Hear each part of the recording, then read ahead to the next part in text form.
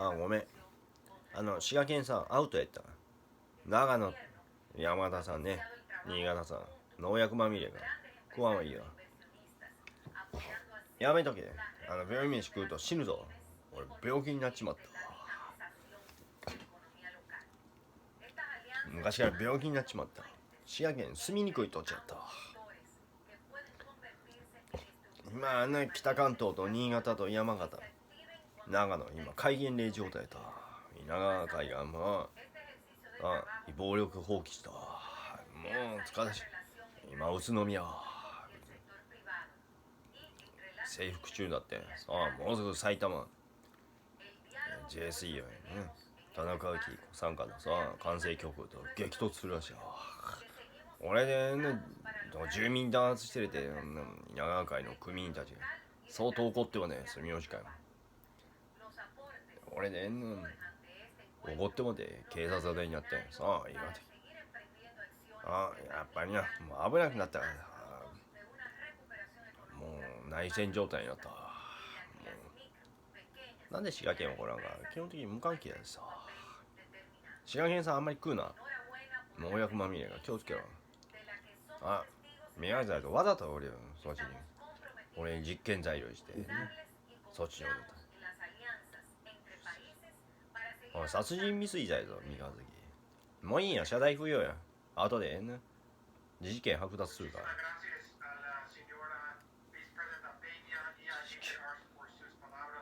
ら。もう北海道からね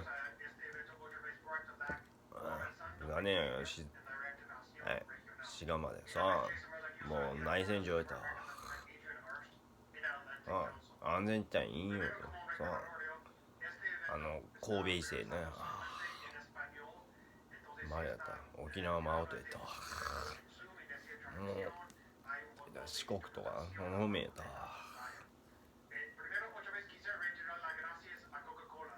やっぱな、愛知まだ大日本県政塾がいるらしいな。なんで当日誰もさあ、あいつこっそり翼団体率いて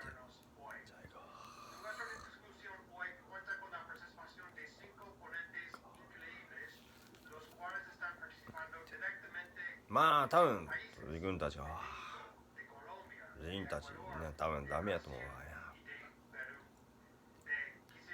あいつはやらせやからほっといて。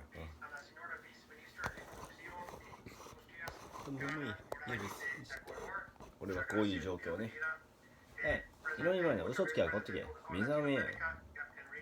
意味不明なのに俺に八つ当たりしてる。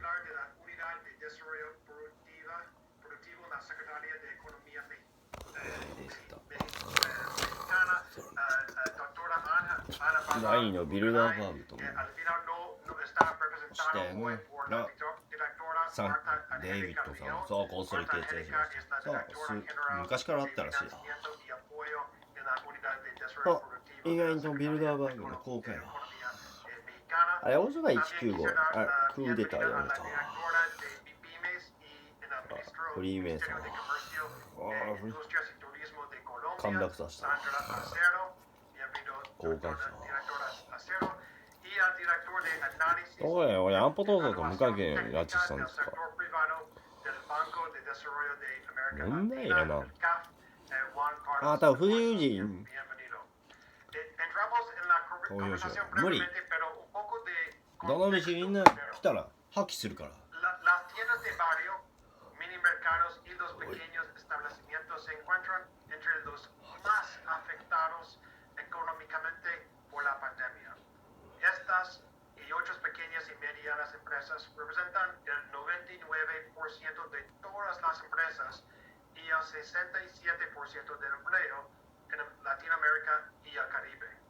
Sin embargo, el sector pymes representa menos de un tercio del Producto Interno Bruto de la región. En el contexto de la recuperación frágil y desigual, la reactivación y potencia de los pymes es fundamental no solamente para la reactivación de la economía de la región, sino para la prosperidad a largo plazo. Es por eso que nuestra institución de hoy está enfocando en las oportunidades y el papel de las pymes pymes en la reactivación y prosperidad económica a largo plazo de la región, así como las posibles acciones de política pública para acelerar y fortalecer estos esfuerzos. Este evento también lanza la nueva serie de eventos y contenidos de alto nivel del centro titulado Proactive Snack, que tiene como objetivo ayudar a los países a salir más fuertes de la pandemia. 俺は昨日もと思う事故でさ発覚してさ保護されて多分拉致自体はさ去年でさ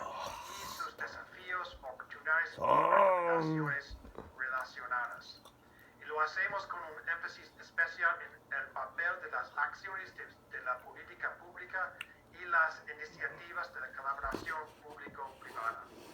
Bueno, para el resto de la hora vamos a enfocar en tres áreas.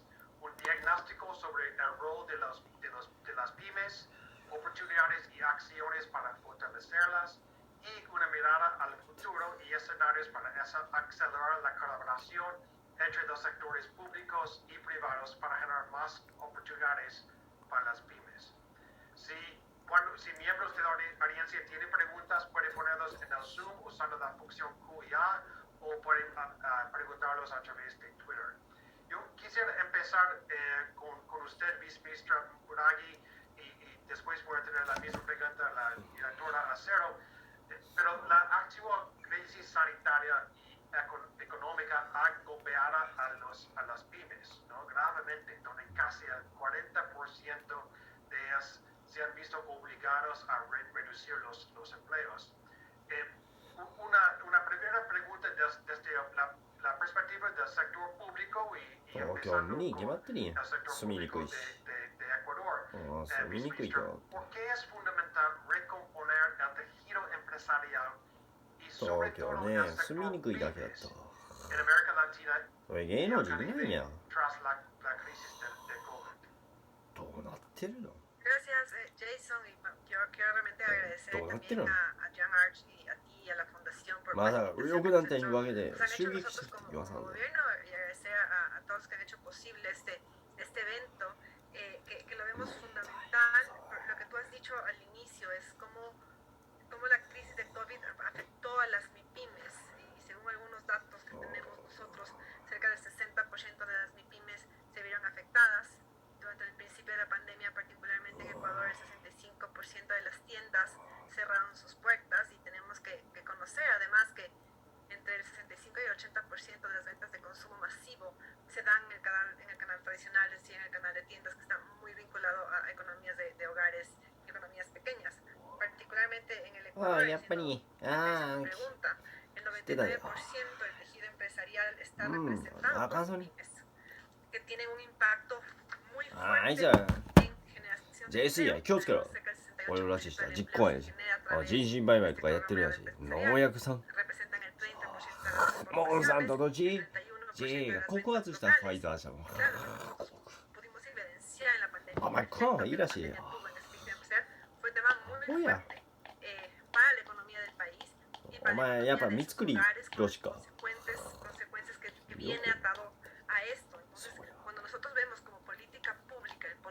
あいつ右翼団体の割にはさここそうなんでどうなってるんでしょうね高槻恨んでるらしいなんでやっぱりやんお前やっぱ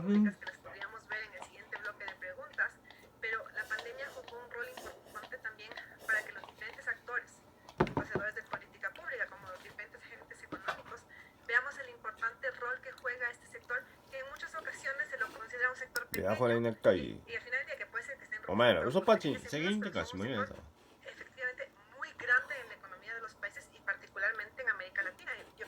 こんなち言ってますからさ今日このビルダーバーグ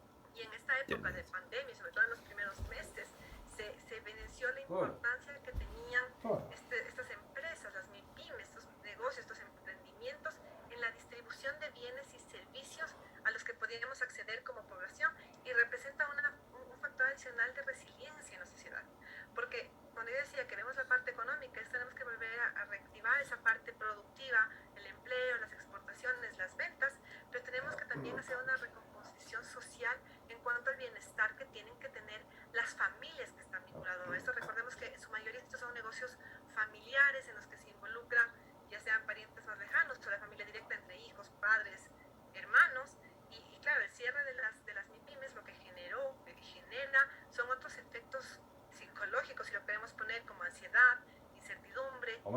所が告発されたりするぞ。 a 勝手 pensar にだ。 también en temas de que pueden atacar un tema de violencia, やっぱり tenemos ね、 un こ tema の de nutrición, un tema de acceso a 褒めたか educación, porque obviamente esas familias que dejan de い tener よいよ院長 ingresos tienen que empezar a あ buscar ごめん otras opciones. あれ Quizás los あ niños 滋賀県 también 相手 se に ven 訴えた afectados わ de no poder seguir con su ciclo que いや se vio además todo afectado por Ya, el cierre de las estoy- escuelas y la parte virtual. ¿Qué es lo que nosotros como gobierno tomamos Ah, desde mayo, sí, que bota. estamos en funciones con la entrada del presidente Lazo y la vicepresidenta Peña lo ponía en su 教授 en あ su ごめん video. Y esa es una de las principales políticas que nosotros tomamos en el Oh. inicio, que se ha enfocado a todos los sectores. あ Era やっぱりじゃ justamente lograr una vacunación efectiva y muy rápida.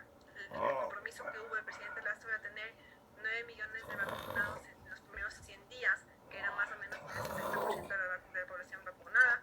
Hoy día, a cifras con cierre de enero, estamos ya en cerca del 83% de la población, inclusive con su segunda dosis estamos ya en una fase de refuerzo de tercera dosis de vacunación. ¿Y qué nos ha permitido eso? Que en esta última ola de COVID vinculada a Omicron y demás, no cerramos a nuestro país, no cerramos la economía, entonces no seguimos afectando a este núcleo empresarial que tiene un impacto muy grande y el cual tenemos que seguir avanzando en la línea de política pública. Muchísimas gracias, viceministra. Puntos muy importantes, especialmente el rol de las pymes, más allá que solamente las pymes, ¿no? El efecto, como está diciendo, en nutrición, educación, violencia, el rol más grande en la sociedad. いや3曲 reactivación de los- 非公開やっ las たり pymes. みんな Directora Acero, 中南米勢がさ tengo quisiera Ya. sus opiniones sobre 今見るとアフリカと中東であんまり参加してない para el tejido empresarial 意外とウクライナもねびっくりしたの desde su perspectiva en Colombia. Pues gracias, Jason, y también un saludo desde acá. Yo me uno a los agradecimientos de nuestros colegas Muy del bien, panel y Spain. es la invitación a estos espacios. Yo creo que durante estos últimos 2 años hemos estado en varios espacios de reflexión y creo que ninguno sobra, ¿no? Hemos visto cómo han cambiado las conversaciones y cómo vamos migrando tal vez de la reacción ああ rápida de だから atención こ a れ la 第 pandemia 2ビルダー a バーで repensar さ un poco デイ las ビッドさん políticas 作ったさ de mediano y largo plazo. Entonces, desde Cogerá Colombia, aquí un cabeza. agradecimiento especial por este espacio. Para entrar en materia, yo creo que digamos, la situación en los países latinoamericanos 意 es 外 muy と similar. さビルダー La バー viceministra lo indicaba ahora. 3 Nuestras 曲クーデ cifras タ son muy ー parecidas. Claramente las micros son いや más del IPR クーデター 90%, か hay un や segmento más pequeño de pequeñas y mucho más pequeño de medianas y grandes empresas. Tal vez すごいな sumarme 中南米 a 勢か que desde リバ Colombia ジー期間かやっぱ también tuvimos, igual que los りあ demás あリ países, バ el ジー期 dilema 間 entre proteger la vida de las personas sin descuidar la necesidad de que el aparato productivo すごい continúe. わ Por los impactos claramente desde el punto de vista social, ああみんなこれ en la provisión de bienes y Ya servicios sé. al consumidor final, pero también en el relacionamiento que hay entre empresas. 出たねやっ Finalmente, ぱりな dejar cualquiera de los eslabones de MIPYMES どれ高額だと sin 思っ apoyar た también tiene un efecto sobre empresas que tienen una participación Sí, más活動して grande た en la economía como las grandes empresas, pero en donde sus cadenas de proveeduría o de あの埼玉 también 事 están 件 muy 襲撃事件は asociadas 尋常じゃ a な las い micro y もう pequeñas 宣戦布告してん tiendas さ que もう distribuyen los productos やっぱな o micro y pequeños proveedores やっぱり que 国 de 葬 alguna forma 却下に participan 関 en する esa 特 cadena 別 de 捜査 producción. やっぱ来 Entonces, た tal vez か quisiera sumar la relevancia de apoyar esas MIPYMES porque también tienen un juego importante en las cadenas de valor y cualquiera de esos ほっとけ eslabones 藤井 que 藤 se 井が自動 descuiden 当 pues 選 tiene す un るから efecto al final 来たら sobre 破り las してろ demás empresas que también participan en la economía. 破り Ese して tal ろ vez como el primer mensaje. Un segundo mensaje, y creo que para ninguno en nuestros países es un secreto, que la mayoría de estos negocios, David se lo decía, son familiempresas. Luego, allí hay unas dinámicas adicionales que se empiezan a generar a nivel territorial. Y creo que lo importante que nos dejó esto es empezar a revisar también cómo diferenciamos las intervenciones. En el caso de algunos países, estados, en el caso de Colombia, departamentos, en donde el impacto de ciertos sectores y de ciertas empresas fue distinto sobre la economía. Hay departamentos y regiones que tienen mayor efecto o impacto sobre el consumo y la comercialización en otros departamentos o en otras regiones. Y aquí tal vez el mensaje es que empezamos a ver la necesidad de diferenciar también las medidas en función de las regiones y del tamaño de las empresas.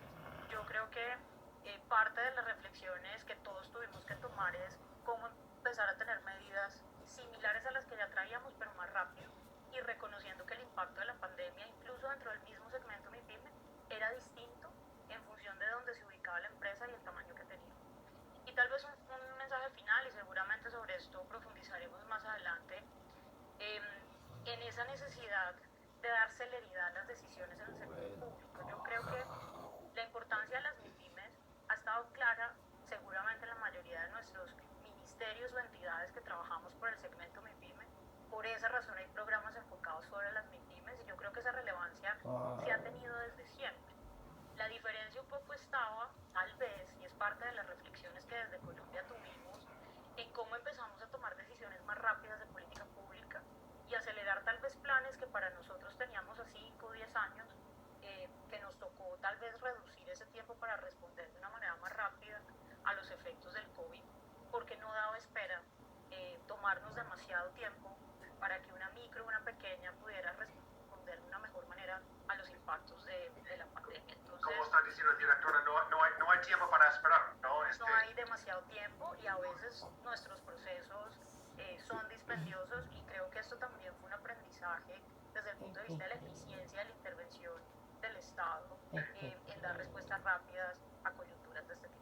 Enrique, quisiera tus reflexiones sobre los últimos comentarios, pero también, por supuesto, los empresarios MIPYMES emprenden en diversos sectores y negocios, y Coca-Cola trabaja en una manera tan cercana con pymes, MIPYMES en la región, y lo ha visto de todos los distintos ángulos.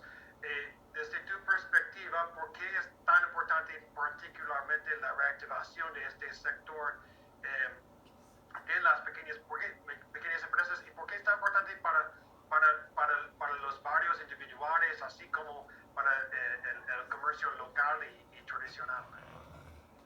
Bueno, buenas tardes, Jason. Primero, mucho gusto de estar aquí con ustedes. Mira, exactamente como hablaba la viceministra y la directora sobre el impacto, ¿no?, que hubo de la pandemia de manera general, no solamente económicamente, pero socialmente dentro de los países. Ha pasado lo mismo para nosotros del sector privado, y nos damos cuenta, como bien decía la directora, sobre el tema de impacto directo y acciones que deberíamos tomar mucho más rápido do que antes, principalmente sobre las MIPYMES. Pasó exactamente lo mismo con el sector privado. Nos damos cuenta, ya sabíamos que era la gran mayoría de nuestros partners dentro del sistema privado y de Coca-Cola en Latinoamérica, las MIPYMES representan más de 70% de todo el negocio. Y como tú decías al inicio, representa 99% de todos los empresarios, ¿no?, de Latinoamérica. Y el nombre MIPYMES muchas veces nos dejaba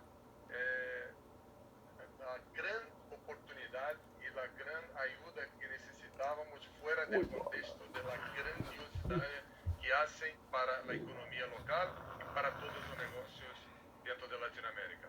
Y lo que hicimos fue exactamente escucharlos, ayudarlos de una manera rápida, actuando mucho con el apoyo también de partnerships públicos, y de verdad que aún no estamos ahí fuera de la situación donde empezamos con la pandemia. Entonces está muy claro de que hoy puede ser un día también de hablarnos no solamente del impacto que causó el impacto en las MIPYMES dentro de Latinoamérica, pero también qué soluciones podemos tener juntos, ¿no?, para empezar a trabajar y traer ahí un desarrollo sustentable para los próximos años, trabajando de la mano con el sector público en la solución. Enrique, yo tengo una pregunta de seguimiento después, una pregunta para Juan Carlos y la doctora León, y vamos a enfocar más en la segunda mitad de esta conversación sobre oportunidades y y acciones y posibles maneras para más colaboración público-privada tan importante. Enrique, una pregunta de seguimiento. Al mismo tiempo, la pandemia ha causado disrupción y metamorfosis en otros sectores que también afectan a las pymes, la aceleración de la transformación digital, las pausas en las cadenas globales de valor. Como seguimiento, Enrique, desde el punto de vista de Coca-Cola, ¿cuáles son los principales desafíos y oportunidades que afectan las operaciones de los pequeños negocios durante y después de la pandemia? Sí, hubo un cambio grande también de la manera de consumo, ¿no?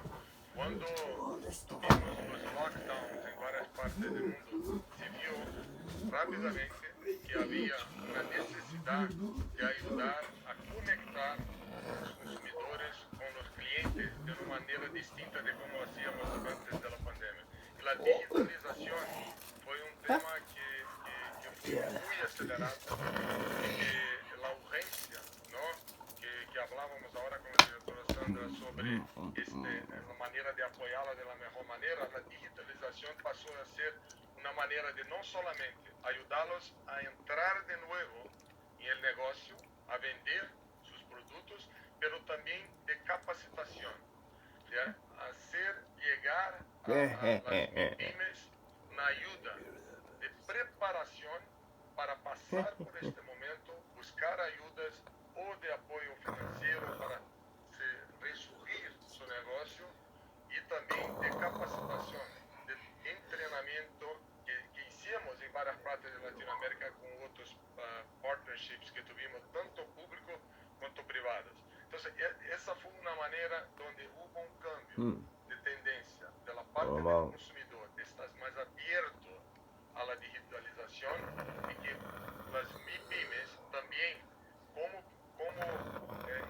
individuos que estaban pasando por esta tendencia, pero también necesidad de resurgir su negocio, estaban abiertos a esta ayuda. Y aceleramos mucho este contacto con ellos. Tenemos varios ejemplos dentro de América Latina que podemos compartir después. Pero el mensaje es de que cambió la manera de relacionamiento, cambió la percepción clara, tanto del sector privado quanto público, de la grandiosidad que es ayudar a las MIPYMES, no solamente a resurgir, a pensar de nuevo, pero de mantenerlas de una manera sostenible para el futuro.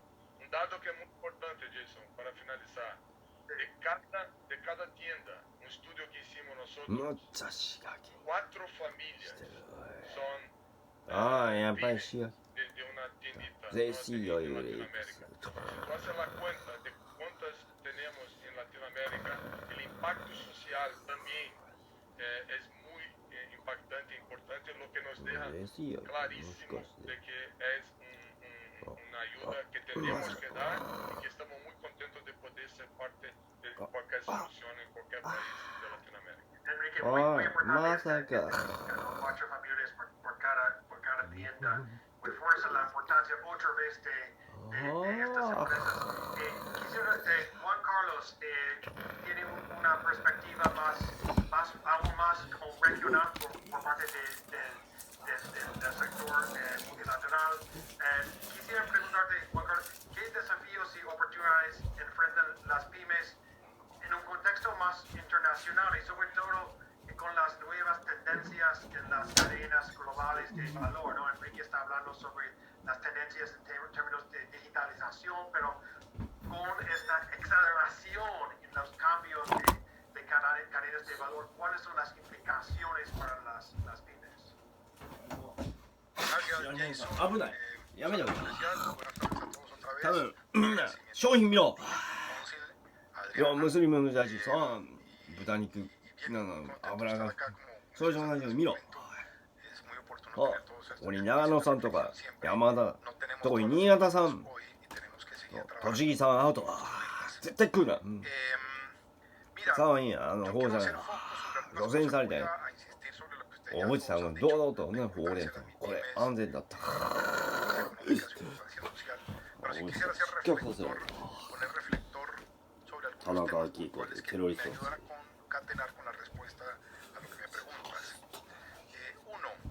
Antes de la pandemia, como esta figura, habían unos globos, que eran bastantes globos de todos los colores, que son los problemas que enfrentaban las pymes en la región. Muchos de ellos son comunes a problemas que enfrentan las pymes en todas partes del mundo. Brecha financiera, pero que en América Latina tenían そう、なんで特急日立号からね、さあ遠く、さあ週間昔、沿岸新幹線もあったじゃん。やっぱりね、3.1検討で、やっぱ妨害受けたから、茨城、高いしだな。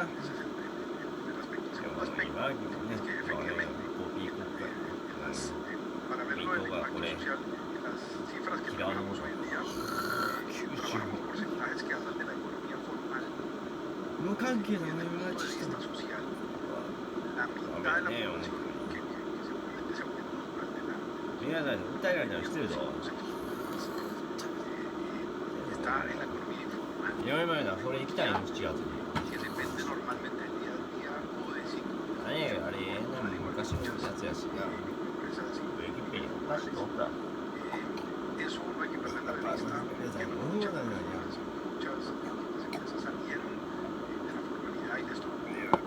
今、安藤美沙ね、なんで俺税金を、安藤美沙の水飴が俺に税金を押し付けたんだよ。高額の住民税払わせて。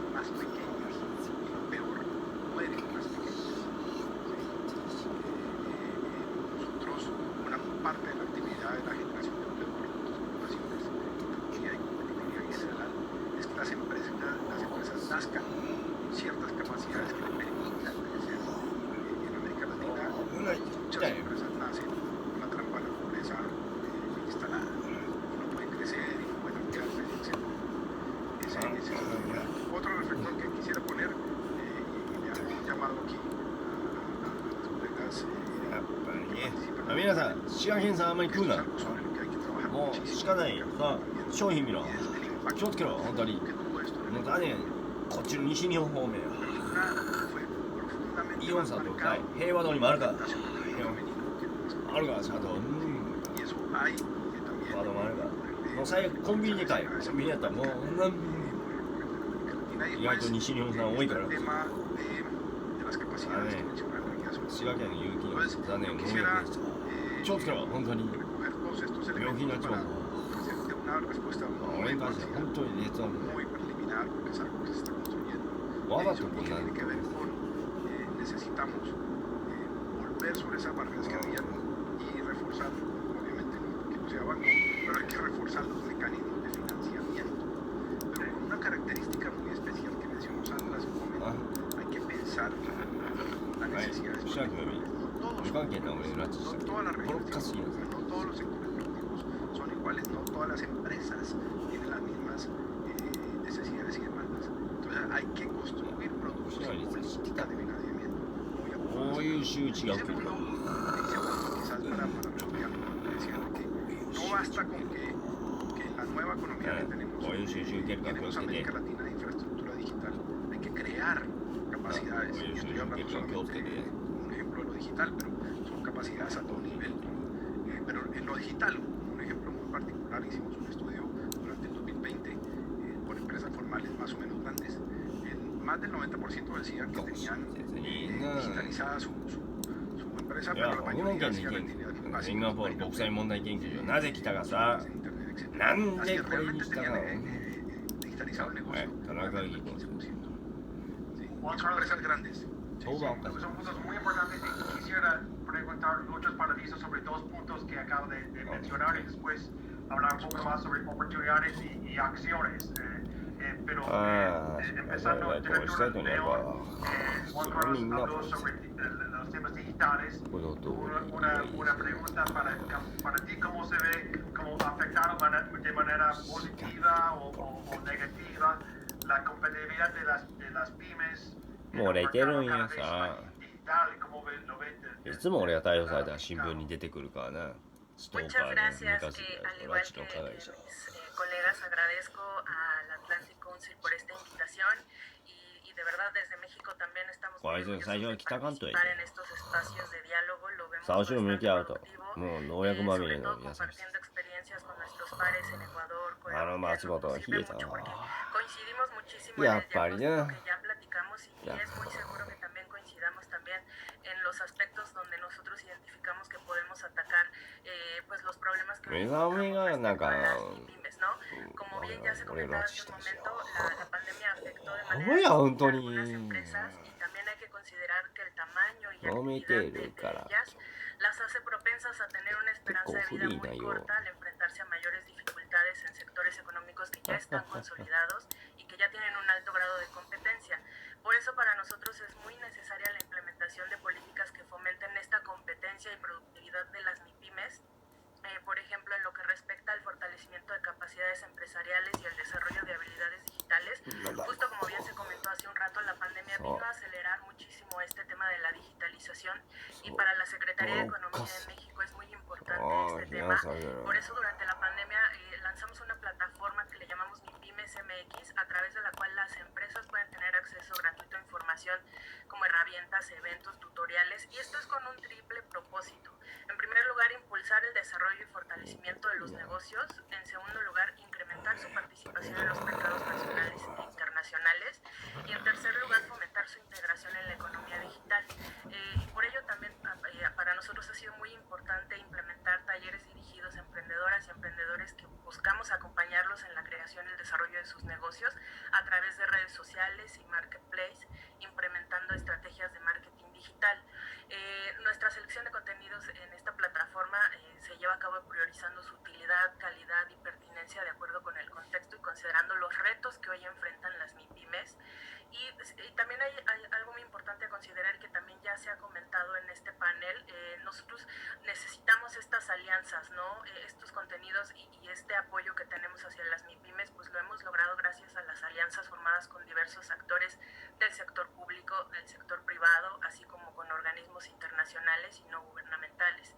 Por ello, más que una afectación positiva o negativa, nosotros lo que identificamos es un reto o una gran oportunidad para poder implementar estas acciones que fortalezcan la competitividad de las MIPYMES en un mercado cada vez más digital, ¿no? Y bueno, más adelante en la parte de las acciones vamos a platicar sobre otros marketplaces que hemos implementado y algunas otras cosas que nosotros vemos desde México, pero coincidimos, ¿no? Y también con lo que acaba de comentar el representante de la CAF, justo también identificamos, o sea, tenemos que fortalecer estas habilidades digitales porque parte de la inclusión financiera de las MIPYMES nos va a llevar a eso, ¿no? A poder fortalecer la entrada de otros participantes como las fintech que vienen a ofrecer mejores condiciones de financiamiento para las MIPYMES y por supuesto tienen que estar muy preparadas para ellos. Reitero, nosotros lo vemos como una gran oportunidad fortalecer e implementar estas acciones que permitan a las MIPYMES ser más competitivas en un ambiente digital. Muy excelente. Sí, la importancia de inclusión digital tiene impacto no solamente en los mercados, pero también la inclusión financiera de las pymes. Viceministra Moraghi, Juan Carlos mencionó un tema muy importante para esta discusión, un tema muy importante para el Atlantic Council, cuál es el rol de las mujeres. Quisiera preguntarte qué desafíos 滋賀県の職員な enfrentan las だいぶそう de pymes y 北関東方面の las pymes lideradas por las mujeres. 卵を調べたらようやくつか Estos desafíos, ¿cuál es el アホかおい acciones posibles メラガイさん今すぐ知事を渡せ俺にさあもうすぐにね ayudar la reactivación それに農薬禁止条例とか作るわもう Gracias y definitivamente creo que あれだ北関東さんは全部禁止や問題や el desafío, los 新潟さんも禁止や las MIPYMES y los emprendimientos liderados por 禁止や mujeres responden y no solo responden a los temas que están 死ぬ enfocados ぞあんた病気で死ぬぞ realmente さ cualquier empresa que puede estar liderada por mujeres, que empieza porque en la mayoría de casos de los emprendimientos y MIPYMES que se dan por mujeres 厚生労働省 necesidad, ね no por una 解体の危 oportunidad. 機になった Todavía se carece en algunos casos de una autonomía だ económica. って俺のそっちの件で No necesariamente se ha dado el espacio para las habilidades de herramientas no あれ recursos. 水は見えた Hay esta ホンダが persona 無駄 que で ha 要 habido, 請した que lo hemos visto, ¿no es cierto?, esta profunda transformación ちょっと問題なオリブラック de consumo 竹内社長今すぐ井上真理子水はクビに muy せ fuerte en las クビにせって本当にや mujeres. En el caso de la pandemia, 攻撃するぞ muchas de las mujeres también tuvieron que 連 volcar 帯責任ともう hacia バー el ニング hogar し y ます no hubo este tema de la repartición de tareas que se vieron atadas a los mismos lockdowns que se tuvo. Se tiene un tema de la necesidad de la adopción tecnológica que va atado nuevamente a las capacidades y a los recursos que se pueden tener en este ああ東京の住民大丈夫ね en Ecuador, solamente 22% de las pymes tienen dentro de su radar que es necesario avanzar en el tema de innovación, y creo que ese es uno de los factores muchos más fuertes en los que se tiene que avanzar y trabajar desde la política pública con tareas o concursos, capacitaciones enfocadas directamente sobre pymes de mujeres. Yo creo que lo ponía en el radar, el tema de acceso al financiamiento. Por ejemplo, en el caso de lo que estamos viendo, en el caso particular de América Latina, es que la mayor cantidad de cuentas corrientes pertenecen a hombres, y en el caso de las mujeres, まあ俺あんまり東日本さん向いてないしさ pertenecen a mujeres. 恐れやっぱりな También genera una barrera de entrada de financiamiento para las de mujeres.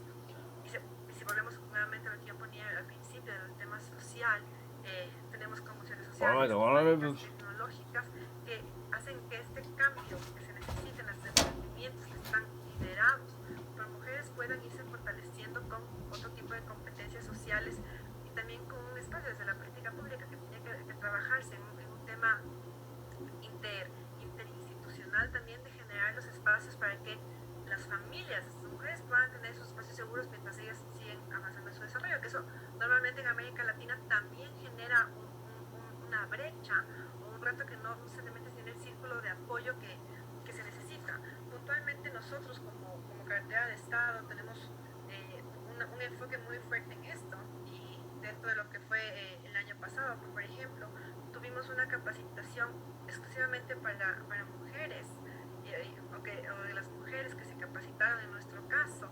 Fueron 1.460 emprendimientos que nosotros aportamos y capacitamos, y estuvimos en este espacio también de darles eventos para que puedan acceder al mercado.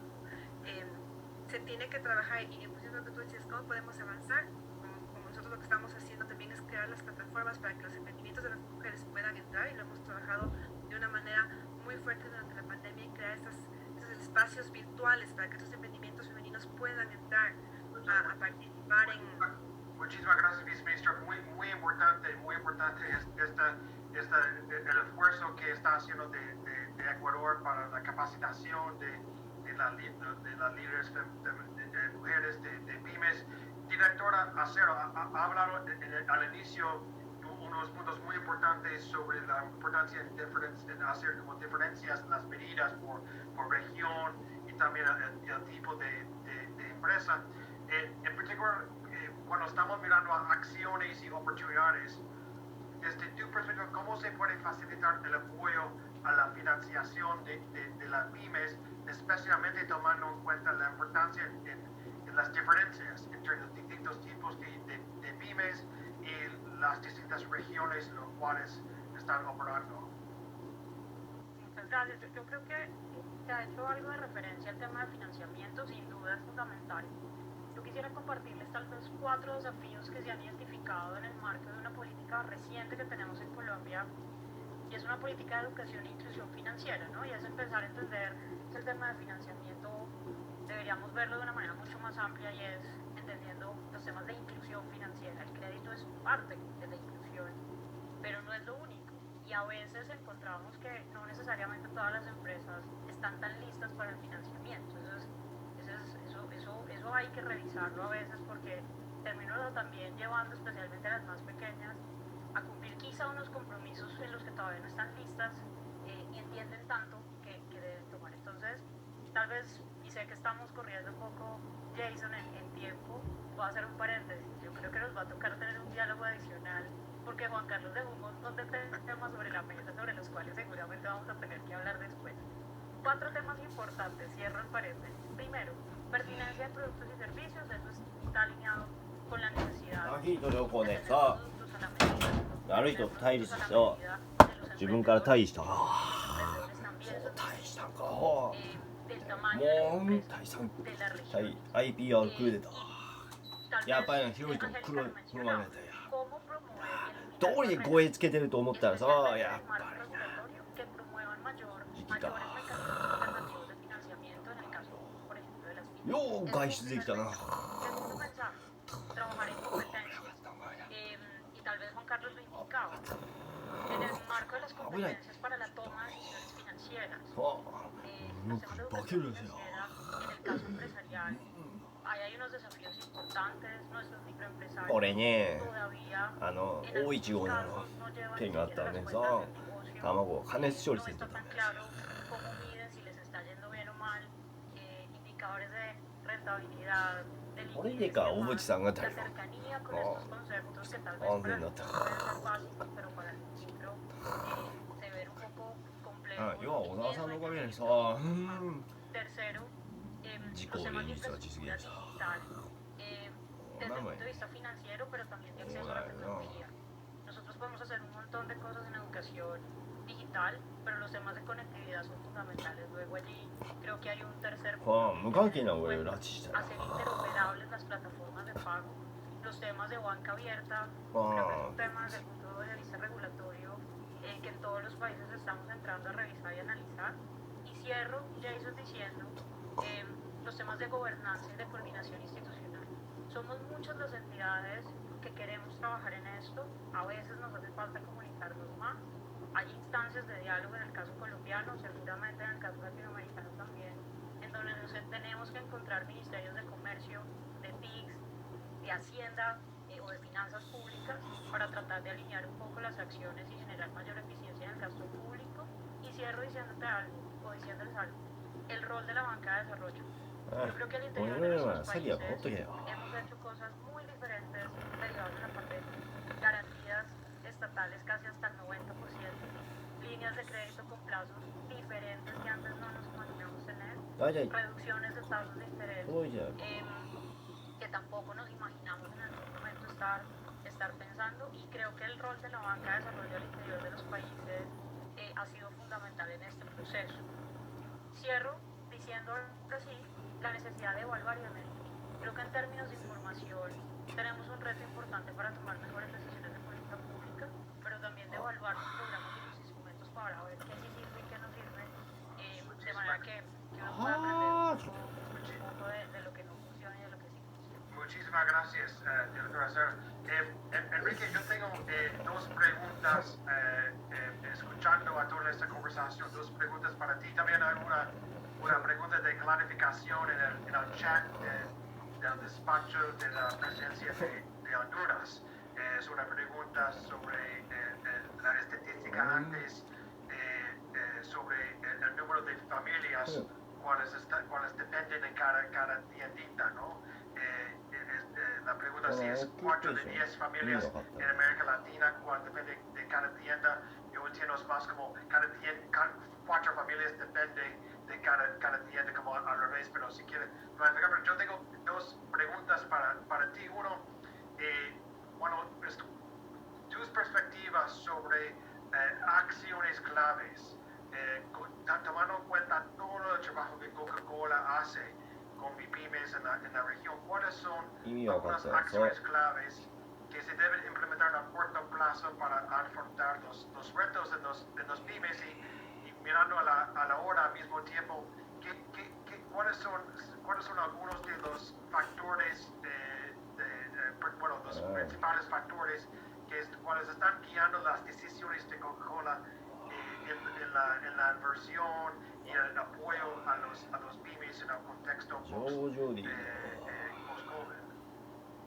Muy bien, Jason. Bueno, la primera es de que la pregunta que estaba en el chat es que el estudio mostraba que en promedio para cada tienda tú tienes 4 Ay, familias Dios.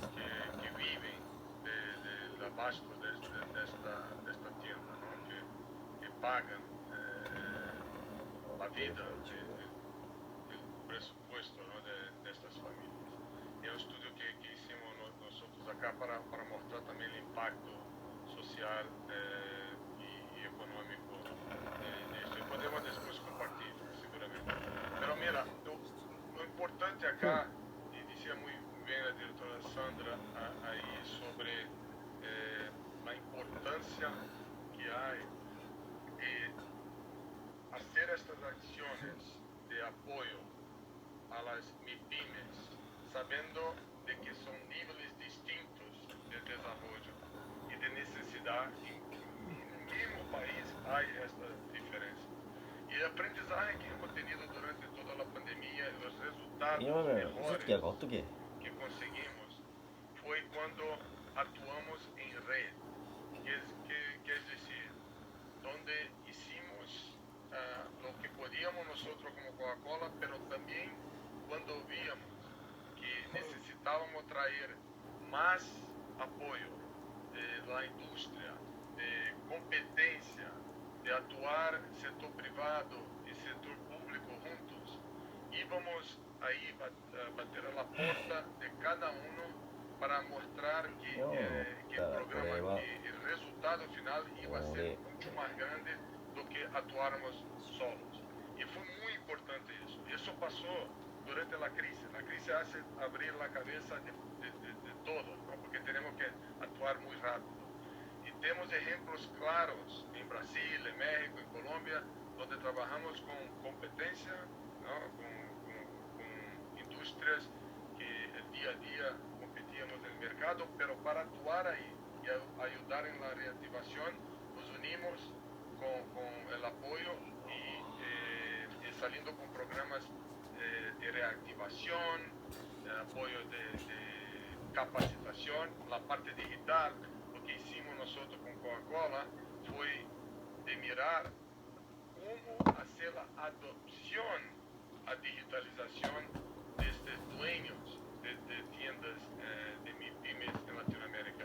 Y ahí tú tienes que entrar muchas veces con el más básico, con la versión 1.0, empezar a hacer las ventas a través de WhatsApp, que es lo que ellos utilizan prácticamente diario, y después vamos a la versión 2.0, 3.0, trayendo más digitalización. Entonces esta customización de apoyo, tanto a través de cosas que podemos hacer nosotros, o a través de fintechs, o a través de otros actores dentro de la cadena, es lo que hace con que salimos más fuertes y sostenibles. Entonces, la invitación de verdad es, Coca-Cola va a mantener el apoyo que hemos tenido, el número total de 265.000 tiendas que ayudamos a modernizar, a reactivar, a llevar a otro nivel de ejecución está ahí. Pero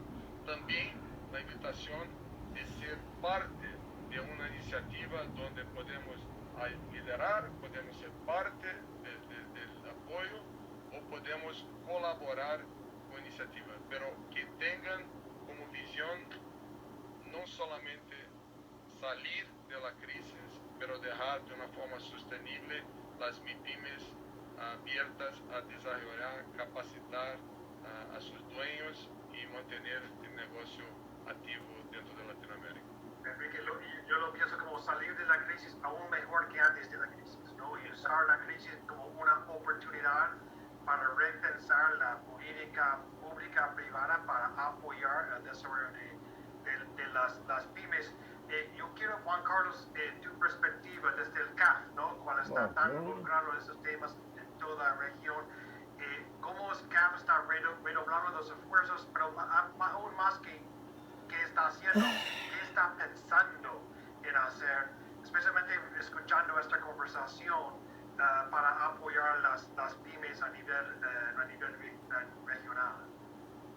Gracias, Jason. Sí, miren, el presidente Sergio Díaz Granados, que recién entró en septiembre del año pasado, nos ha planteado un reto, dos retos fundamentales: convertirnos en un un banco verde de la región y convertirnos en el aliado del sector privado para la recuperación y la retoma de la senda del crecimiento. ¿Cuáles son los elementos novedosos que tendría eso como banco de desarrollo? Y tiene que ver con lo que mencionaban hace un poco ustedes, sobre convertir esta crisis en una oportunidad. El crecimiento hoy en día, el desarrollo hoy en día, no va a poder ser entendido solamente con el aumento de la productividad. No podemos desarrollar productividad y competitividad sobre la base de modelos insostenibles en términos ambientales y sociales. No funciona, ya sabemos que no funciona y el planeta nos impone un reto muy grande. Pero hay una buena noticia. En el mercado internacional hay una gran cantidad de oferta de recursos, ¿cierto?, que están disponibles ahí para canalizar a la región y poder poner en práctica esta transición hacia modelos más limpios y más inclusivos y equitativos a nivel regional. CAF quiere convertirse en una plataforma de movilización importante, incluso estamos viendo la posibilidad de desarrollar un mercado regional de carbono que podamos capturar, o no solamente el carbono, sino los recursos internacionales para poder usarlos en la región en función del desarrollo. Esa es básicamente la meta, incluso en el muy corto plazo. A 2026 queremos tener una cartera que esté por encima del 50% como una cartera verde, completamente verde. Sí. Bueno, es muy claro que podemos tener una hora más de esta conversación, dada la riqueza y aún más la importancia de esta conversación. Y quisiera cerrar y agradecerte, bueno, empezando la viceministra Meraki para estar aquí, la directora Acero, directora León, Juan Carlos Lorza y Enrique Brown. Muchas gracias a ti, muchas gracias a Coca-Cola para facilitar esta conversación, para poner la atención, la importancia de esta conversación, la dedicación de Coca-Cola a las pymes en la región. Y también quisiera agradecer a la vicepresidenta de la República Dominicana, quien al final no puede estar aquí en vivo, pero está tan dedicada y está haciendo tan cosas excelentes en la República Dominicana. Con esto cierro la conversación y invito a todos para seguir con esta serie de Atlantic Council Proactive LAC hacia el futuro. Muchas gracias a todos. Muchas gracias a todos.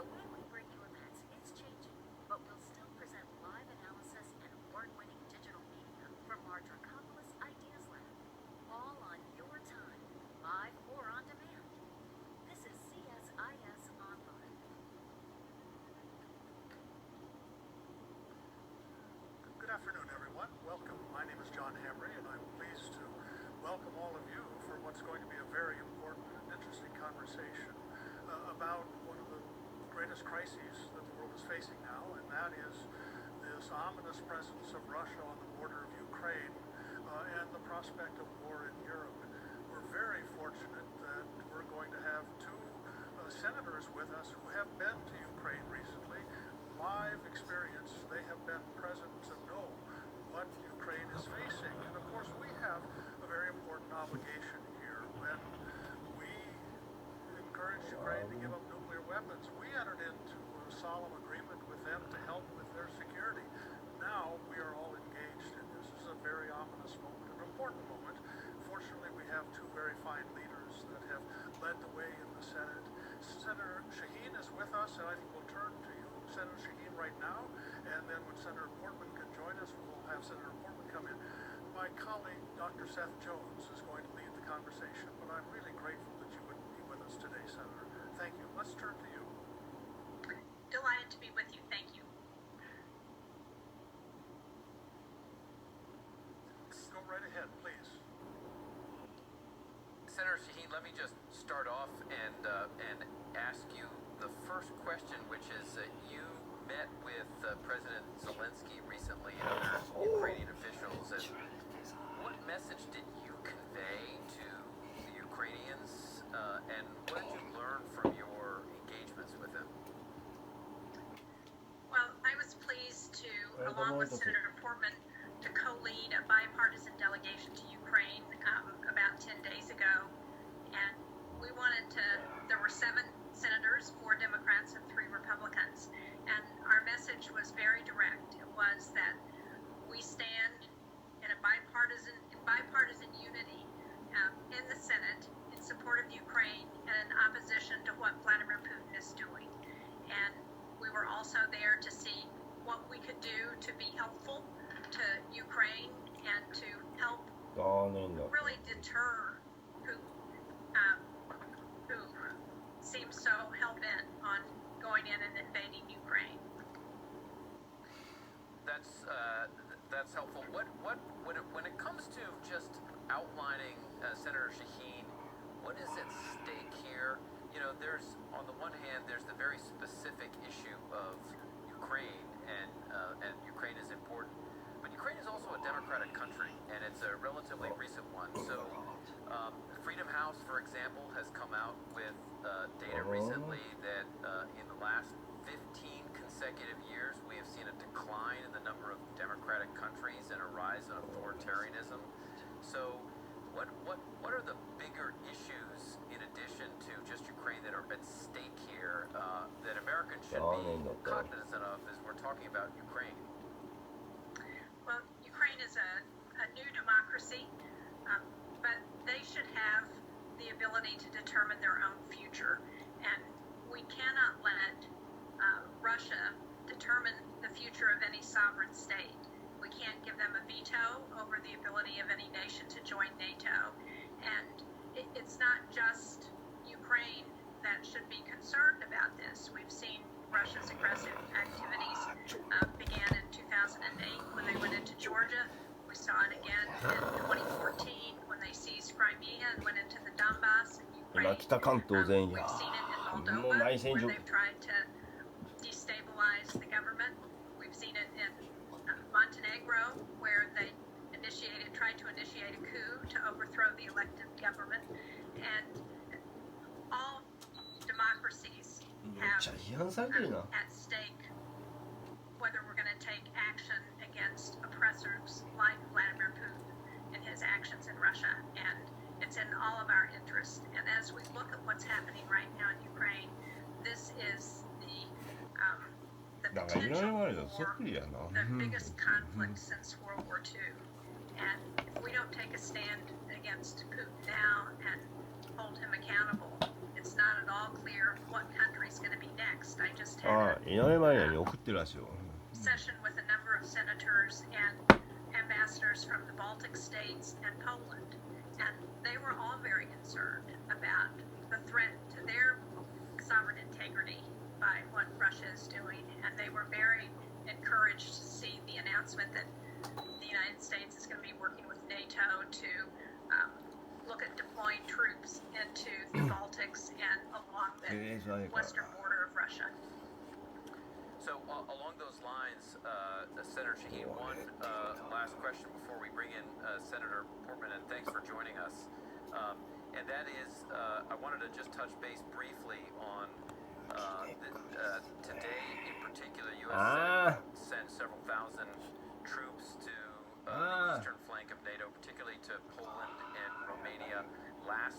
Department of Defense placed 8,500 U.S. forces on heightened alert in order to support a potential NATO response. What are these the right steps that the U.S. should be taking to support our NATO allies as the crisis continues to intensify? Well, I think they're among the kinds of steps that we need to be taking. As I heard earlier today from the ambassadors, the countries on the eastern flank of Europe are very concerned about Russia's aggressive behavior, and those countries are all members of NATO, and so they have protection of Article 5 in NATO, and they were very interested to see the United States take that action and to see NATO really act unified, which, given some of the threats, it has been challenging. And what's ironic about this situation is that Vladimir Putin claims that he's taking action against Ukraine because he feels threatened. He feels like Russia's security is threatened. And what he's doing is exactly the opposite of de-escalating the situation. What it has done is unite NATO in opposition to the aggression that Russia's taking, and that's exactly the opposite of what he claims he wants to do. So he has manufactured this crisis, and the West needs to respond. So I want to bring Senator Portman, thanks for joining us, and I want to get your thoughts on your extent, your assessment of the severity of the situation. But before we do that, I want to go to the Force Disposition Map we have, and this goes to Senator Shaheen's point that as we look at the Russian laydown of ground forces, air facilities, and naval bases, as people here can see, Ukraine is surrounded on three sides, and those red rectangles on the Belarus-Ukrainian border were not there just a week ago. They were moved in mostly by rail. If we go to the slide of the overview of Russian forces in Yelnya, the big one, 8 new compounds of Russian forces at Yelnya. If we go to the next one, the 45% increase. Our satellite imagery analysis at CSIS is showing those are main battle tanks and howitzers and towed artillery and surface-to-air missiles. If we go to the next one, we're seeing another compound, same site, 23 and 24% increases in Russian activity. So in turning to you, Senator Portman, this, to us anyway, looks like it is a growing presence. These are forces that could be used for an invasion of Ukraine. What is your sense of the threat now? Well, the threat level clearly has increased, and you just laid it out by looking at these intel maps, which, by the way, have been provided to all of our allies, including the Ukrainians, and there's really no question as to what's going on. So when the Russians say these are just exercises, they're very different than what happened in the spring, different than what's happened in the past, and different in terms of the types of troops and type of equipment, the health units that are now moving to the border, preparing for blood transfusions, things like that. So it's a very different profile, and none of this is classified material. It's all in public sources now. So it's very clear that there is a massive, unwarranted, and intimidating buildup going on. But in addition to that, Seth, and Senator Shaheen and I just got back from Ukraine. We've both traveled there a lot. I've been there, I think, 6 times since 2014. Things have changed on the Ukrainian side, too, which is that they're more prepared and ready than ever. So it's not 2014 when Crimea was taken with very little military interaction. Ukrainians are ready to fight, and they're better equipped, they're trained. We need to do even more to equip them. They need more military weaponry to be able to push back against a potential invasion. They're looking for more anti-tank, anti-air, anti-ship missiles, as an example. But this is going to be a very bloody conflict should it occur. And I've been to the line of contact. I've met with Ukrainian soldiers out there. These are patriots. These are people who are not going to be intimidated. They may not have the capability that the Russians have, but they certainly have the spirit.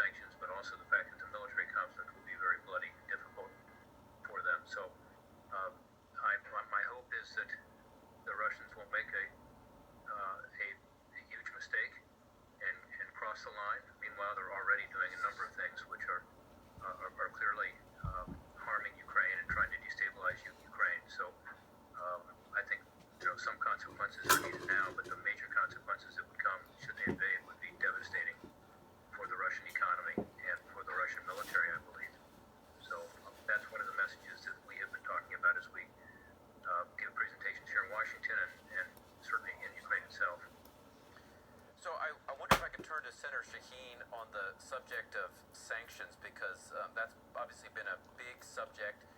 There are at least two parts of this discussion. One is the pre-invasion sanction, and one are the post-invasion sanctions. So, Senator Shaheen, I'm wondering what your thoughts are on both of those different types, and what kinds of sanctions we should be prepared to enact against not just the Russians, but if they're doing this also from Belarus too, whether we should also expand that to any of Russia's partners in conducting the invasion.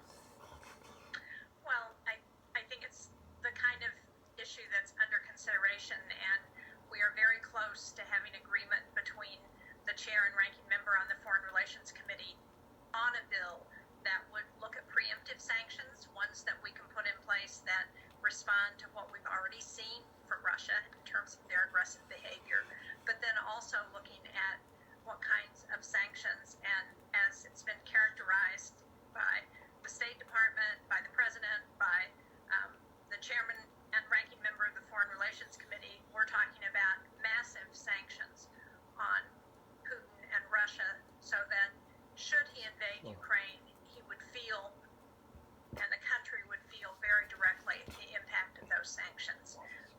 One of the things that we need to do is make sure that we are clear with Vladimir Putin what we're looking at and how he will be accountable for his actions. And, one of the troubling things to me is all of the reports that I've seen suggest that Vladimir Putin is not really listening to anyone, that no one wants to tell him what the potential consequences of his action might be, that he's in Sochi in his palatial dacha, and that he is really not listening to anyone who might have news for him that he doesn't want to hear. And as Senator Portman pointed out, what we heard from the Ukrainians is that they are ready to fight. This is not the same Ukraine that Russia went into in 2014.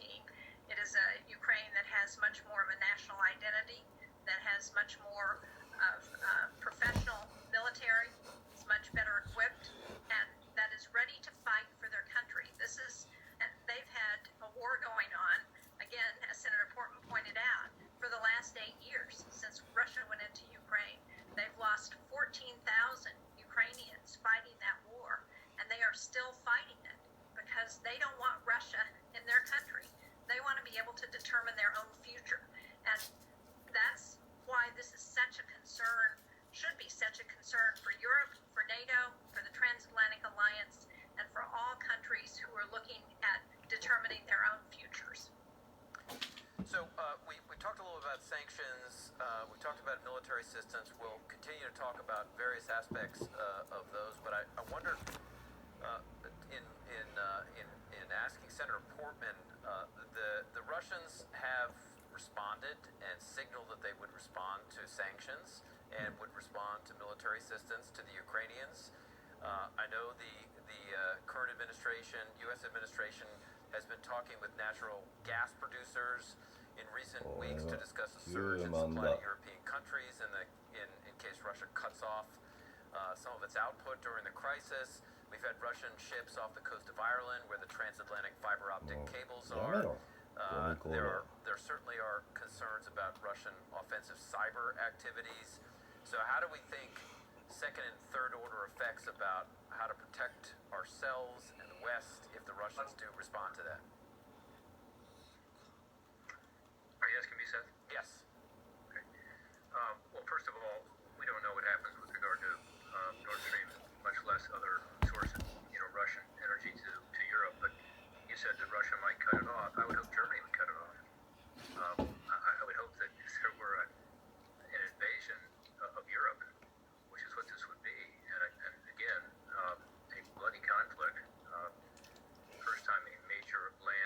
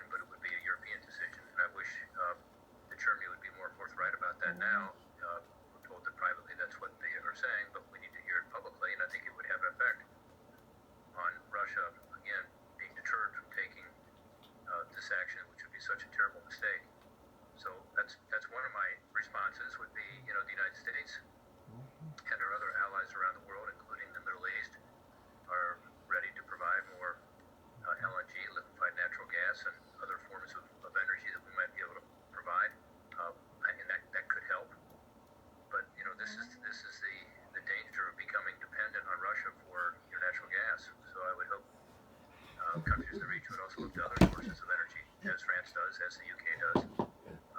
In terms of cyber attacks, they're ongoing. Seth, we are sustaining Russian cyber attacks on a regular basis. And I'm on the Homeland Security Governmental Affairs Committee. We are trying to draft legislation right now to push back against things like the Colonial Pipeline attack. But so many of these have been traced back to Russia. And as you know, this is a point that has been made to the government of Russia many times by our government at every level. And sometimes they indicate that they're taking some action against some of these non-state actors and some of the state actors. Sometimes they don't. And meanwhile, we continue both on our public websites and our private websites and some of our critical infrastructure to have constant attacks. So I don't know that would change much. If there was a more massive cyber attack on us, and there already is on a daily basis, then we have the ability to respond offensively, and that would be appropriate. So, look, I think the point here is not to have Russia attack and then to have sanctions be put in place. The point is to keep Russia from, again, I've said this a few times, of making this terrible mistake, because the consequences would be so devastating.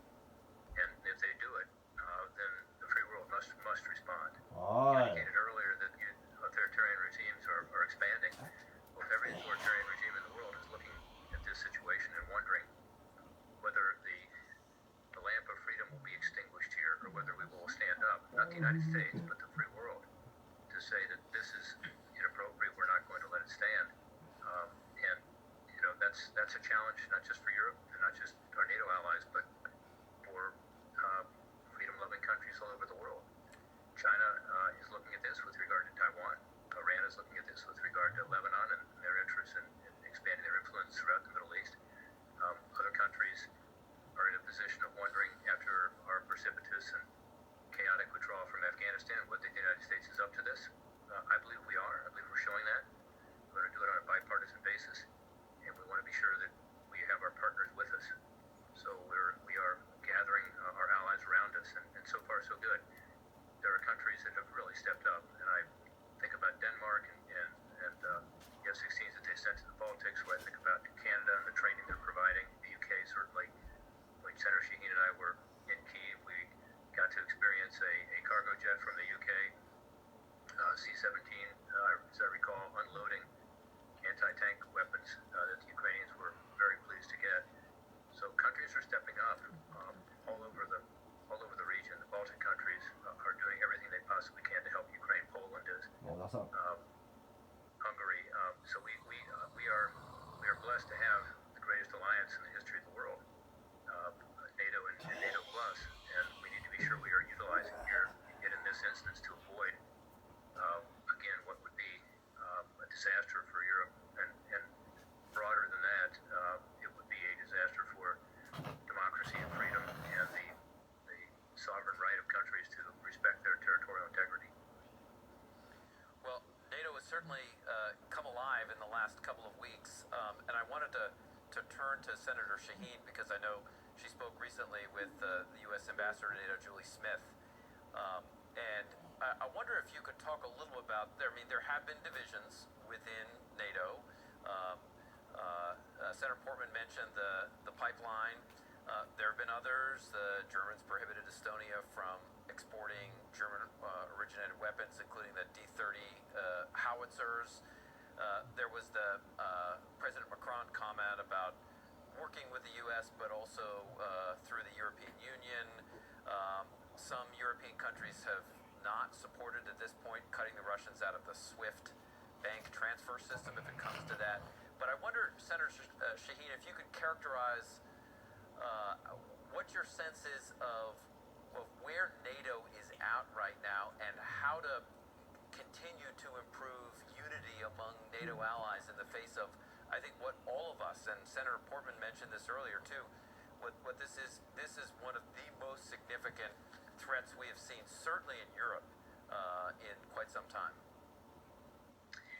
Well, it is, and if Putin thought he was going to divide NATO by his actions, what he has done is actually unify NATO in ways that it hasn't been in a very long time. I mentioned earlier that I had a chance to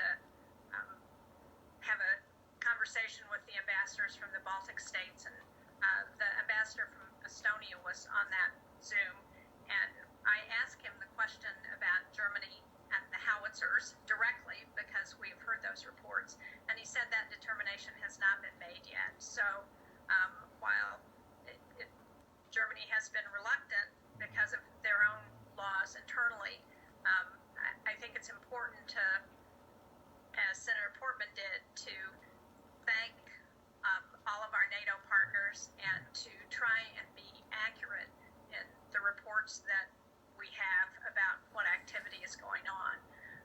What we heard from Ambassador Smith yesterday was the unity that she's seen among our NATO partners. Now, there are 30 countries in NATO, so it's there are going to be expected differences in ways that we respond to certain things. But the fact is, what Putin has done is to really unite the NATO alliance in ways that are important to the future of NATO, to the future of Europe, and that provide a counterbalance to what Putin is doing with Russia. Yeah, thank you, and thanks for the clarification too. I wondered if I could move briefly to Senator Portman. We've talked a lot about economic issues. We'll come back to some military-related issues as well. But I wonder if you could just talk briefly your thoughts on diplomatic off-ramps. I mean, I think if deterrence works here, we don't actually go to war. The Russians don't invade. So what is your sense about what that bargaining space looks like right now? As you and we all heard, Vladimir Putin said within the last 24 hours that the West, including the U.S., continue to ignore Russia's security demands. He said within the last 24 hours that the U.S. is just trying to goad Russia into a war. So what is your sense about whether there are off-ramps, there is an ability to negotiate something? Where do we sit right now? Well, I support negotiations. I think they're important, but we have to remember two things. One, Russia is the aggressor here. Ukraine wants to live peacefully side by side with Russia. They're fine with that. They certainly like to have Crimea and the Donbass back since that's their country. But they're not the aggressors here. Russia is the aggressor. And it's the aggressor that's making demands. And these demands, of course, are demands that cannot be met, saying that NATO, which has had an open door policy for its entire existence, cannot make a decision as to what countries to allow in, and that countries cannot make a decision to join NATO, which has always been something that has been available to countries in the region, including in Eastern and Central Europe, and may have taken advantage of it. So to say that we're going to put a gun to your head through the aggressive action and then say, and our demand is that you not allow what is the long-standing tradition of NATO and the rules of NATO to stand as it relates to Ukraine or other countries in the region is obviously not a negotiating point. That's a demand that obviously cannot be met, would not be met, and therefore you wonder whether there really is an interest to negotiate. On the other hand, more transparency as to military maneuvers, ways in which we can increase our communication with Russia, that's very positive. We should be doing that. They should be doing that. They should allow monitors, by the way. Senator Shaheen mentioned Georgia, where they had taken over 2 oblasts, and that's supposed to be a monitored situation. It's not, because it won't allow the EU monitors on the Russian or the occupied side of the border. So, I mean, I think more transparency, more information, more communication, which has been requested. On the issue of nuclear weapons, there may be some opportunity for discussion. That would be give and take by both sides. But I think we just have to remember that, again, they are the aggressor. They're the ones making these unreasonable demands, and it's not the place of the United States or, frankly, NATO or other members of the EU to negotiate for Ukraine as to whether they would be able to have the ability to have Article 5 protection. If the Ukrainians were to give that up, I think they feel they would be in a constant war with Russia, which they have been for the past 8 years. And they have lost 14,000 people, which is the equivalent of the United States losing a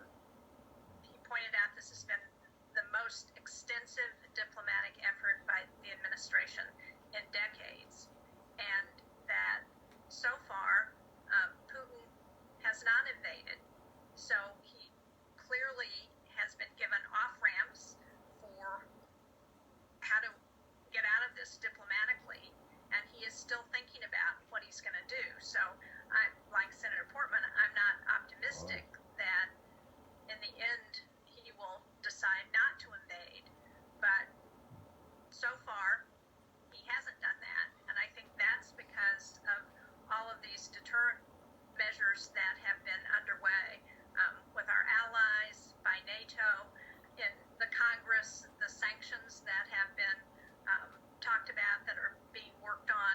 So hopefully he will listen to all of that and may even listen to some of his own people who may be questioning whether this is the best thing for Russia. Thanks, Senator Shaheen, and both great comments on diplomatic options. I wonder if I go to Senator Portman just for a moment, and let's say that that Vladimir Putin and the Kremlin do not go in a conventional way into Ukraine, but continue to work to destabilize the country as they've done, as both of you had indicated over the last several years, with irregular Operation Offensive Cyber Attacks. NotPetya was a Russian GRU targeted attack against the Ukrainian critical infrastructure, which spilled globally. So there's still a far-reaching question about to what degree, even if there's a stand down, how do we deal with a Russia that potentially continues to threaten Ukraine? What are our options, and what would you suggest?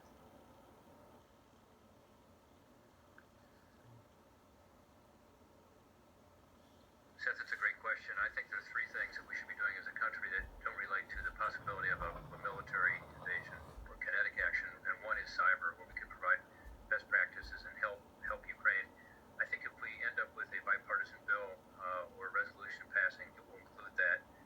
And I think it's partly about sharing with Ukraine some of the best practices that we've been working on in our own country to try to harden our infrastructure, but also to be sure that we are focusing on public-private partnerships to do so, which is something that we probably do more extensively than other countries, including Ukraine. And so closing that gap to be sure that the cyber defensive and offensive capabilities are as strong as possible is something that is very important. Second, with regard to disinformation, I think there's a huge opportunity for us to help Ukraine there as well. We have this Global Engagement Center at the State Department now that Gene and I have supported. Senator Murphy and I were the co-authors of this many years ago, and this is a perfect example where we should be working with NGOs and with governments in the region to push back against the lies and the propaganda that are coming out constantly, which is part of the destabilization effort, as you know. And then finally, I would say, again, in addition to weaponry, a strong Ukraine is a prosperous Ukraine, is one where people see opportunity. And I was there in 2014 when the Maidan was still smoldering. This is the square in the middle of Kyiv where the people stood up in what's called Euromaidan, or the Revolution of Dignity, and it was still occupied by patriots from Ukraine that were nervous about the government backing down on the commitment to leave the Russian-backed corrupt government and start something that was more akin to a European or EU approach. And they were turning to freedom and the right to gather, the right to free speech, and all the liberties that we take for granted so often. And they were also looking for economic prosperity. In other words, to have a more free market approach, get away from corruption. Ukraine's made a lot of progress in that regard. They're not done yet. They've still got more work to do. There still are instances of corruption and oligarchs and so on. But they have made tremendous progress, and the economy is doing pretty well. But that's part of our objective also, is to ensure that the people, particularly the young people of Ukraine, see a hopeful future. And that comes from economic prosperity in addition to national security. So I think those are all things that we as Americans have an interest in. The Europeans certainly do. And we should continue to promote regardless of what happens here in the short term. As you said, the Russian pressure on Ukraine is unlikely to subside. It will continue one way or the other. And in a way, as Senator Shaheen said earlier, they feel like they've been at war for the last 8 years. And we need to continue to help them in at least those three ways. Thanks, Senator Portman. Last question to Senator Shaheen. Just to summarize, we've we've heard a lot of steps from the State Department, from the Department of Defense, from Treasury, including on the sanctions. And I wonder if you could just close us out by summarizing from your perspective, Senator Shaheen, what Congress's most important steps are in supporting Ukraine moving forward. I think the most important thing we can do is to come to a bipartisan agreement on a number of measures that will support Ukraine, and Senator Portman laid those out very well in terms of support for cybersecurity, support to address disinformation. That includes support for Radio Free Europe and Radio Liberty, which are so important in getting accurate information into Eastern European countries to counter what they're hearing from Russia. It means looking at the sanctions that we can put in place now and what can we be clear that we're going to do in the future if Putin invades. It means providing that military support, weapons, lethal and defensive, both. And it means presenting a united front with our allies. And make no mistake, as we've all said, not only are our allies looking at what our response is going to be, but our enemies are looking at that as well. China, Iran, North Korea, other countries around the world. And if we are divided in NATO, if we are divided in Europe, if we are divided in the United States Congress, they are going to take note of that. And that is going to have an impact. So being able to act in a bipartisan way, quickly in response to what's happening, to support the Ukrainian people and to serve as a deterrent to Vladimir Putin is the most important thing I think we can do. Thank you very much to you, Senator Shaheen and Senator Portman. That was a great way of ending as well, because I think what it highlights is, despite the fact that some talk about divisions within the U.S., you both are an extraordinary example of bipartisan support here for what is a tremendous foreign policy challenge, but also an opportunity to bring us together as a nation and among allies and friends. So thanks for your time here. We really appreciate it, and good luck in continuing to lead this country. Thanks. Thank you. Thanks to you, and thanks to John Hamre too, and what you all do every day to try to spread the word and inform people. Appreciate it. Absolutely.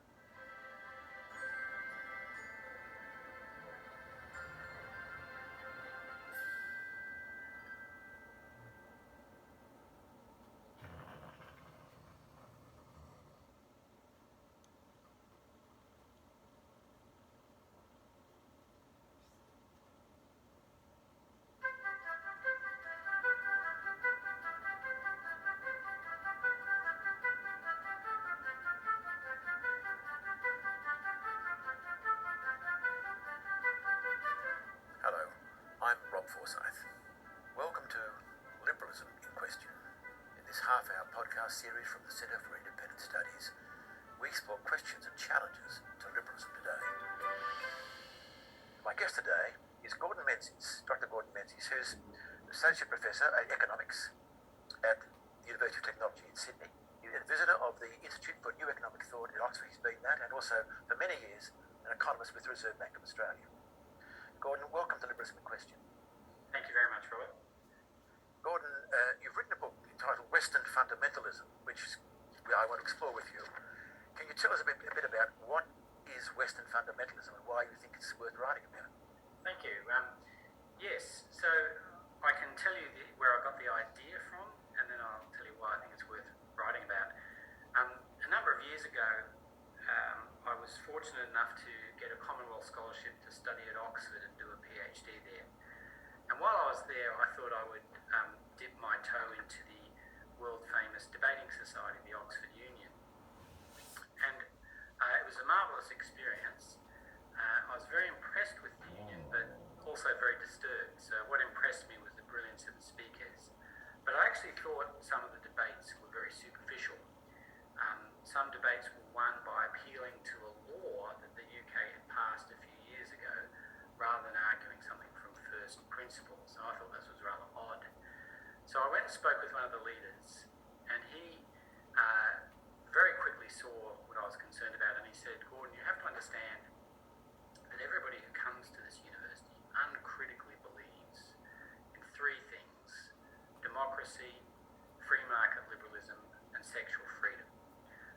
democracy, we all know that is free market liberalism is what's sometimes called economic rationalism in Australia. It's just market economics and sexual freedom. So I coined the phrase Western fundamentalist because the fact that he said that they unquestioningly believed in these things reminded me of what people sometimes say about religious fundamentalists, that they unquestioningly believe things. So that's where the title of the book comes from. But I think why it's a coherent idea is not just that a number of people in Oxford nearly 20 years ago thought that they were three things that fitted together, but I think the thing that unites all of those is a certain conception of freedom. So democracy frees us from dictators, free market liberalism frees us to get on with our commercial lives, and sexual freedom obviously frees us to have sex with any partner regardless of any pre-existing commitments as long as it's consensual. So they're not only interesting historically, that a group of people tend to believe them all together, but I think they have a unifying theme with a certain conception of freedom in them. Talking with Gordon Menzies, and we're discussing Western fundamentalism, freedom of choice, individual choice. Gordon, it is about freedom of choice.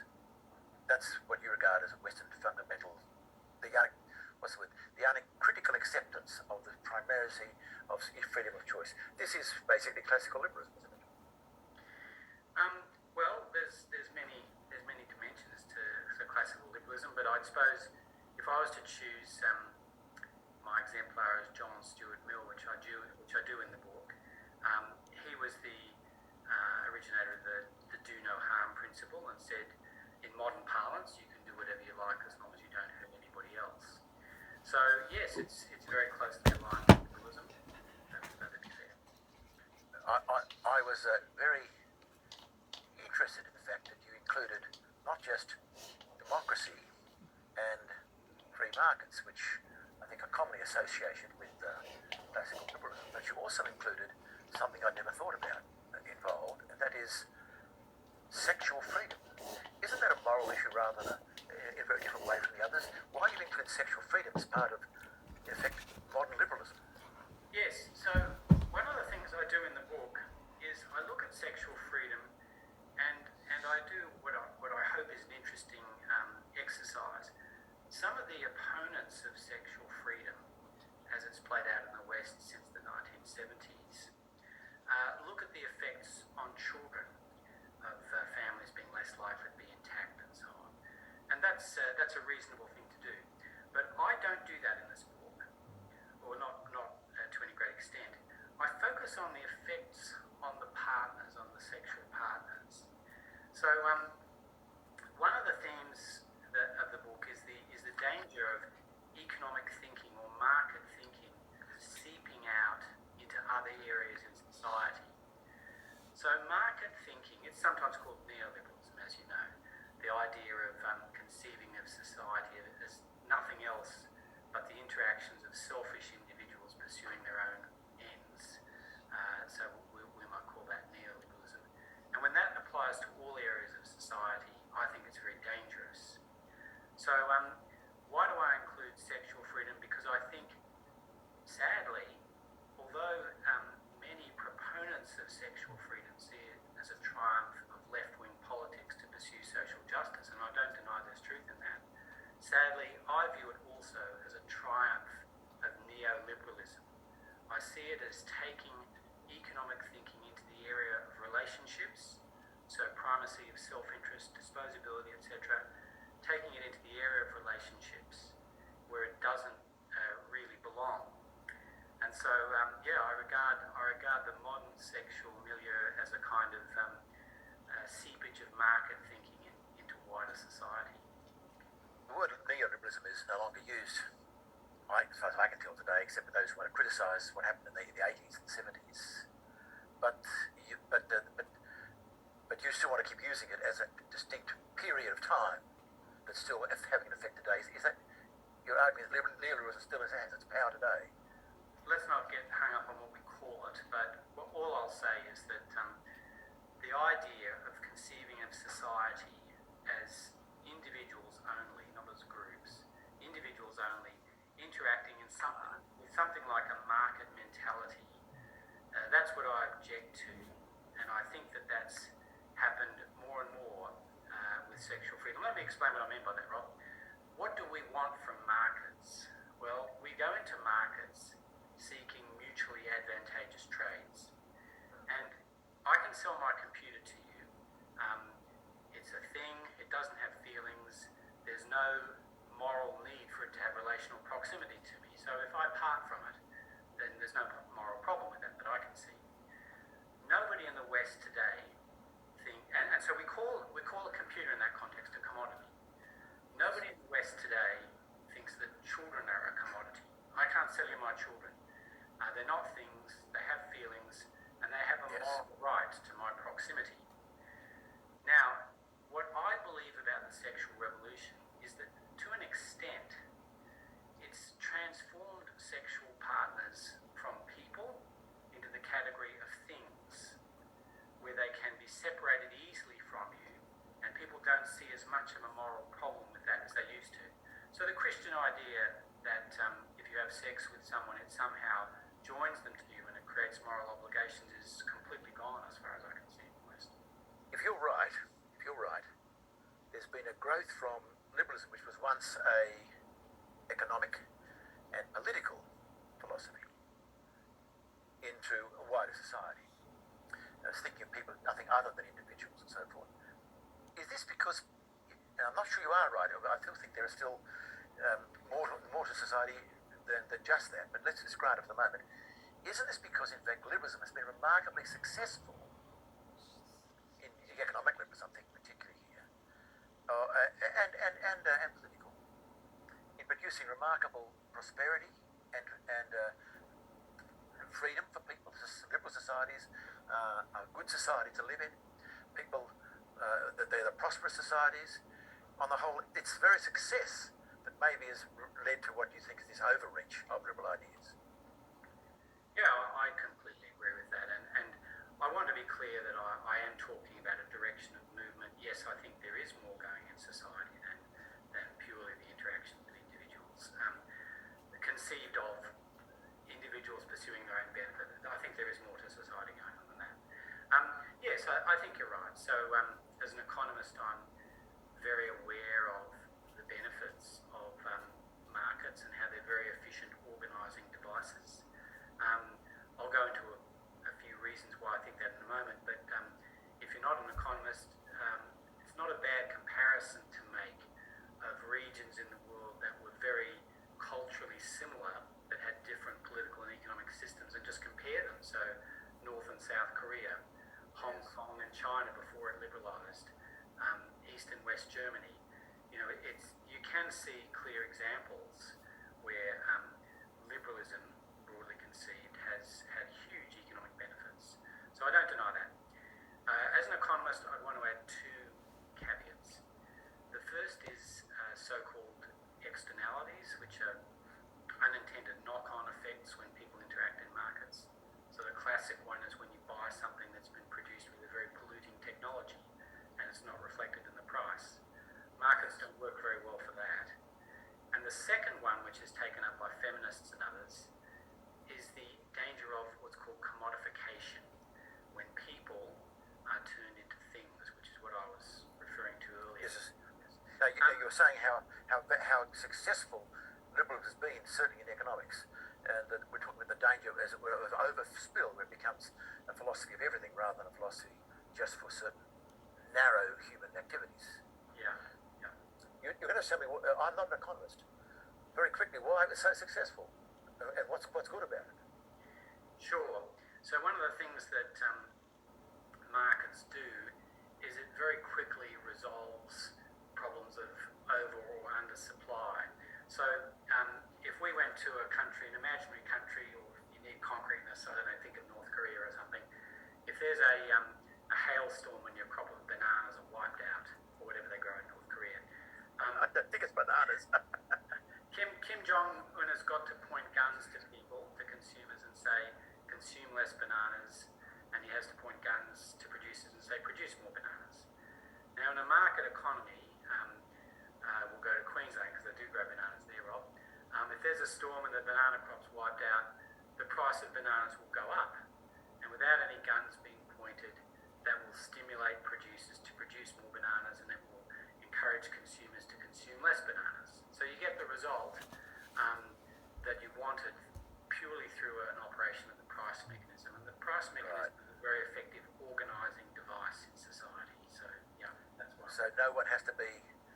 read somewhere, I think it was Matt Ridley or somewhere talking about in London, he said every lunchtime, this is before COVID changed it all, there are so many 100,000 lunches provided.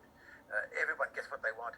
Why isn't the lunch commissioner getting the proper rewards you get with this remarkable organisation? Yes, that's right. That's right. Yes. And this goes right. I mean, this dispersed a system where it doesn't require all-knowing top-down control, which allows dispersed initiative. When it works well, go back to your computer, you're going to sell me. If the computer is worth less to you than the money I'm giving you, and the computer is worth more to me than the money I'm paying, we both can walk away happy from a trade. Yeah, it's a mutually advantageous trade. That's correct. Right. So on the whole, just trading.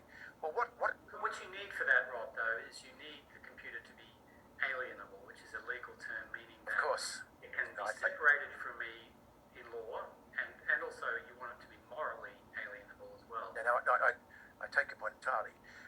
Is there a distinction between liberalism as a narrow political philosophy and economic philosophy, not me the word, and trying to turn it into all there is about life?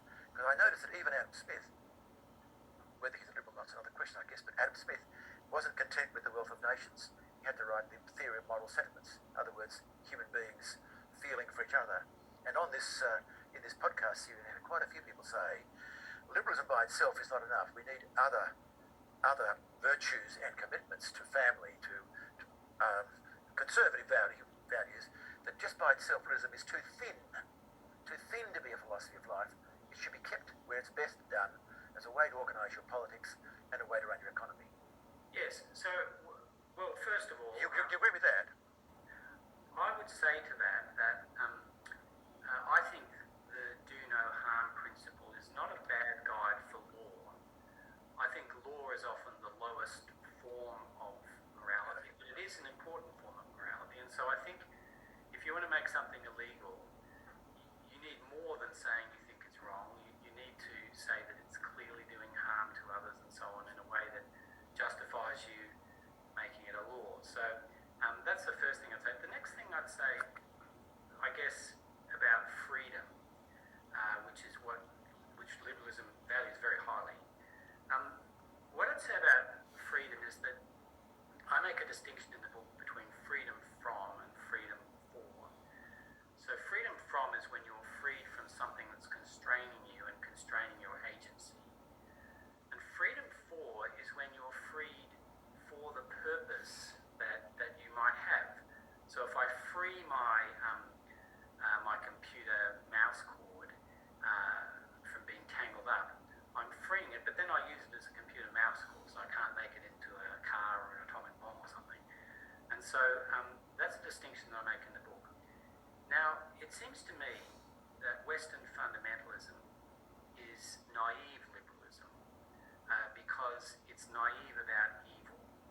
The idea is that if we free ourselves economically, free ourselves from dictators, and free ourselves sexually, we can do no wrong, or at least we'll wander our way to living better. Now, I don't think myself that that's actually right. I think that we need a freedom for as well as a freedom from. So, if I may just speak for a moment as a Christian, Christianity is a worldview where there is both freedom from and freedom for. Jesus said the worst form of slavery was not actually political institutions or whatever. He said that whoever commits sin is a slave to sin. And so the freedom from in Christianity is Jesus helping us with the problem of sin, and the freedom for is a notion of adoption as God's children, which is a form of human flourishing. I think it's very telling that Western fundamentalism doesn't have a notion of freedom from, and I think that's Freedom for. And I think it's because it's naive about evil. That's very interesting. I'm Rob Forsyth. This is a liberalism question. My guest today is Gordon Menzies from University of Technology, Sydney. Isn't the problem, or rather the reality, Gordon, that we simply have different views about what freedom is for? We're a pluralist society, and that's why we need to be a liberal society, because we don't agree upon the moral goods on the whole. We don't agree on the big questions, what to live for, and we need to be a society in which people can freely have different conceptions of the good and on the whole get on fairly well together. Isn't that the reason we need a liberal society? Yes, that's a great point, Rob. And I, again, speaking as a Christian, I think my justification for some kind of liberalism is that God allows people the freedom to do wrong things and say wrong things and believe wrong things. So I regard it as an obligation I have to, up to a point, allow that for others. It's an interesting question of what that point is. I suppose I'd go back to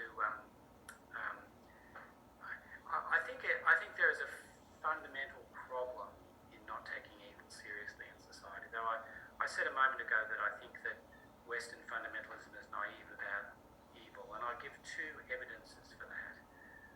The first is, have you noticed that when people dislike politicians, they sometimes pull out the old power corrupts? But of course there's an alternative, which is just that power reveals that people who commit ordinary everyday evil, like you and I, when we get into positions of power where our actions influence a lot of people, we almost inevitably will do wrong things. And so it's, I think, a mistake to say that power only corrupts. I think it reveals. And the second evidence that I'd put forward is that the tendency, the very disturbing tendency for people to confine the word evil to cinemascope evil, like the Holocaust or terrorism or pedophilia or something like that, and to disown it for their ordinary lives. And I think this is very disturbing. And I use the image of a centrifuge in the book. I talk about centrifugal vilification, where a centrifuge spins round and round and pushes everything to the outside. Well, unfortunately, in the West today, I think people's notion of evil is such that they push out all their condemnation of evil away from themselves onto people like Hitler, pedophiles and so on, who deserve condemnation. But what disturbs me is the motivation for centrifugal vilification. Can I pick it up? Because one of my pushbacks was going to be this. Rather than living in a world in which there is no morality, we live in a massively moralising, judgmental world, at least in places like social media. I don't know about out there in the real world, as it were. And there's a massive amount of judgment going on, of not quite you're as bad as Hitler, but a lot of people blaming a lot more people than Hitler for all kinds of things. It's been a mark of social media and of a kind of tribalism that's come into our society, kind of populist or even postmodernist. Surely our problem is not no morality, it's we're almost being judged out of our lives by other people. Now, this surely is different from the world where you're pointing for us. I beg your pardon? Am I right? Am I right? Firstly, am I right? Yeah, people certainly have strong But for all kinds of things. I mean, sexism, racism, homophobia, transphobia, innocent comments can suddenly be made a matter of people losing their jobs. The so-called cancel culture phenomenon. Sure. What's all that about, do you think? What's all that about? I think that, I think that my ears prick up whenever anybody makes a claim about injustice, and I try and listen carefully, because I do think that it behoves us well to think about justice and to look at cases of injustice, and people sometimes overreact to things, so that doesn't completely undercut their cause. So, for example, during the Black Lives Matters protests, some of the protesters had all sorts of ideas about all sorts of things which I didn't agree with, but on the basic point that there was systemic racism in the police and this led to George Floyd's death in an unwarranted way, I completely sympathised. As far as how vitriolic moral and other discussions get, I think liberalism needs a protocol of conversation and disagreement as well. Not just the freedom to disagree, but I think it needs a protocol of disagreement. So let me use this example. If you're driving along and your car is doing very badly, some people will put their foot on the accelerator harder and just try and get through the problem. And other people will stop, pull over, and look under the bonnet. Now, I think some conversations are a bit like this, that when they start to go wrong, people talk louder and nastier. Whereas actually, it's not a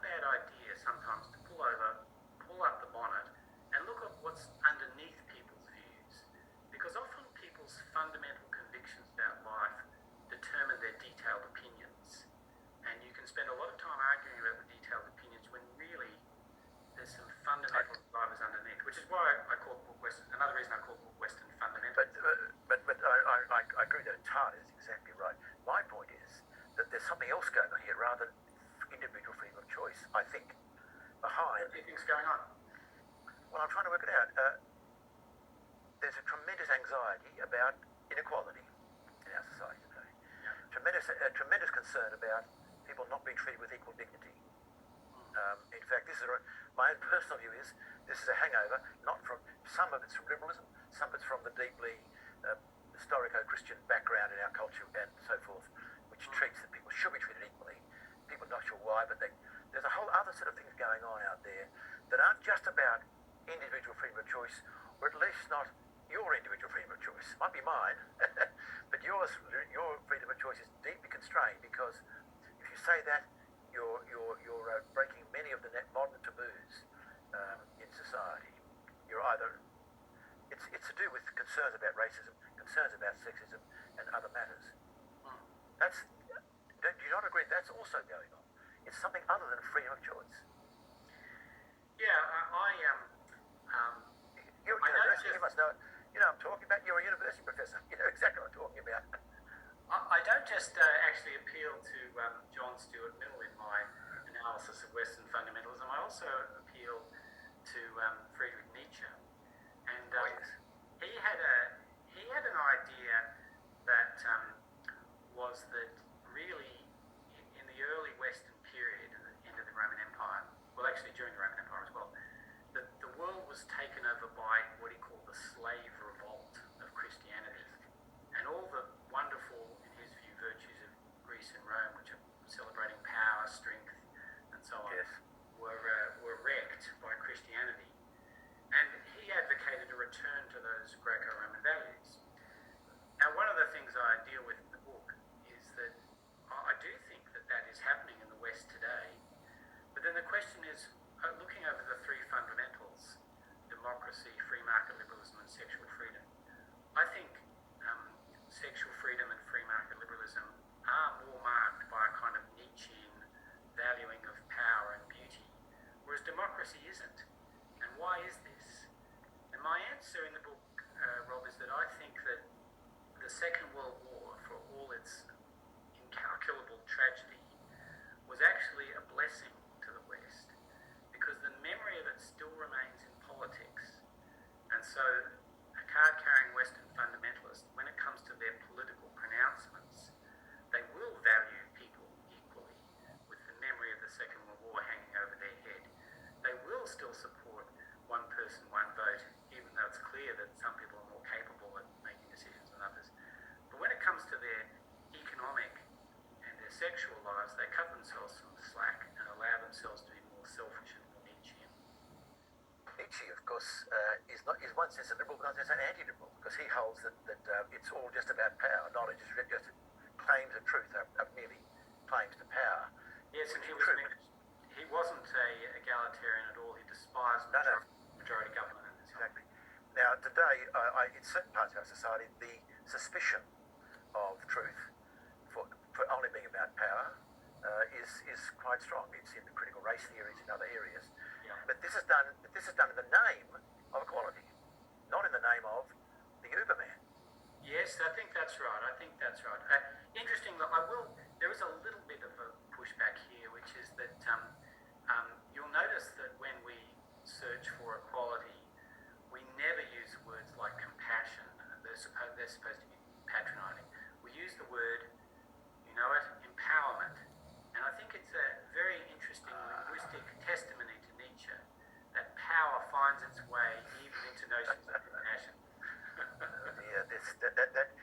I think the great strength and energy of our society is the combination of a Hellenistic and Christian worldview, which are never quite at peace, and that leads to something that a net dynamism of the West, even when it's dysfunctional, like in some of these other recent movements. Nietzsche is also since picked up by what he would regard as a slave mentality.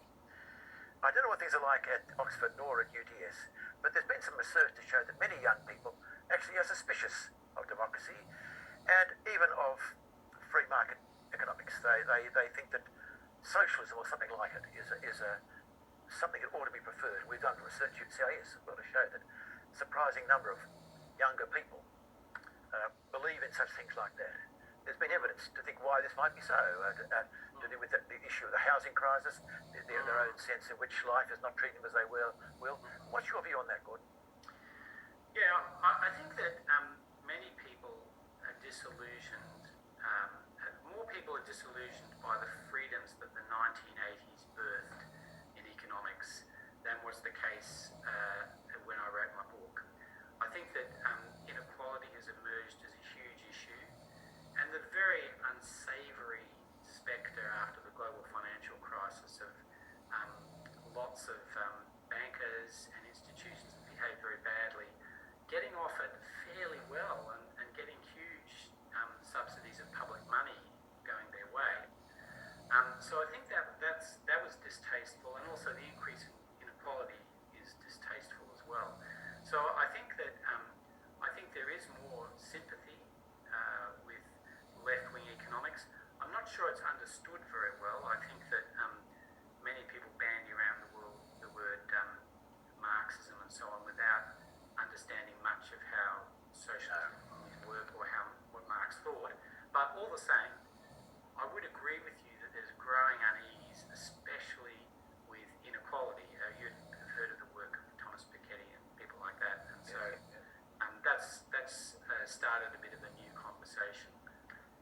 But I do think that there's a large slab of people who we might say are economically left, and in their social views are sort of, sorry, I said the wrong thing.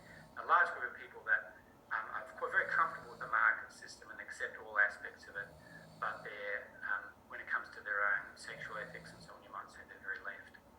One of the paradoxes that I really struggle to understand in my book, and I'm still not sure I understand it, is how left-wing people can be so critical of markets and market thinking when it comes to economic matters, and yet when it comes to sexual morality, I find that they have surrendered to a kind of market mentality, and without realising that this is a surrender to neoliberalism. Yes, I think if I'm learning anything from your remarks, it seems to me that you're saying liberalism has an important place, but it can't be the whole game, and in fact it's morally very thin, very thin. We saw this with the harm. When harm is the only moral thing, you end up with what you've noticed these days, by the way.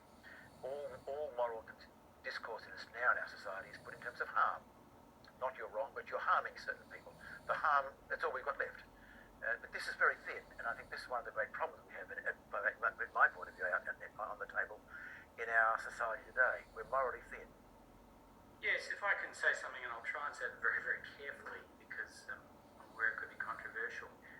Whilst I fully support a lot of the discussion in sexual ethics on consent at the moment, totally support it, it's an interesting case study in morality thinning out, because if we ask the question, is sex loving, then for most reasonable people, I think saying something's loving would automatically mean that it's consensual. In other words, love would imply consent. But consent doesn't have to imply love. And so you can ask if an act is sexually consensual, even if it's mutually agreed to be cruel or all sorts of things. And time is catching up with us, but I think today the only two moral absolutes in these matters of human relations and sex is authenticity and consent. And I think that's too thin to build a society that functions. And a part of the problem of the discourse today is that we're trying to make these thin notions carry the burden of what must be a much thicker discourse. You can't carry here.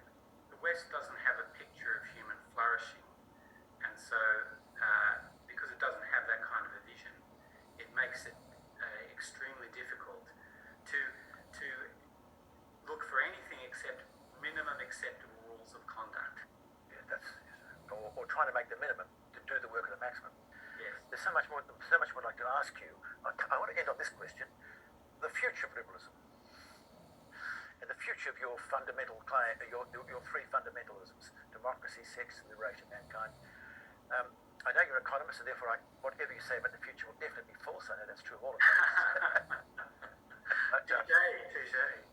but nonetheless, what do you see any trends that are you optimistic about liberalism, or you think the future's going to be illiberal, or is it just too early to say? I think that it's troubling the way people converse now and the way that people live in their own echo chambers. Many people who are far more familiar with this than I am talk about the power of social media to just guide you to like-minded people. And so I think it is that's very concerning. I think though that there is still a fair amount of support for the idea that, I think people realise that there is a great good in allowing a certain amount of disagreement. So I don't see that unravelling. Going back to what you said a little while ago about we live in a pluralistic society, I think we do. And the historical question is how many different views or what degree of difference can a pluralistic society actually function with? And that, I think, is a question which we're not going to answer directly. It makes it be insoluble, actually. I wonder whether there's an inevitable tension that never ends in this matter. Maybe it's part of the dynamic of liberal societies as well as their danger. Well, my guest today is Gordon Menzies, Associate Professor at Economics UTS, and a man who's thought of not just of economics, but trying to think about a much wider range of human concerns. And the book he's been discussing is Western Fundamentalism, Democracy 6, and Liberation of Mankind. This has been another podcast from the Centre for Independent Studies. For decades, the CIS has been an independent voice, working to deliver evidence-based policy within a classical liberal framework. We rely solely on the generosity of people like you for donations to advance our cause. Head to cis.org.au to see how you can get involved. I'm Rob Forsyth. Thank you for listening.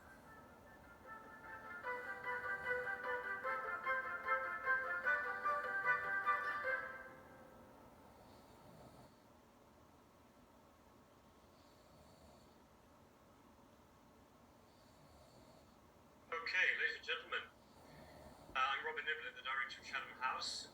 Thank you very much for hanging in there while we made sure we got our platform working. I don't want to say anything about this not being a Microsoft platform, but in any case, we may have been joking about that a few seconds ago amongst us on the panel.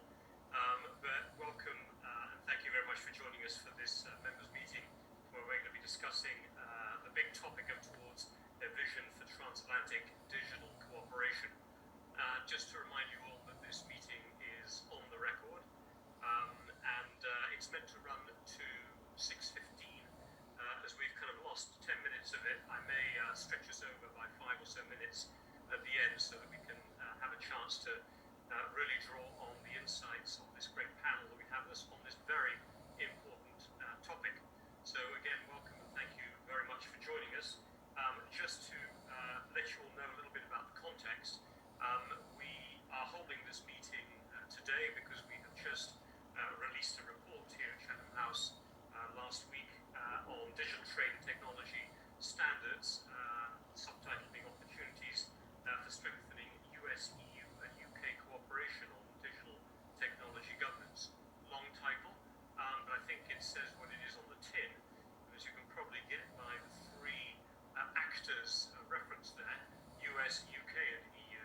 It tries to capture a little bit of this interesting, awkward dynamic we're in at the moment of the United Kingdom kind of swimming around in between the big behemoths in the technology space of the US and the EU, and particularly glad therefore that we will also have a UK government perspective on this conversation, because it really is a very interesting time to look at the interaction between these three key players in the digital space.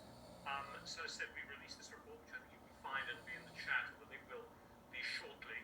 And this report drew on a series of roundtables we held over the course of the year. And I'd like to thank while I'm about it, Microsoft for their support also of this project that we were able to undertake over this last year. Before I sort of get into all of the logistics, I just want to say that we're very pleased, as I said, to have this panel with us. We have Susan Aronson, who is a professor at International Affairs, based in the Elliott School of International Affairs at George Washington University in Washington,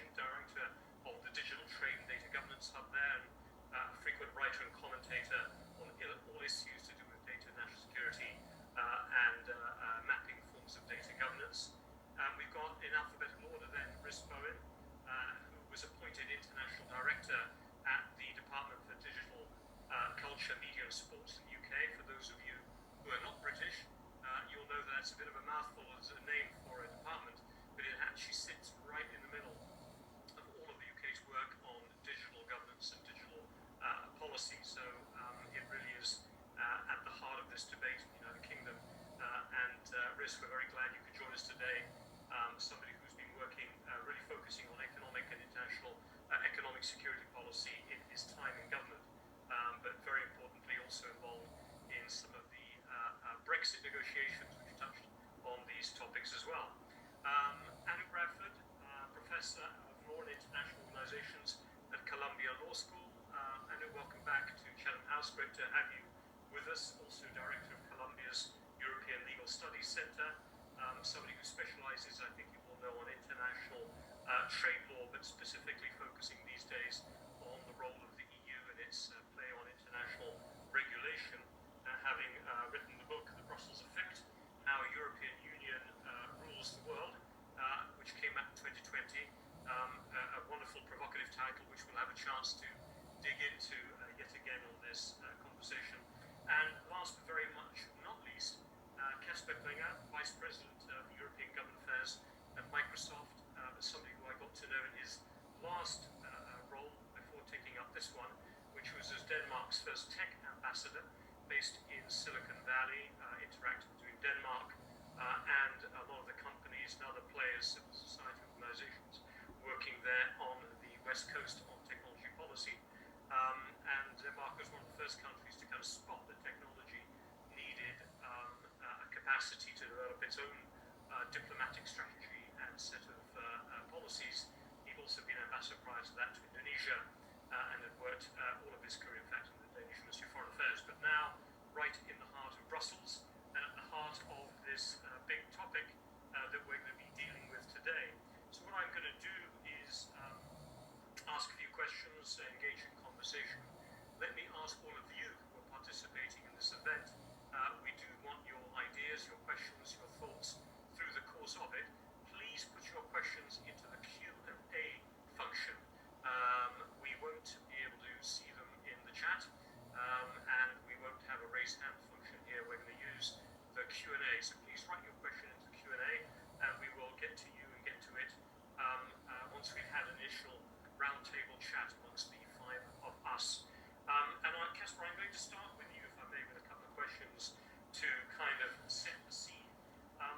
One of the propositions in the report that we have written is that there really is an opportunity right now for closer US-European cooperation on the issue of technology governance. It has been for quite a while, as you know, as I think a lot of our participants at this meeting are aware as well.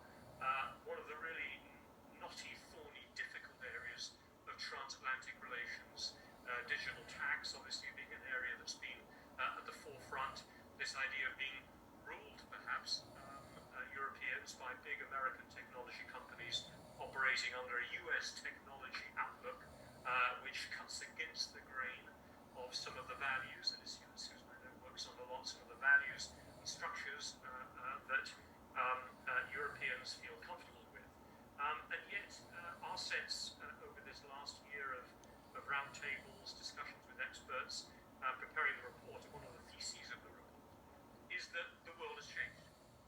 That the rise of the China threat in particular has created a greater sense of transatlantic common purpose, and that the US itself, at a legislative, political level, maybe at a popular level, is less enamored of the big tech companies that have been leading the way, and that therefore there might be a more willingness to entertain a more European approach, if I may say, towards how we engage with tech companies. So just a very big opening question for you who came from the West Coast as a European diplomat into Brussels, now working for an American company. You really have been on both sides of this debate.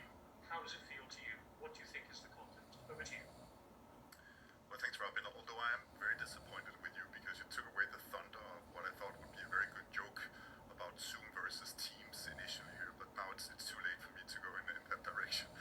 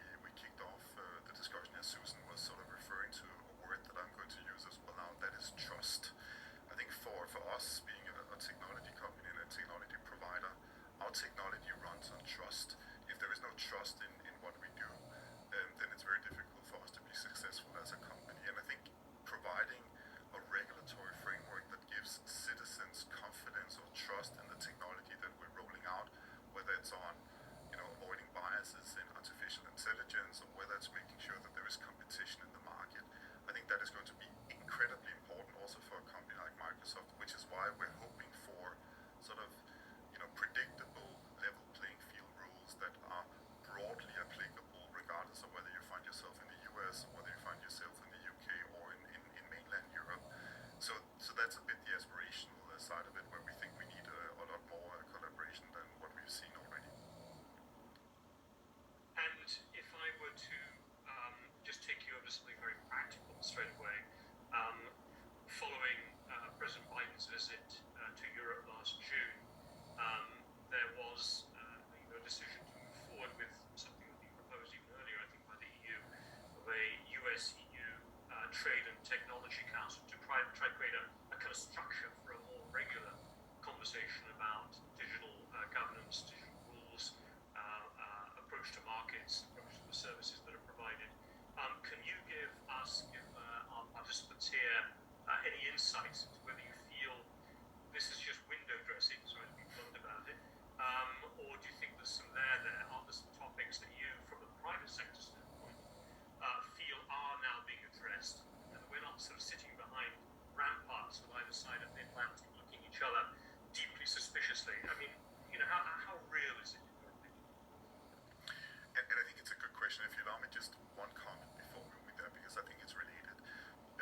I think if you look at where especially Europe is right now, there is a lot of focus on, the discussion around strategic autonomy or digital sovereignty. And I think, part of that, frankly speaking, and being very blunt in this small group, is related also to what we've seen during the global pandemic. And has that been creating opportunities for technology companies like Zoom or for Microsoft? Absolutely. And of course, we wouldn't have been able to cope with the stresses of COVID have we not had access to sort of 21st century technology. But I think it has also raised, sincere and I think also valid concerns in Europe about the dominance of non-European Union technology companies in this sphere. And I think if we sort of look into the crystal ball of what's coming in the digital economy, it goes without saying that in terms of economic growth, job creation, those are areas where the technology companies are going to play a role. So I think for us as a technology company, the question we need to ask ourselves is how can we give, the sovereignty to, in our case, European stakeholders, a way that they feel comfortable with what we're providing. And I think that has a lot to do with control, it has a lot to do with transparency, it has a lot to do with supporting sort of the broader ecosystem in our case in Europe. And that leads me to your question about the Trade and Technology Council. And I have to be very careful in how I'm going to formulate this. It goes without saying, but is this going to be revolutionary in terms of transatlantic collaboration? Well, perhaps not necessarily short term. Is it the only show in town right now? Absolutely. And I think we need to invest in the TTC. I think it came up from a good start after some initial, discussions, and I'd be very interested in hearing from Susan and from Anu, because I think what we understood is also in Washington D.C. in the administration there were some considerations on how much to invest and how much to lean in on the TTC. I think that was removed in the first meeting in Pittsburgh, and we now have a number of different working groups involved in everything from sort of indirectly the regulatory framework to cybersecurity to broader competition issues. And I think the enthusiasm we're feeling also here in Brussels in the European Commission among those that are very transatlantically oriented is giving ground for optimism on where the TTC is going to head. And I think that's such an important vehicle for keeping the US and Europe together. I think the problem with the TTC is, of course, it doesn't include the UK. And I'll be very cautious in saying anything on Brexit, but I do think, regardless of Brexit or perhaps even because of Brexit, we do need to find an approach with sort of three different components, the US, the UK, and Europe. I think we need that also from a global perspective. I'll have a chance to get to that with Chris in a minute, but let me just for the moment say thanks, Casper. Just go over to Anu, if I might, because I think there was a word you used there about sovereignty. And Anu, coming to you, obviously, this has been one of the leitmotifs of EU discussion, not just in the pure security sphere, but in the economic sphere, and especially in the last few years in the digital sphere.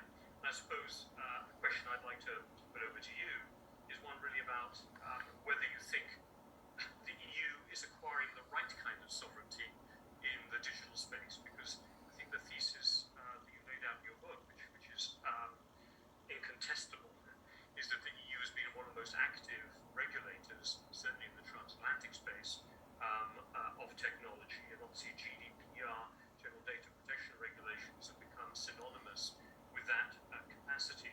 But I suppose I want to ask you, because you get a lot of questions about it after your book on this topic, whether you feel it has become a sort of blunt instrument. I'm trying to think of how many people these days, when they get that little question, do you want to accept these rules or not? Most of my friends just get the damn thing off my screen and they just click yes, whatever. And then if you open it up, you've got all the questions underneath it. It's just interminable and blah, blah, blah. So I suppose my point is, do you think that in its quest for sovereignty in this area, which is a lot of the difficulty with it, therefore having a transatlantic level, do you think it's ended up with too blunt an approach? Is it actually helping the EU becoming more technologically engaged? Is there greater trust, back to Casper's point, amongst citizens? Or is it just a kind of box-ticking exercise, quite bluntly? Where do you think we are on this, Annie? Very good. Thank you, Robin, and delighted to share this conversation with this wonderful group and your listeners. So I hear two different but related questions, and let me take them in order. So one is this idea you talk about whether the EU regulation is a blunt instrument and a box-ticking exercise. I think there are legitimate concerns that the EU has been successful in generating a lot of regulation, but whether that regulation actually has been effective in changing the marketplace. Do we actually have much more competitive marketplace after imposing 10 billion of fines against Google? Even if we have the GDPR basically taking over the world, are we really enforcing the GDPR in the way that we see much enhanced privacy? We know that internet is still flooded with disinformation and hate speech. So I think one of the big questions for the EU is that it's not that some are worried that there's too much regulation. I think we could say there's probably too little regulation, that the EU needs to double down and follow through, and it actually needs to make sure that that enforcement is really backed up by effective enforcement. So that's one comment, and I think we're really seeing this is a pivotal year to look at the rollout of the Digital Services Act, Digital Markets Act, which are really examples of trying to take it up a notch and try different tools, gain new powers to regulate in more pervasive ways. So I think that's really a test case for the EU. And in particular, I would say this is an important test case because we see China cracking down on tech giants. And one big question is whether these tech companies actually are any more governable. And we have a question, ultimately, do the tech companies win or the government wins?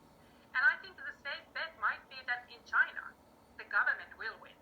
But the test is whether there's a democratic governance model that actually can rein in the tech companies. So that's one. But let me now take directly the question of sovereignty. And it's one of those that's a very contested concept, and to the extent it is used to urge the EU to build more capabilities, really invest in innovation, I am all for that. I don't think the strategic dependencies are healthy, and especially in today's world, safe, because trust is very low and uncertainty is high. So I understand the origins of that desire to be more independent. At the same time, it worries me tremendously that we are seeing this move towards techno-protectionism and techno-nationalism around the world.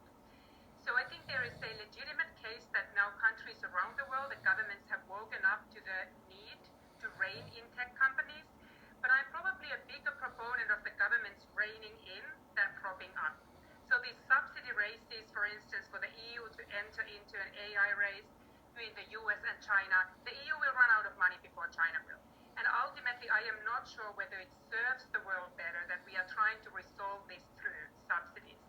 And if we take, for instance, the Brussels effect seriously, and the idea that the EU's regulations do get transplanted around the world, protectionist regulations can also be exported through the Brussels effect. So ultimately, I don't think it would create the world that is better for European companies. I don't think there are generally winners in tech wars and protectionism, and it certainly wouldn't serve the internet users around the world. Look, very clear answers. I mean, can I ask you just one immediate follow-up, which is, do you think the Digital Markets Act, let's focus on that one, on the DMA itself,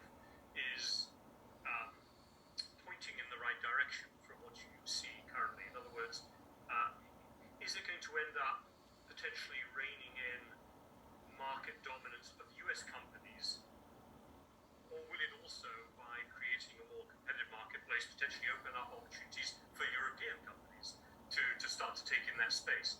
If it's only the former, yeah, then it isn't necessarily, in the end, helpful to Europe as a whole. So when you look at the DMA, how much is it focused, you think, on helping incentivize a more helpful ecosystem for European companies to take root, to be able to compete with their big American counterparts in particular? Or how much is it just about trying to regulate the American companies? So ideally, there's a connection between the two, that by regulating the biggest players that happen to be American companies, sometimes really hard to know whether the EU is going after them because of their size or because of their nationality. But there are many smaller US companies, for instance, that are egging the EU on and asking explicitly the EU to be very stringent and try to shore up the regulatory landscape vis-a-vis the US companies, because they are the biggest market players. But at the same time, I don't think that simply by reining in the largest tech giants will be enough for the EU companies to compete. There are many other issues that European Union needs to do in order for there one day to be a Google of Europe and Microsoft of Europe and Facebook of Europe. But I don't see, many people are saying that it's the regulation that keeps these European companies down, and we now need to just level the playing field. I think we need to complete the digital single market. We need to complete the capital markets union so that these companies can actually raise funds and grow in Europe as opposed to being acquired by one of the tech giants. We need to have different bankruptcy laws that actually incentivize and allow for risk-taking and a different culture of entrepreneurship. And we need to shift our policy when it comes to immigration, because a lot of the success stories behind these US tech giants is the US's ability to attract the best tech entrepreneurs from around the world. So I would like to sort of debunk this myth that regulation is hampering the EU, and there would be this kind of desperate, envy-driven attempt now to level the playing field by targeting specifically the American companies. I am hopeful that the DMA will provide tools that actually will challenge these companies to rethink and develop different kind of business models where the downsides of the current business models to the competitive marketplace have become an obstacle to better competition. But again, a lot comes down to how will this be enforced and what kind of market will it generate in Europe again. I was thinking of bringing in Riss now, but actually I think on the comments you just made now, it'd be better for the Riss doesn't mind just to actually fold over to Susan, because I think these big questions about what it is that the EU is trying to achieve, its ideas of sovereignty and so on, are going to be quite relevant to try and understand what is driving current thinking in the US, in particular the Biden administration, which came in with seemingly a very different approach, a kind of desire to try to respond both to popular and in some cases congressional demand to impose some greater controls, I suppose might be the right word to use, on the US tech industry. Susan, can I come to you and can you give us a flavor of where do you think the debate is right now in the United States, and in particular in Washington, and this administration about making its own adjustments to what has been an incredibly free market approach to allowing the rise of these companies? Brand new thinking, which is being led by the National Economic Council and not really by Congress. The Biden administration wants very much to create a new template for digital trade, and that template allegedly will be focused on the labor and user issues.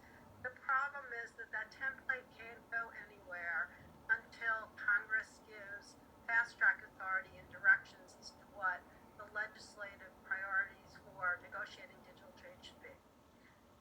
Moreover, unfortunately, Congress is sending very confusing signals, right? Because there is yet no personal data protection law, despite multiple frameworks. There's no unified bipartisan approach to regulating the tech giants. And I think there's a real misunderstanding about what data is. And if I may segue to that point, when you were asking Anu about the conception of sovereignty, I just want to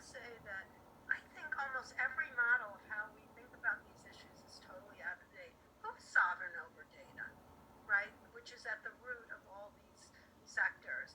Who is sovereign over personal data and who is sovereign over non-personal data? And then in order to answer that question, you have to assess what is data.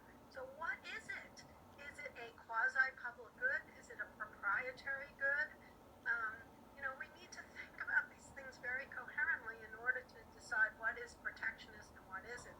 And because I think about that, I think the current models of thinking about how you regulate, whether it is digital trade or whether it's competition policy, is totally out of date. If I make one final point, it is that these models also ignore the needs of users, users are feeling less and less trust online, according to polling data, which I understand can be very unreliable and biased. But I urge you all to think about the role of trust online and how important that is. And we are not addressing user concerns, which are not about consumer welfare or malware or spam today. They're about online harassment. They're about internet shutdowns. I could go on and on. It's also shocking to me how much we ignore technological change. The metaverse is upon us, but I shouldn't have said the metaverse. I should have said increasing use of immersive technologies. Who is sovereign over that? And what kind of rules should take place? That's what I think we should be talking about, both for digital trade agreements and for regulation. Well, again, let me just do one follow-up to you in that case, Susan, because actually I also find this question of sovereignty fascinating, because maybe as a European, I sense a sort of inbuilt desire amongst individuals to have a greater sovereignty over their own data. Right, exactly. Don't necessarily want either the companies to have sovereignty, or for that matter, or the countries or the governments. Is how can we move to a position where there's greater individual sovereignty? So, might that be a place where there is a bit of a bridge between US and Europe? You said that the loss of trust in the United States about online harassment being sort of ejected from certain online platforms, how your data is being used, especially if we get into the more immersive worlds. Do you sense there's been a sense that in a way the companies could do whatever they wanted, if I can put it that way, because there wasn't the demand at the private level? But do you think there is a greater demand emerging in the US which will filter up then into the political system for people to have greater control over their own data? And is there any moves to be able to respond to that desire in the US? Because if there is, then I think we've got a bridge over to Europe. But just tell me what you think on that. Well, a couple of things. I think there is a widening consensus between democracies, whether it's Brazil, whether it's maybe the current leadership is a problem, but I think citizens who live in democratic societies understand that the openness of their society is leading to all sorts of problems in terms of their own personal data, and that a business model built on surveillance and prediction is inherently dangerous to democracy and to human autonomy. But does that motivate people? People say they care about personal data protection, but they don't act it. And I just cite as example Facebook, which I think is the most dangerous in terms of misuse of this model, is increasing its user base, especially older users in Europe, and whereas it's declining in the United States, and that's why Facebook realizes its future can't be as a social network, it needs to be as something else. But I don't think, like you're asking me about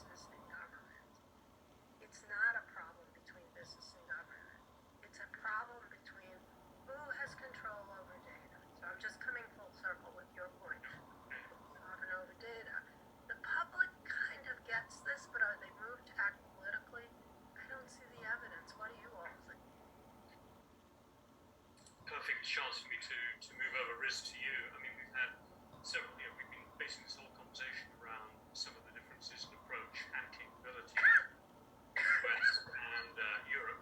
Let me turn to you and ask you maybe the obvious question, whether you think that the UK has kind of seen that it can go down here of a differentiated approach, or one that is equally aligned between some of the instincts of US regulation and some of the instincts of EU regulation. Where is the UK situating itself in this debate, and what steps is it taking to situate itself differentially? Over to you, Riz. Robin, thank you very much, and very nice to see everybody. Thank you for joining this. Robin, I'm going to start off actually by taking almost the inverse of your question and just picking up on Casper's point. And he used the phrase, there's more in common than separates the kind of major players here. And I think that is very much true.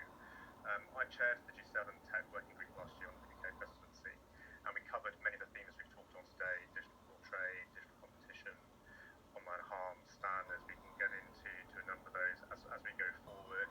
And I did sense quite a strong consensus about the fundamental policy objectives in most of those areas.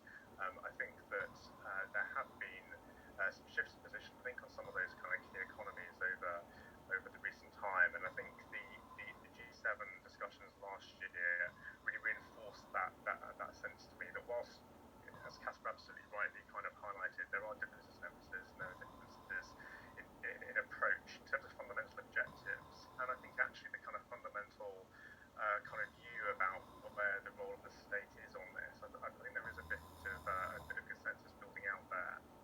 That's not to say that there is one model emerging, and I think that will take some time. But in any case, I think that isn't necessarily strictly required in all these areas. And the UK certainly does see the opportunity of Brexit as being in the regulatory space, and not the ability for us to regulate in a way which we believe allows us to kind of support what UK preferences a bit more directly, and in some cases to move a bit more agilely. And I think the digital policy space is one of those areas where that is true. We're looking at our data regime, as many people are aware, and consulting on that right now. And for us, we absolutely want to sort of lock in the kind of focus on the consumer privacy that is kind of, I guess, we've inherited from our recent past the EU. But we do think there are greater economic opportunities to be gained from a data regime that is more slanted towards free flow of data. And again, building on previous themes, we believe that the pandemic has actually shown a fantastic case study in the benefits of data transfer in terms of all the work that was done internationally on COVID and the data that was shared about new variants and the development of vaccines and antivirals, for example, and really demonstrating the kind of public benefit of that sort of data exchange when it's done right. We see those benefits very much kind of coming out in the future around areas like AI as well, where the ability to share large-scale data we think will be crucial to really secure the benefits of AI. In other areas as well, I mean, we have a competition regime that we'll be legislating for soon, and we already have a shadow operation working in our Consumer Markets Authority here in the UK. And I think whilst, again, I think the objectives of what we're trying to do in digital competition are quite similar to those coming through the DMA, for example, and those that are also being put forward, at least in draft form, in terms of some of the bills considered in Washington right now. We believe, there are some choices to be made about exactly how to develop a regime that is proportionate as well as kind of effective in terms of what we're trying to do on the competition front. So we do think there are opportunities there. The final part I would just say, I think, is around some of the future technologies, and obviously this plays against some of Annie's comments about how future regulation gets set. We think there are opportunities, and there is a close association actually with delivering an effective agile regulatory environment and making the UK an attractive place to do business. And again, AI is an example of where we are trying to do that. In our national AI strategy, which we launched back in September of last year, we sort of shifted the emphasis from previous iterations away from the pure research side of AI to more of the application side, and that's very much where we want to try to support UK research and UK industry.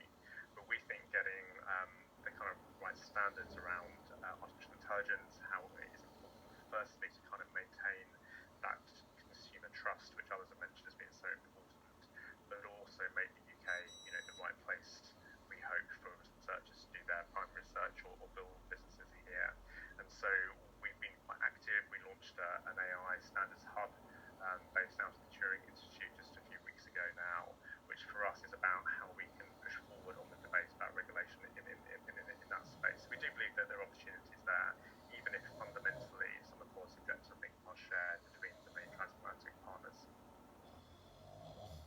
Thanks very much for laying out that kind of approach and that thinking there. You did mention the role that you played, and obviously the UK government played with its presidency of the G7. How much are you pushing, and I think this touches on something Casper said earlier, to kind of enlarge the circle of governments that are going to be engaged in trying to arrive at a more shared approach to digital governance, whether in the market space or the services space? Do you see Japan, I don't know, South Korea, Australia, some of these others, Canada, to Susan's point, do we need to have them in now? In other words, we heard from Casper earlier on, we need to get the UK into the US-EU discussion. Is that the right question, or is it that we need to have the US and the EU in a conversation that also includes Canada, UK, Australia, take a pick, South Korea, some others, I know, Brazil? What's the objective of the UK? Is it trying to insert itself in that transatlantic dialogue, or are you trying to keep it larger? I think we're trying to look for a larger, more global approach, Robin, and some of you'll be aware that as part of our G7 presidency last year, we had 3 invited guests. That was Australia, South Korea, and India, who took part in the discussions we had, and South Africa joined the later part of the G7 presidency as well. So we had that broader focus, and I think actually having particularly those additional voices from Southeast Asia who are kind of very active in the digital policy space, I think was very much enriching for our discussions. We built on that, as again some of you are aware, with our Future Tech Forum event, which we had at the end of the presidency, which was a multi-stakeholder event. It included a large number of industry and civil society perspectives, partners, but also a much broader range of countries joined that event. And what we were trying to discuss there was how we can go ahead to ensure that the next generation of technology evolution evolves in a way that is consistent, I guess, with the kind of core democratic values that we share as a group of nations, and the way technology is developed and deployed is consistent with that. And I think that was the kind of start of the discussion, but we think it is important that is the global discussion, because as well as things like the G7 and G20 groups, which are really important here, we're conscious, for example, that this is going to be a very busy year for the ITU, the International Telecommunications Union, the UN body, with a number of major conferences, and then their plenipotentiary conference in September, where the new Secretary General and the Council and others will be voted upon. And we think, again, making sure there is the kind of broadest group of countries around that is important. We think others share that perspective, and an example from that for me is the Alliance for the Internet initiative that is being launched out of Washington at the moment, and Tim Wu and others have spoken about publicly, where again I think there is a desire to see a kind of broad group of countries work together in that sort of space. Very much, very helpful. Look, I'm just going to remind everyone that if you want to ask questions, please drop them into the chat. That would be wonderful.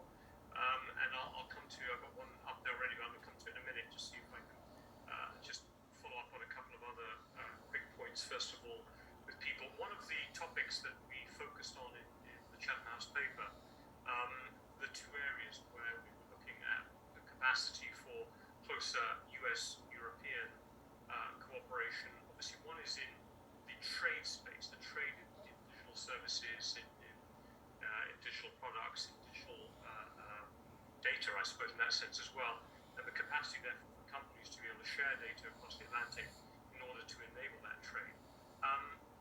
Andrew, just turning to you, could you just share where you think we are in this environment where we're hoping there's a little bit more convergence across the Atlantic? We've heard it, I think, from all of the comments today.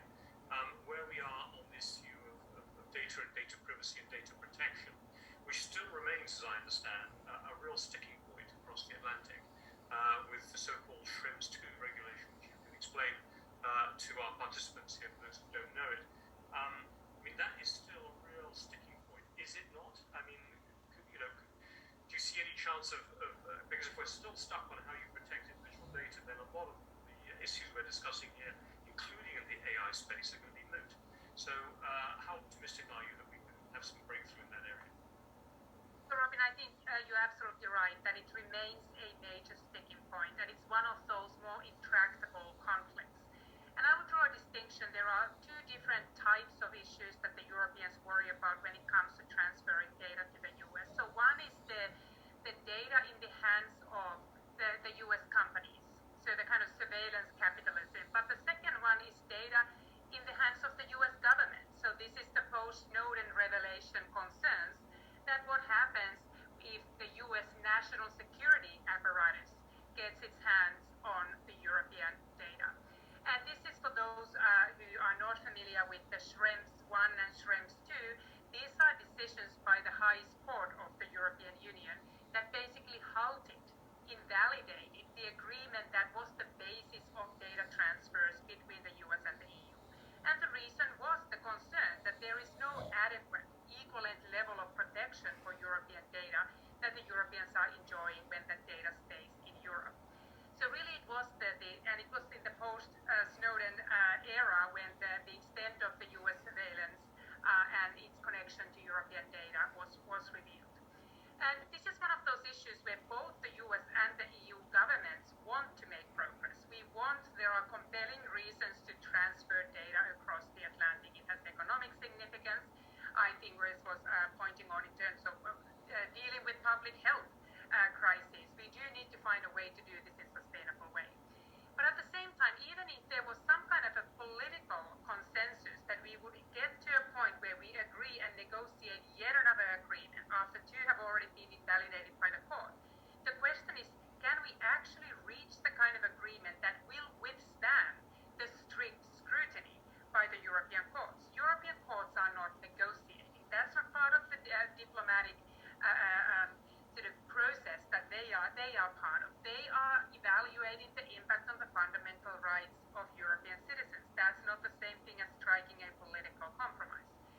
So I think there's a deep skepticism that currently today's political climate would, for instance, make the US comfortable reining in its surveillance state and sort of rebalancing surveillance and privacy in the way that would satisfy the bar set by the European courts. So we continue to operate under some degree of uncertainty on these standard contractual clauses, for instance, of the kind of it's not a temporary arrangement, but the companies need to basically come up with the set of protections that they guarantee when they engage in data transfers. But those are still more vulnerable. It doesn't provide the same level of security that the earlier Safe Harbor Agreement or the Privacy Shield Agreement did. So I am not optimistic that there is any quick, easy solution that would have already emerged. And at the same time, I think Europeans are struggling with these questions of how do we combine some pressures for national security needs, some terrorist attacks that we've had on European soil. How do we think about encryption of data? How do we think about data retention? So it's one of those issues where I see the continuing transatlantic friction to continue. That's super. Thanks. Look, I'm just going to do one more. Kasper, I wanted to come over to you quickly with one more question, which is supposed to connect it to what Anna was just discussing there. And I think we've all seen in the news this dispute going on right now between the European Data Protection Supervisor and Europol about precisely this issue about security and how long personal data can be kept for national security reasons by European security agencies, never mind the US. So as I think Anna was saying, that there are very different views even inside Europe on these topics between different camps. All of that. Could you just say a word or two about data localization? Because this is a phenomenon that when it was first discussed, it was said, oh my God, it's something the Chinese are going to demand, or the Turkish government, or others. It was considered so out there, that the EU companies would be forced to keep all of the data just inside the boundaries of where the citizens lived, if you see what I mean. Is data localization becoming something that you sense gaining more traction, for example, in Europe, and maybe in like-minded governments, because of the lack of trust, the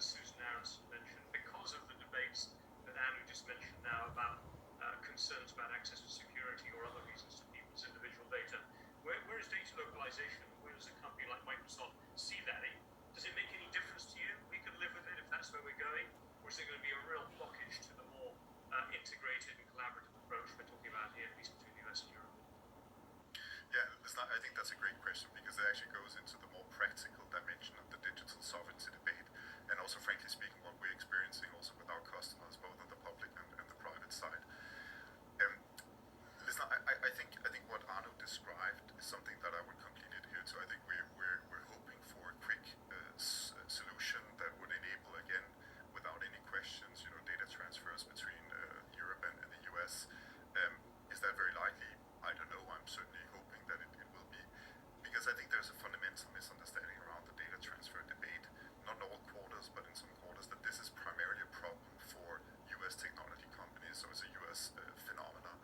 And I think it's so important, and it goes a little bit back to what Susan said before about the role of data in the 21st century, and not least in the years we're in right now.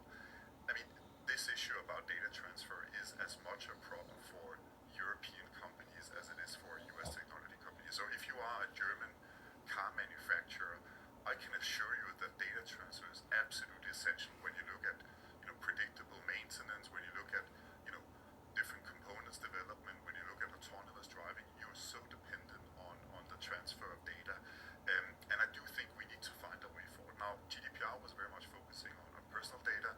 We now have two pieces of regulation coming forward in Brussels, the Data Governance Act and the Data Act, which is basically sort of handling non-personal data. And if you allow me to be a little bit positive and optimistic, and Robin, you know me well, it doesn't come natural for a Dane and for somebody who's used to be a diplomat, but I think what gives me a little bit of a ground for optimism is that both those pieces of regulation is actually focusing on the opportunity of data. It is acknowledging that we have to become better at facilitating data transfer, of course in a safe way, in a way that respects privacy, but fundamentally enabling European companies to do better in the digital economy by utilizing the transfer of data. Now, and this is, I think, where the discussion becomes a little bit schizophrenic, because then enters the digital sovereignty discussion, and you're spot on in saying data localization is a thing that we are being confronted with on a daily basis. So the desire for customers to have better control or better perceived control of data by having us commit to storing data in specific areas. And we actually did something last year where we established what we call the EU data boundary that gives our customers the opportunity to not only store data in Europe, but also to process data in Europe. Now, does that mean that we were not already living up to all commitments? No, we were completely living up to all commitments, all regulation. But I think this is where the psychology comes in. Now, what I would say, and it's sort of a slightly broader discussion, and if you allow me to bring in cybersecurity, because I think it's an important part of it as well. Is there a contradiction between Europe focusing on protection and Europe focusing on connection? And I would say absolutely not. And I think that's part of the discussion where we're hoping we can interject a little bit of sort of insights also from the technology side, because what we're seeing, for example, around cybersecurity, including what is happening a little bit towards the east these days, is there's something fundamentally logical about if you want to protect yourself, you pull things closer together, and if you look at data, you put things into your basement, into an on-premise server. The problem with the digital world and the virtual world we're living in today is that that actually gives less protection against these sophisticated attacks that we're seeing unfolding. So the best way to enable also a company like us and many other technology companies to offer state-of-the-art mitigation technologies, in fact, moving towards the cloud.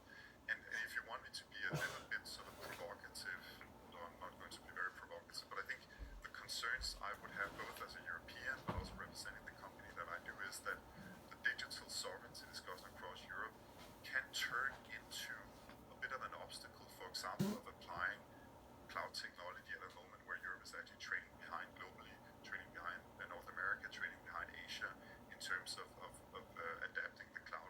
And I think that would be problematic for small and medium-sized enterprises that could have access to cheap state-of-the-art technology. But in fact, it's also problematic in terms of defending your societies, your critical infrastructure from the cybersecurity attacks that we're seeing going through the roof these months. So I think this is where the operational side of the digital sovereignty discussion raises a few concerns, and where I think we need to have sort of a better discussion between the private sector and the public sector. Very interesting. Look, I'm just going to bring Susan in and want to come very quickly on that point. I'm going to call on 3 people who've asked questions, see if I can get them. Just warning you to unmute if you're comfortable in a minute. My colleagues will be in touch with you. And then also I want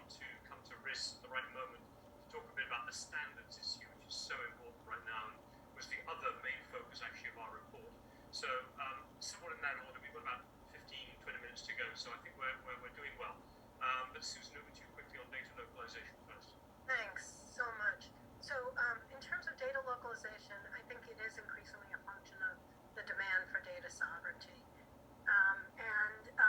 I do think that, as the Internet of Things and smart manufacturing becomes ever more important, what we're really talking about is, personal data. And so we're going to have to figure out how much of smart manufacturing, how much of IoT stuff is actually personal data.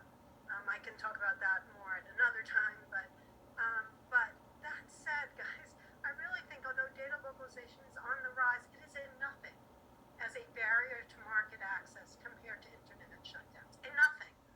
Every time India turns off the internet, 1.2 billion people at least are offline. And that is huge for market access, and I don't understand why trade agreements don't discuss that. Censorship would be another issue. So these are barriers to trade, but the ones that we're addressing are not the biggies. Here's another one coming, and I'll be really brief. The conflict between source code requirements and GDPR algorithmic regulations, which I'm sure Anu can talk about more eloquently. Thank you. Let me just get some other people back here and there, and so I'm going to bring in a couple of folks if I can right now. I know I want to unmute if we can Tom Kadraski, Yusuf Alawad, and I'm going to ask Leslie's question for her in a minute, Leslie McKenna, and I will also ask Christina Barbov's question in a minute. But Tom, you're unmuted. Go ahead. I'm going to take them all together. So take your note. I'll turn to ask panelists to reply. But let me get all the questions on the table so we don't spend too long. Tom, over to you first. You're unmuted. Go ahead. Thank you very much, Robin. So I wanted to ask the panelists, can long-term transatlantic governance cooperation survive the increasingly polarized nature of domestic politics? And in fact, can the very entities that politicians that are seeking to regulate them be the actual glue that will hold it all together? Thank you. That question. All right, have a think on that, folks. And Yusuf, please, you're unmuted. Go ahead. Hello. Thank you all to the panelists. Very, very interesting discussion. My question is actually directed to Anu directly. You spoke very briefly about this idea of America being this kind of haven for entrepreneurship, both from a regulatory and also kind of somewhat of a cultural perspective. Can you expand a little bit on what this means in practice, i.e. some of the policies that allow this to happen? And also what tangible policies would need to be implemented in Europe to compete with this? Thank you. Thanks for that, Yusuf. I know that Anu touched on some of those issues, I think, in one of her earlier comments about sort of venture capital and so on. But Anu, I'll let you come back because you might have a couple of other points you want to bring in there specifically. And let me ask two questions from people who can't unmute. Christina Barbov, and I suppose her line goes, is maybe a mirror image to Tom Kadraski's first question. Christina says, even if there is a clamor amongst US citizens, so this, Susan, might be for you, for greater protection, will it actually get through the democratic process given the very effective lobbying taking place by hard tech up on Capitol Hill? So, Susan, I'll give that to you, but anyone can touch on that if they want, but I think that'll be specific to you. And Leslie Leslie McKenna asked the question whether you have any thoughts on how governments and businesses on both sides of the Atlantic can better support the development of digital infrastructure in emerging economies. What should we be doing to provide alternatives to the digital Silk Road? And actually, I might use that, if I made a hook risk over to you in particular, because actually standards might be part of that. I mean, I know there's many other things in there, but risk, that might be a doorway into the standards question that I know I'd like you to touch on as well. So, where should we go? Yusuf, Susan, do you want to take on Yusuf's question about, the idea of America being a haven for tech entrepreneurship, but can you actually get through on this? No, sorry, that was Tom's question. Thank you. Tom's question.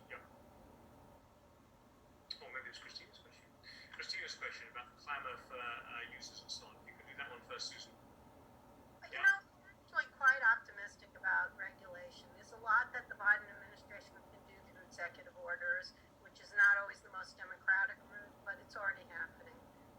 Also, I do think, as Casper could say more eloquently than me, companies want regulation. They don't want the patchwork. And, you know, we've seen it at the state level. It's really dangerous and costly. So I do think we are going to see competition policy and personal data protection and regulation, even though it's in the interest of Republicans to cut short Biden at every turn and deny him policy success. There's just so much pressure in the United States. Moreover, even though I do think you see a lot of commercials online about how companies want regulation, but they only want certain regulation, and they have captured both Republican and Democratic members, I do think that there is a sense that the United States has to say something here, and I see more and more evidence that the United States is going to move in this direction. Our allies won't let us not, and we have no credibility if we don't regulate our own companies, especially because of the dangers of the current model to democracy.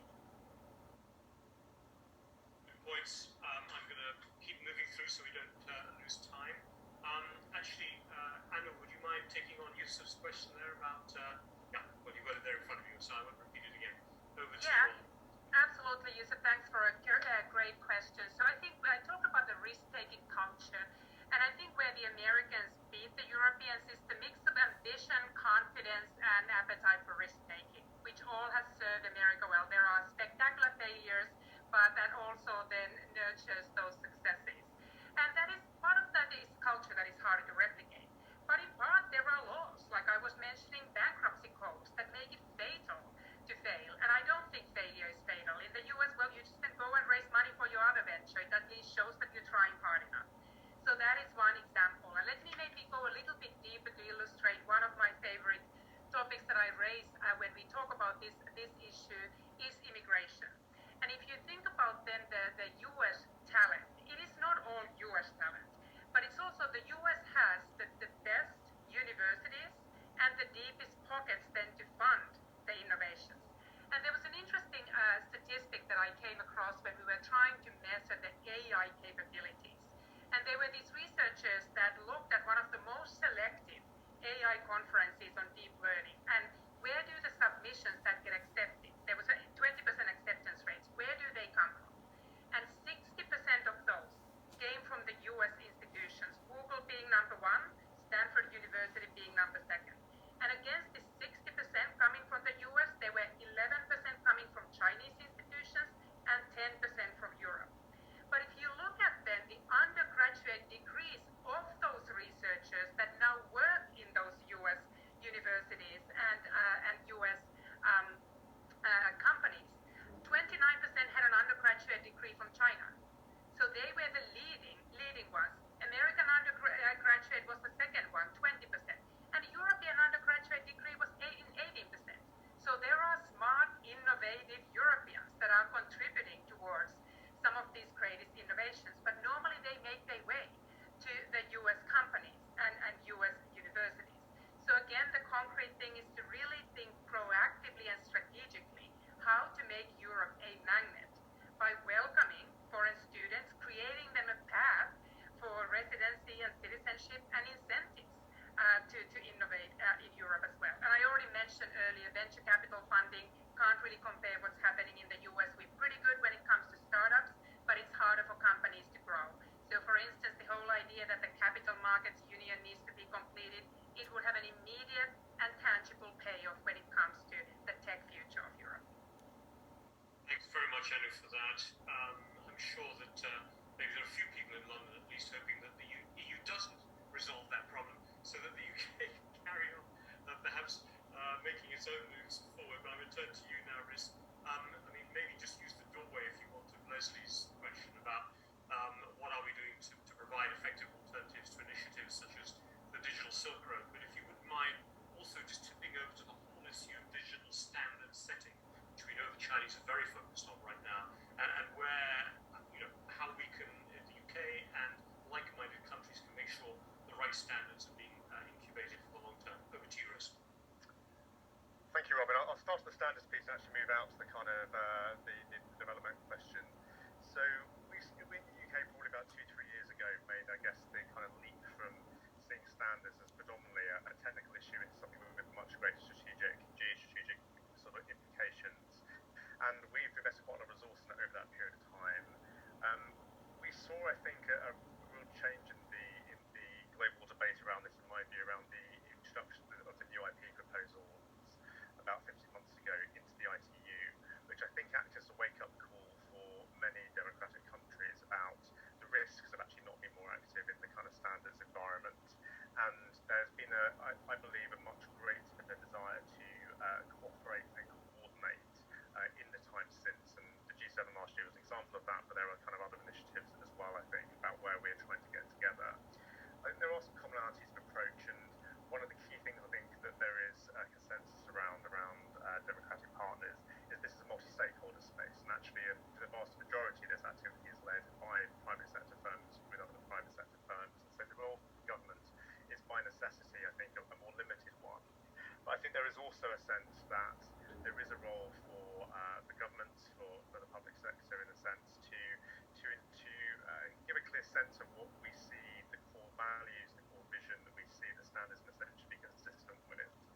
And in my belief, the kind of Alliance for the Internet proposal I mentioned before is a kind of example of that, about where there's a conversation around how values can shape a kind of standards environment. More directly about the kind of issues around the digital Silk Road. I mean, just one particular example I'll give here. We're doing a lot of work in the UK around telecom standards, and that's partly driven by what we're calling our telecoms diversification agenda. There's a major security element to that as well, but there's also an economic component. And our sense was the consolidation of the telecom supply market around quite a small number of producers, including Chinese producers, but it's not good for the market either. And so by driving standards, in this case the Open RAN standard for radio equipment, is an opportunity both to try to achieve security benefits, but also make the market more competitive. And I think that will actually give countries in Africa, countries in other places around the world, a greater choice of more cost-effective products, but also products which come from a variety of sources that will allow people to make choices in that sense as well. So I think there is a link between security and the economic. I think standards is a way to kind of drive that through. Thanks. Many thanks, Chris. I think that connection is really interesting and should be a source of common approach, if I can put it that way, as we go forward. Look, we are coming to the close. What I'm going to do, I thought I would turn Casper to you.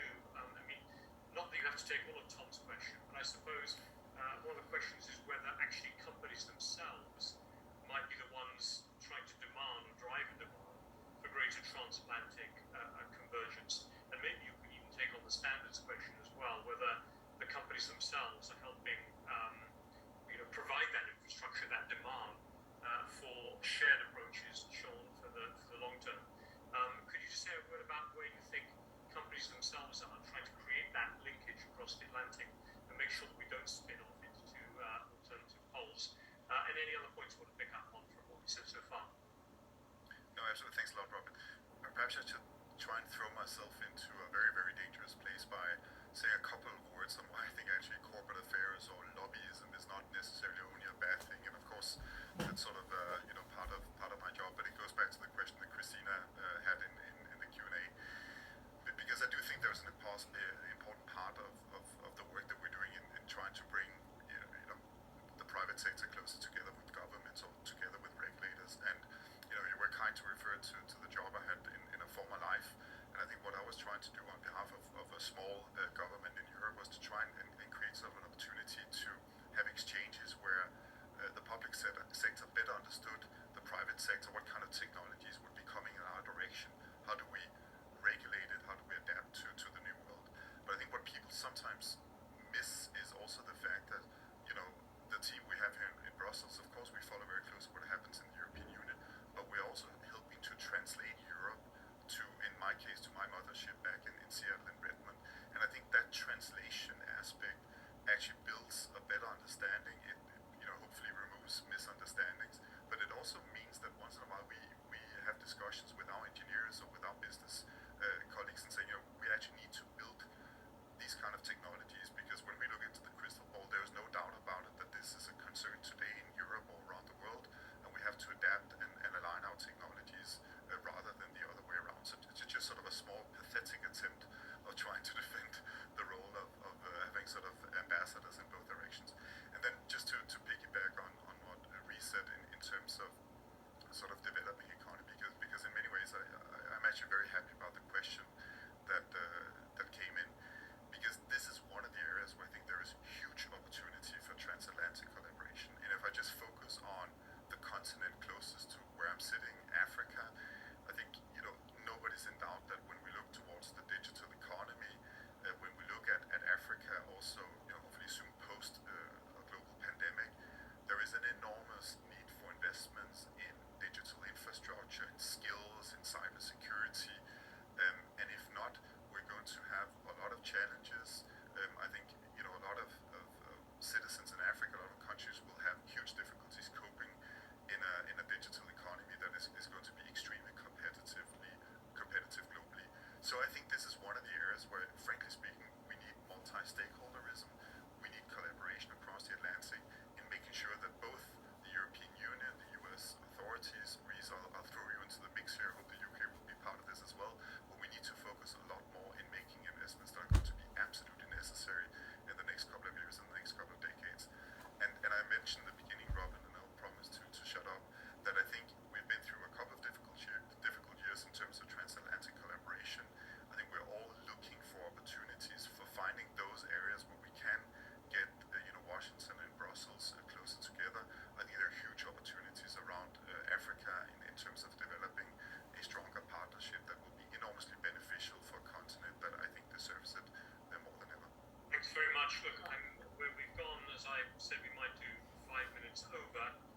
There's a couple of other questions in the chat. I don't think we'll have opportunity to get to them all right now, but I'm just noting Elizabeth Chauncey's question about following up to Susan, that maybe US legislation might actually be able to address some of the surveillance questions that the EU is concerned about.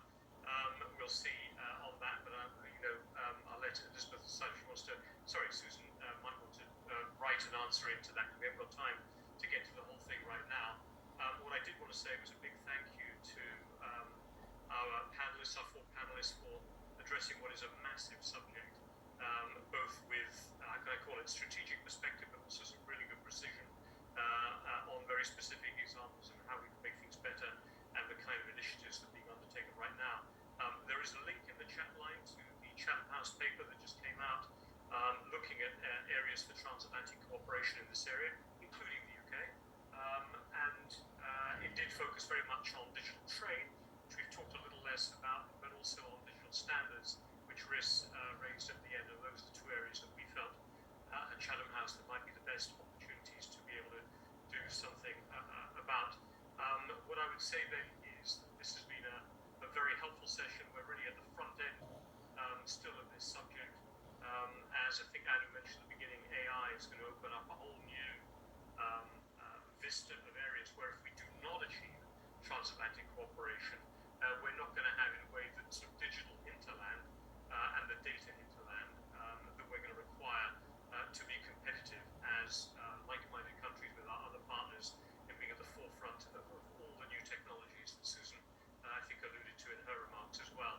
So we certainly at Chatham House will be trying to work towards closer collaboration across the Atlantic, but also, to Riss's point, to make sure we've got, and I think Susan's as well, we've got a number of other countries that are like-minded, that share the same objectives in here. And I'll finish by saying right at the end, Casper's comment that we need to include African countries very much in that mix, I think is spot on. And the inclusion of South Africa, even if it was just one African country, in the G7 summit on this back in June was an important nod, at least in that direction. And long may that continue. So thank you very much, everyone. Thank you, everyone, for joining us. Apologies for the slow start, but a very quick end with wonderful comments by everyone. We look forward to keeping in touch. Keep in touch with us. We'll keep in touch with you. Thank you, speakers. Until next time. All the best. Everyone.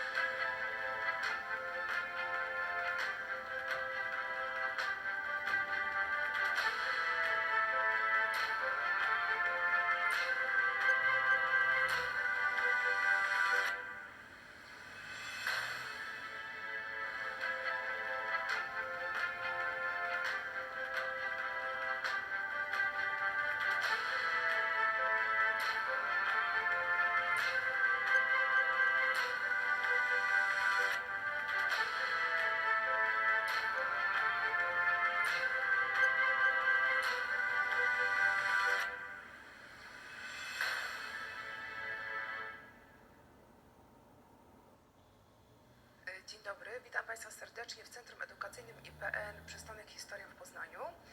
Dzisiaj gościmy Pana Filipa Frąckowiaka, dyrektora Izby Pamięci generała Ryszarda Kuklińskiego w Warszawie. Witam Pana serdecznie. Dzień dobry Państwu.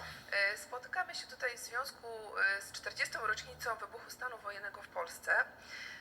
Myślę, że to jest dobra okazja do przywołania polskiego bohatera, pułkownika Ryszarda Kuklińskiego, który działał pod pseudonimem Jack Strong. Pan Filip Frąckowiak przybliży temat jego działań w kontekście sytuacji geopolitycznej w latach 70. Tutaj już oddaję głos panu Filipowi Frąckowiakowi i zapraszam do wysłuchania wykładu i także informacji na temat Ryszarda Kuklińskiego. Bardzo dziękuję. Szanowni Państwo, bardzo dziękuję za zaproszenie do oddziału Instytutu Pamięci Narodowej w Poznaniu, do Centrum Edukacji Historycznej, aby przedstawić misję i dziedzictwo misji Ryszarda Kuklińskiego. To jest wyjątkowy czas, w którym się spotykamy, bo nie tylko w przededniu 40. rocznicy wprowadzenia stanu wojennego w Polsce przez komunistów, przez juntę wojskową komunistyczną, ale także tuż po także 40.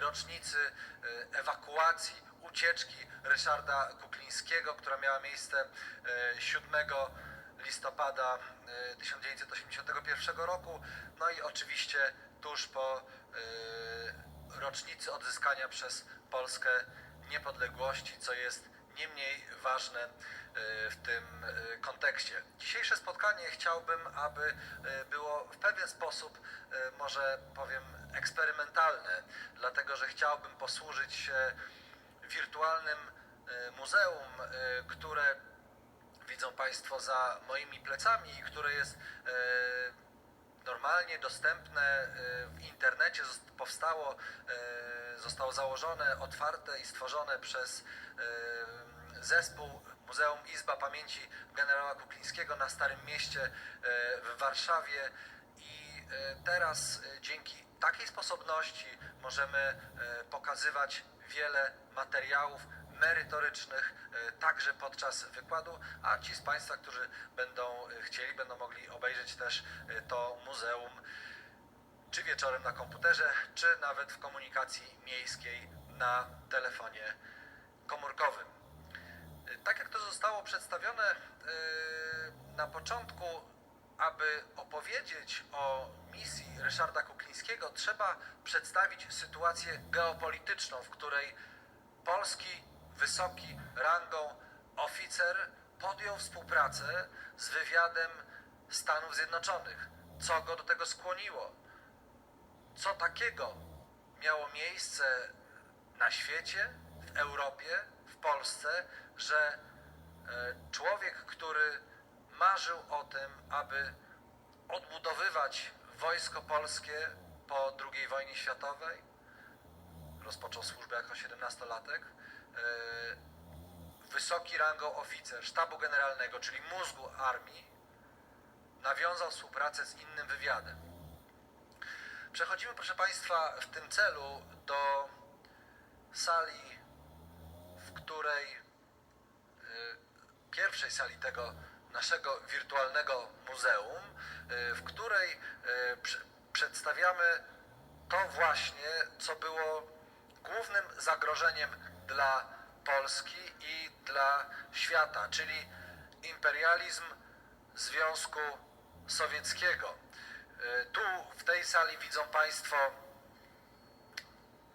przywódcę Związku Sowieckiego Leonida Breżniewa w czarnym płaszczu, przy mównicy po jego prawej stronie marszałek Dmitrij Ustinow, minister obrony Związku Sowieckiego, drugi człowiek, można powiedzieć, w Związku Sowieckim. Co to są za lata, dekada lat 70. dla Związku Sowieckiego? No przede wszystkim na arenie międzynarodowej Stany Zjednoczone przegrywają wojnę w Wietnamie, a zatem rozsiewany komunizm, którego źródła i korzenie są w Związku Sowieckim, rozszerza się coraz dalej w Azji Wschodniej, na Dalekim Wschodzie. W Europie natomiast zostaje wdrożona przez Moskwę nowa doktryna, tak zwana doktryna Breżniewa, której emanacją w 1968 roku jest inwazja państw Układu Warszawskiego na rozkaz Kremla na Czechosłowację. Doktryna Breżniewa mówiła o tym, że Związek Sowiecki ma prawo militarnie ingerować w państwach, które są państwami satelickimi, a ich życie polityczne i społeczne odbiega od narzuconego modelu przez Związek Sowiecki. Ale dekada lat 70. to także wzmożone prace nad planami ofensywy Związku Sowieckiego z wykorzystaniem państw Układu Warszawskiego na zachód Europy. I to jest punkt wyjścia do naszej dyskusji. Tu Państwu chcę teraz zaprezentować mapę stworzoną w Polskim Sztabie Generalnym, plan operacji zaczepnej frontu nadmorskiego. Być może jeden z najważniejszych dokumentów współczesnej historii Polski, podpisany 25 lutego 1970 roku, zatwierdzony właściwie trzeba powiedzieć przez ówczesnego ministra obrony PRL, generała Wojciecha Jaruzelskiego. I co pokazuje ten plan? Już sam jego tytuł, plan operacji zaczepnej frontu nadmorskiego, mówi nam, że doktryna Układu Warszawskiego nie była pokojowa, nie była obronna, tak jak mówiła to propaganda komunistyczna. Ta operacja, tak zwany pierwszy rzut strategiczny, pokazuje atak polskich żołnierzy, te czerwone obszary, czerwone strzałki, atak około półmilionowej armii PRL na Danię, część Niemiec zachodnich, Holandię i Belgię. Najdalsze zadanie sięgało Calais we Francji, czyli kanału La Manche. To jednak miało być poprzedzone uderzeniem jądrowym. Te czerwone bomby w cieśninach duńskich, następnie te czerwone kropki na niebieskich obszarach. Niebieskie obszary to jest infrastruktura natowska w Niemczech Zachodnich i dalej wzdłuż północnego wybrzeża Europy te dalej czerwone bomby zasadniczo aż do kanału La Manche.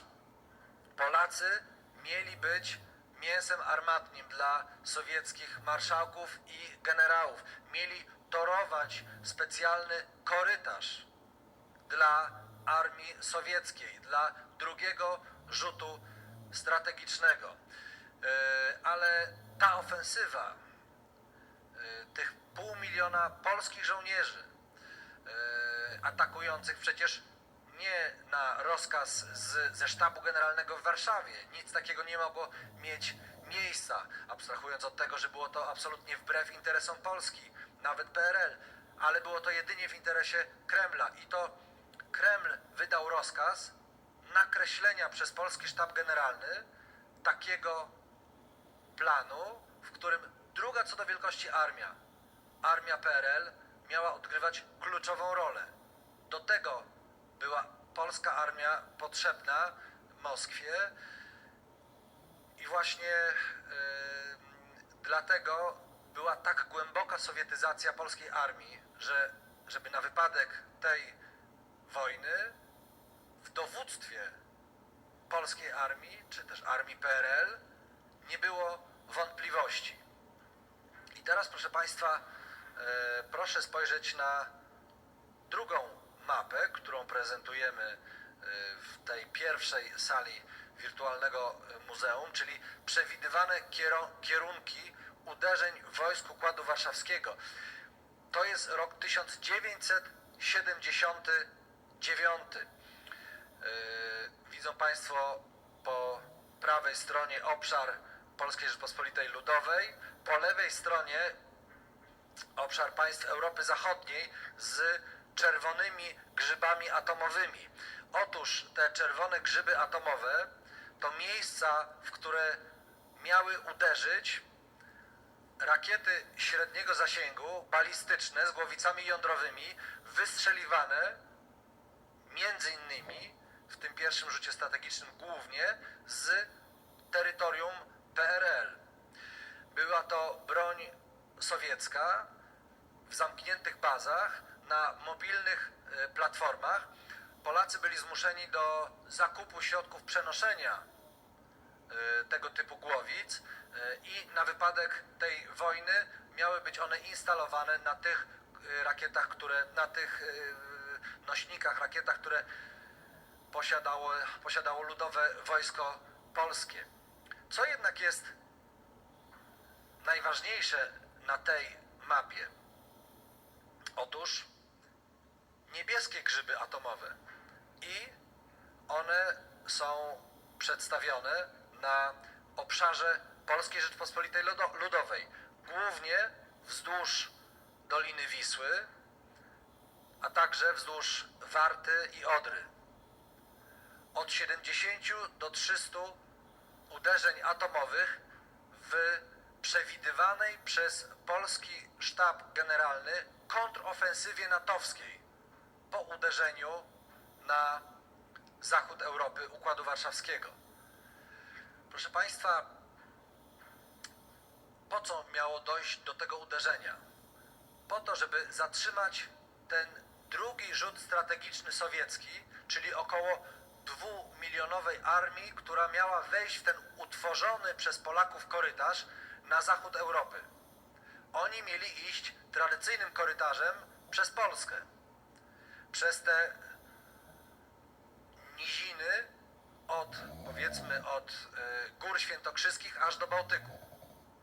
Polska jest akurat dla Rosjan, dla Związku Sowieckiego bardzo wygodnym obszarem do maszerowania, dlatego że wszystko od powiedzmy Kielc na południe aż do Morza Śródziemnego z drobnymi wyjątkami to są góry, a przez Polskę można po prostu swobodnie maszerować. I oni się spodziewali, że NATO uderzy na Polskę i w wyniku tych uderzeń atomowych powstaną rozlewiska wodne. Widzą Państwo takie czarne plamy.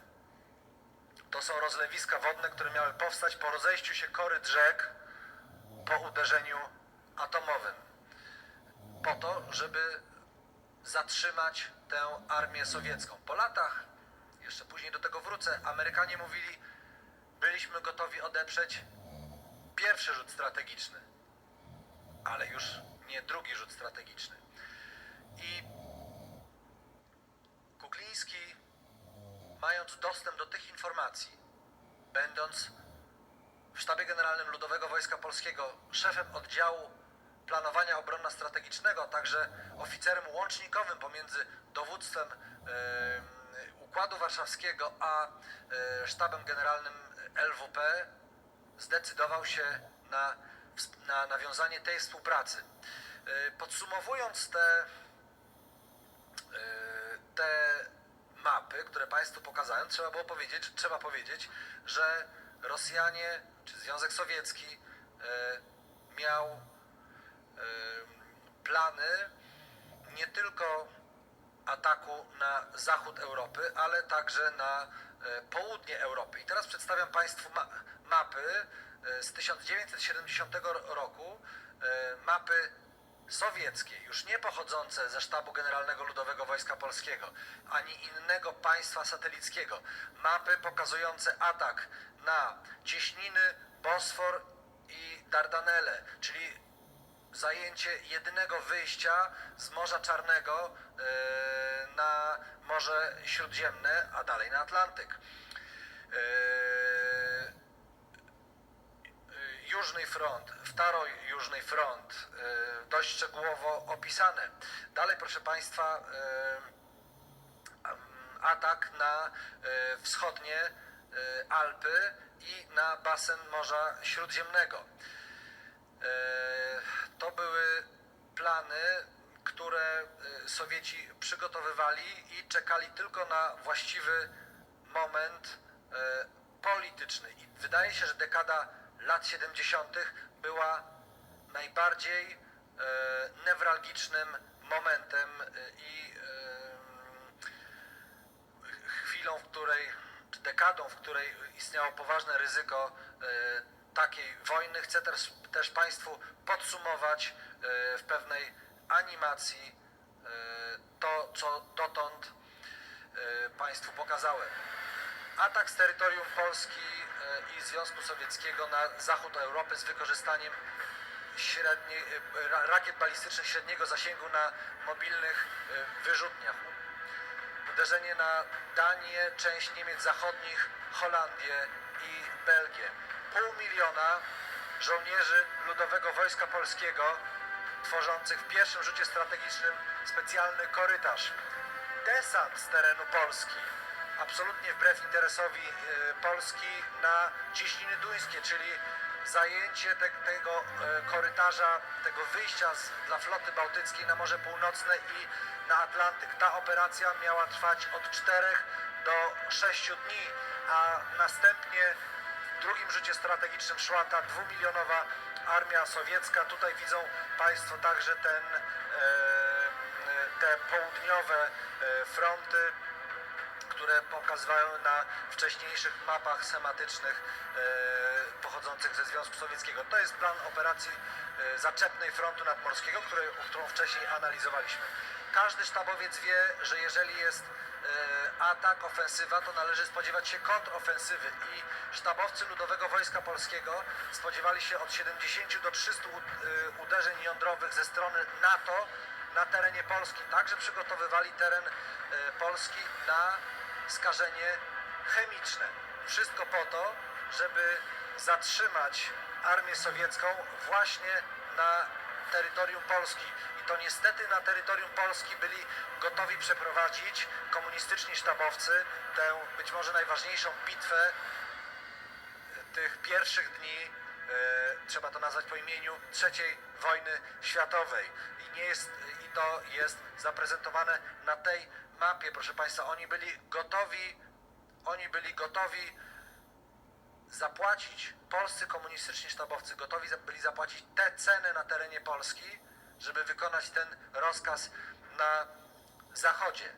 Ale proszę Państwa, teraz trzeba zastanowić się nad rolą Ryszarda Kuklińskiego i jak do tego doszło, że w ogóle został żołnierzem i wszedł w posiadanie informacji, które Państwu w tym momencie zaprezentowałem. Proszę Państwa, kariera wojskowa Ryszarda Kuklińskiego. Ryszard Kukliński składa przysięgę w wieku 17 lat. Jak później powiedział, nigdy nie zdradziłem ojczyzny, dochowałem żołnierskiej przysięgi, jaką składałem na wierność narodowi polskiemu. Wstąpiłem do Wojska Polskiego jako 17-letni chłopak w roku 1947. Wtedy jeszcze śpiewaliśmy rotę, chodziliśmy do kościoła.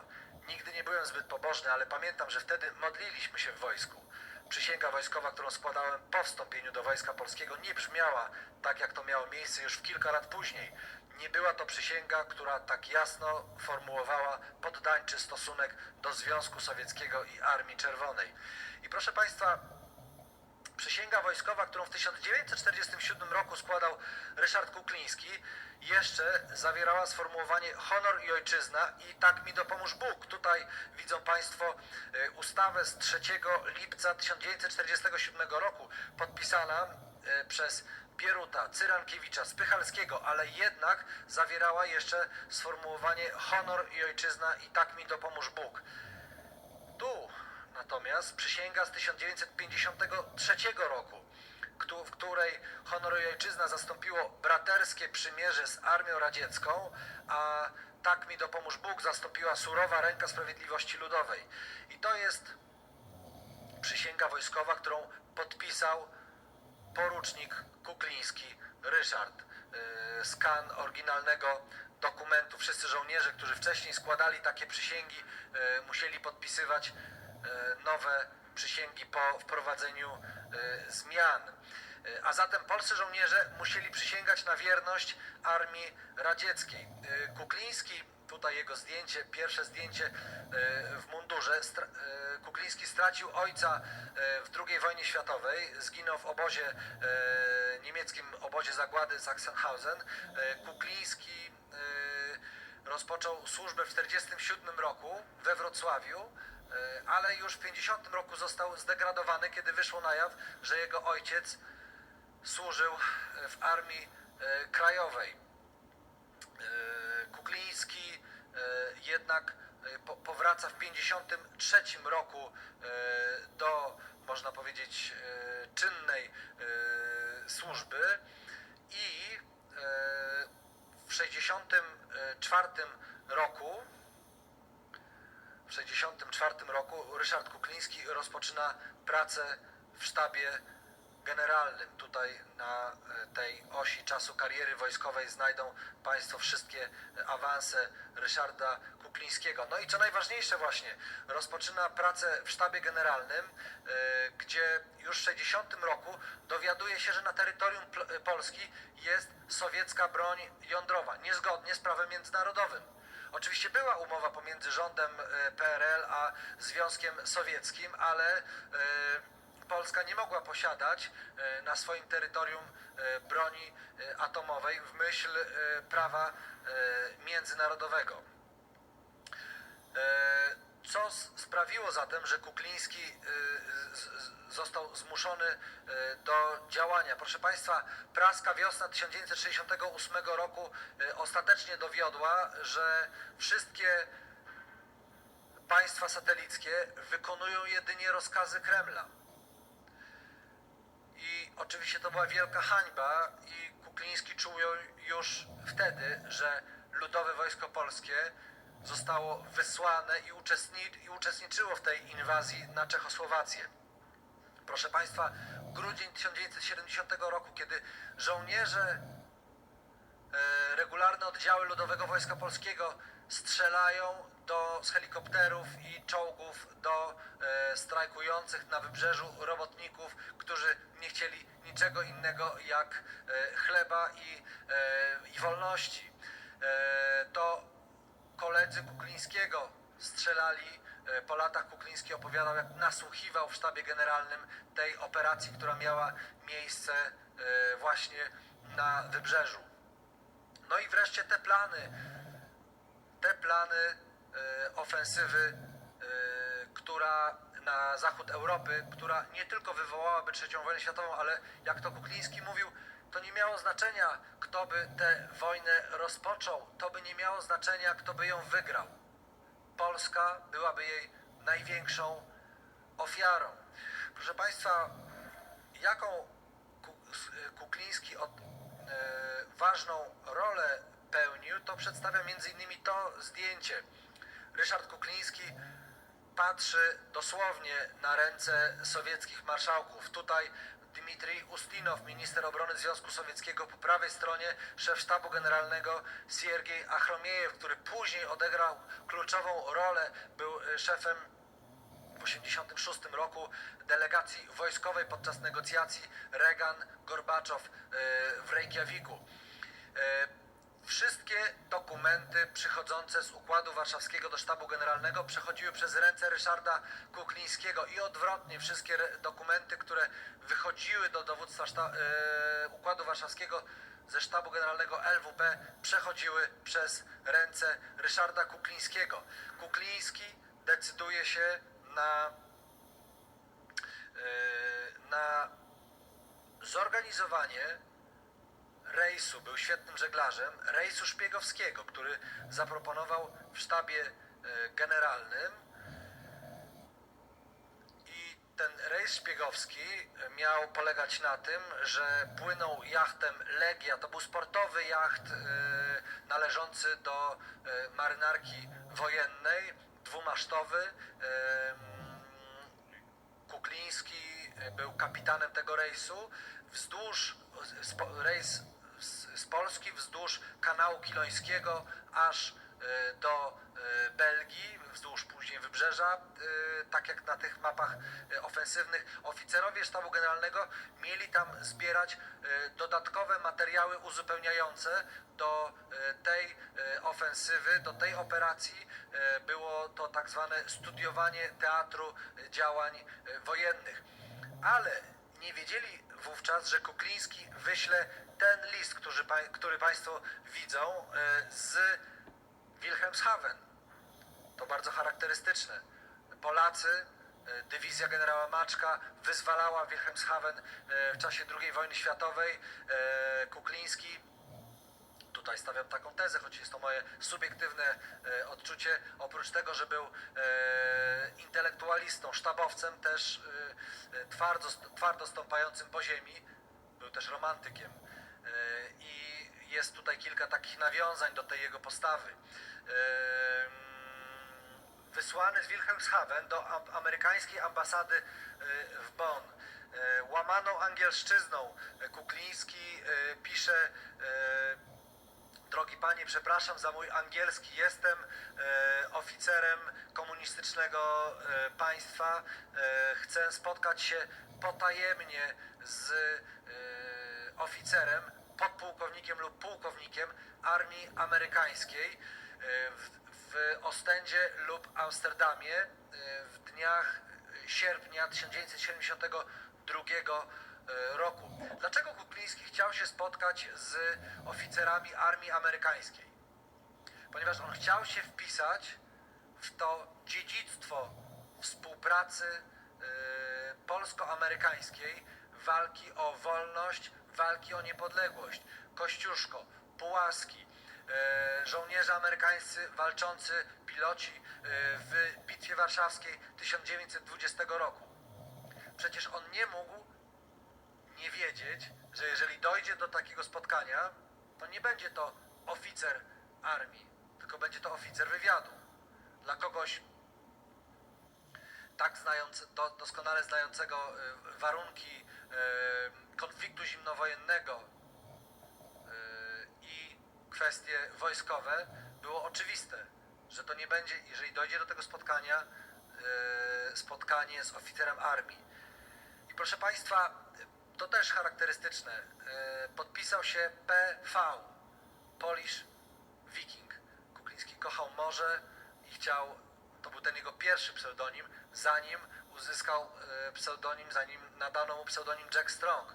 Był jeszcze później inny pseudonim, Seagull, czyli Mewa. Tak się nazywała cała operacja, która była prowadzona przez Amerykanów. No i proszę Państwa, do pierwszego spotkania Kuklińskiego z amerykańskimi oficerami dochodzi 18 sierpnia 1970 roku. I teraz jest bardzo ważne, żeby opowiedzieć, żeby wypowiedzieć słowa, które podczas tego pierwszego spotkania Kukliński sformułował w rozmowie z Amerykanami. My, Polacy, należymy obecnie do obozu sowieckiego, ale to nie był nasz wybór. To zostało ustalone między wami a Rosjanami. Czyli Kukliński już w pierwszym zdaniu tłumaczy Amerykanom, że krytycznie podchodzi do tego ich działania wówczas pod koniec II wojny światowej. I to nie jest tak, że on oddaje się bezkrytycznie we współpracę wywiadowczą czy agenturalną z Amerykanami. I dalej jest bardzo ważne, w przypadku wojny obronnej przeciwko agresji z waszej strony, pozostaniemy z Rosjanami i innymi krajami Układu Warszawskiego. Jest to jednak mało prawdopodobny, jeśli nie wykluczony scenariusz przyszłego konfliktu wojennego w Europie. I oczywiście w tym zdaniu Kukliński potwierdza, że główne ofensywne założenia wychodziły z Moskwy w konflikcie zimnowojennym. Nikt nigdy nie widział może to jest zbyt daleko idące sformułowanie, ale nie są znane powszechnie żadne plany ofensywne NATO względem bloku sowieckiego w okresie zimnej wojny. Są różne scenariusze odpowiedzi, ale nie ma planów tak zdecydowanie ofensywnych, jak te, które Państwu przed chwilą prezentowałem. A gdyby były, to ja właściwie nie mam żadnych wątpliwości, że byłyby znane. I co dalej mówił Kukliński? Nie chcemy natomiast uczestniczyć, a właściwie pisał, bo ta deklaracja intencji była zapisana. Nie chcemy natomiast uczestniczyć w żadnej wojnie agresywnej przeciwko NATO, przeciwko Zachodowi. Czy waszym zdaniem jest szansa nawiązania współpracy między Wojskiem Polskim a siłami amerykańskimi stacjonującymi w Europie, po to, by zapobiec wojnie, a w razie jej wybuchu, by pomóc w działaniach w polskim interesie narodowym? To oznaczałoby niebranie udziału wojsk polskich w ofensywie sowieckiej przeciwko NATO i wycofanie się Polski z Układu Warszawskiego. Proszę Państwa, Ryszard Kukliński na początku deklarował wolę utworzenia spisku w Wojsku Polskim. To oznacza, że nie był jedynym oficerem, czy właściwie oznaczałoby, że nie był jedynym oficerem, który nie zgadzał się na taką sowietyzację Wojska Polskiego. Pewnie nie chodziło jedynie o Wojsko Polskie, ale po prostu całej Polski, całego kraju. Gospodarki, kultury, działań społecznych. Ale Amerykanie się na to nie zgodzili. Inna rzecz, że prawdopodobnie nikt nie miał tak całościowej wiedzy o planach sowieckich, jaką miał Kukliński. I ta deklaracja intencji w tym sensie jest bardzo ważna, żeby to mówić, że Kukliński nie podchodził bezkrytycznie do współpracy z Amerykanami. Tutaj ciekawostka, zdjęcia z tego rejsu, proszę Państwa, nawet były koszulki z wydrukiem, z nadrukiem jachtu Legia, tutaj Kukliński po środku i członkowie tego rejsu, już widać to nawet po zdjęciach, że po tle, że zdjęcie zrobione na zachodzie, no, atmosfera marynarska, tak bym powiedział, tutaj przy śniadaniu także, i odtworzone fragment wnętrza tego jachtu. Od tego momentu, proszę Państwa, Kuklińskiemu towarzyszy już strach i niepewność, ponieważ zdawał sobie sprawę, że nawiązanie współpracy z Amerykanami jest ogromnym ryzykiem dla niego, dla jego rodziny. Był przecież wysoko, niczego mu nie brakowało w PRL. Był podpułkownikiem, później pułkownikiem Ludowego Wojska Polskiego, a więc szanowanym w PRL-u obywatelem, a jednak, to są górnolotne słowa, położył wszystko, co miał na ołtarzu ojczyzny. Ponieważ wiedział o tym doskonale, jak ojczyzna jest zagrożona. Proszę Państwa, bardzo ważne słowa dowódcy Zjednoczonych Sił Zbrojnych Układu Warszawskiego, marszałka Wiktora Kulikowa. Znałem dobrze pułkownika Ryszarda Kuklińskiego. To zdrajca i sprzedawczyk, niegodny munduru oficer Wojska Polskiego. To był bardzo inteligentny oficer, inteligentny zdrajca. Jeżeli sowiecki marszałek, okupant polski wypowiada takie słowa, to właściwie nie ulega żadnej wątpliwości, że Kukliński dobrze zasłużył się Polsce. Proszę Państwa, proszę spojrzeć, raporty Ryszarda Kuklińskiego na tych ścianach. Kukliński one są dostępne, część z nich jest odtajniona na stronach internetowych CIA. Kukliński przekazał między 72 rokiem a rokiem 81 około 40 000 stron tajnych sowieckich dokumentów, bo nawet o tych mapach z polskiego sztabu generalnego nie można mówić, że to były polskie mapy. polscy oficerowie nie mogli sobie opracowywać żadnej operacji, która miałaby na celu atak na zachód Europy bez zgody, a właściwie bez rozkazu Kremla. Różne warianty tych operacji Kukliński przekazał. Miejsca, gdzie mieli się ukrywać na wypadek wojny i dowodzić sowieccy marszałkowie i generałowie, tak zwany system bunkrów Albatrosy. Jeden z nich w Polsce. Przekazał także detale systemu komunikacji elektronicznej w Układzie Warszawskim.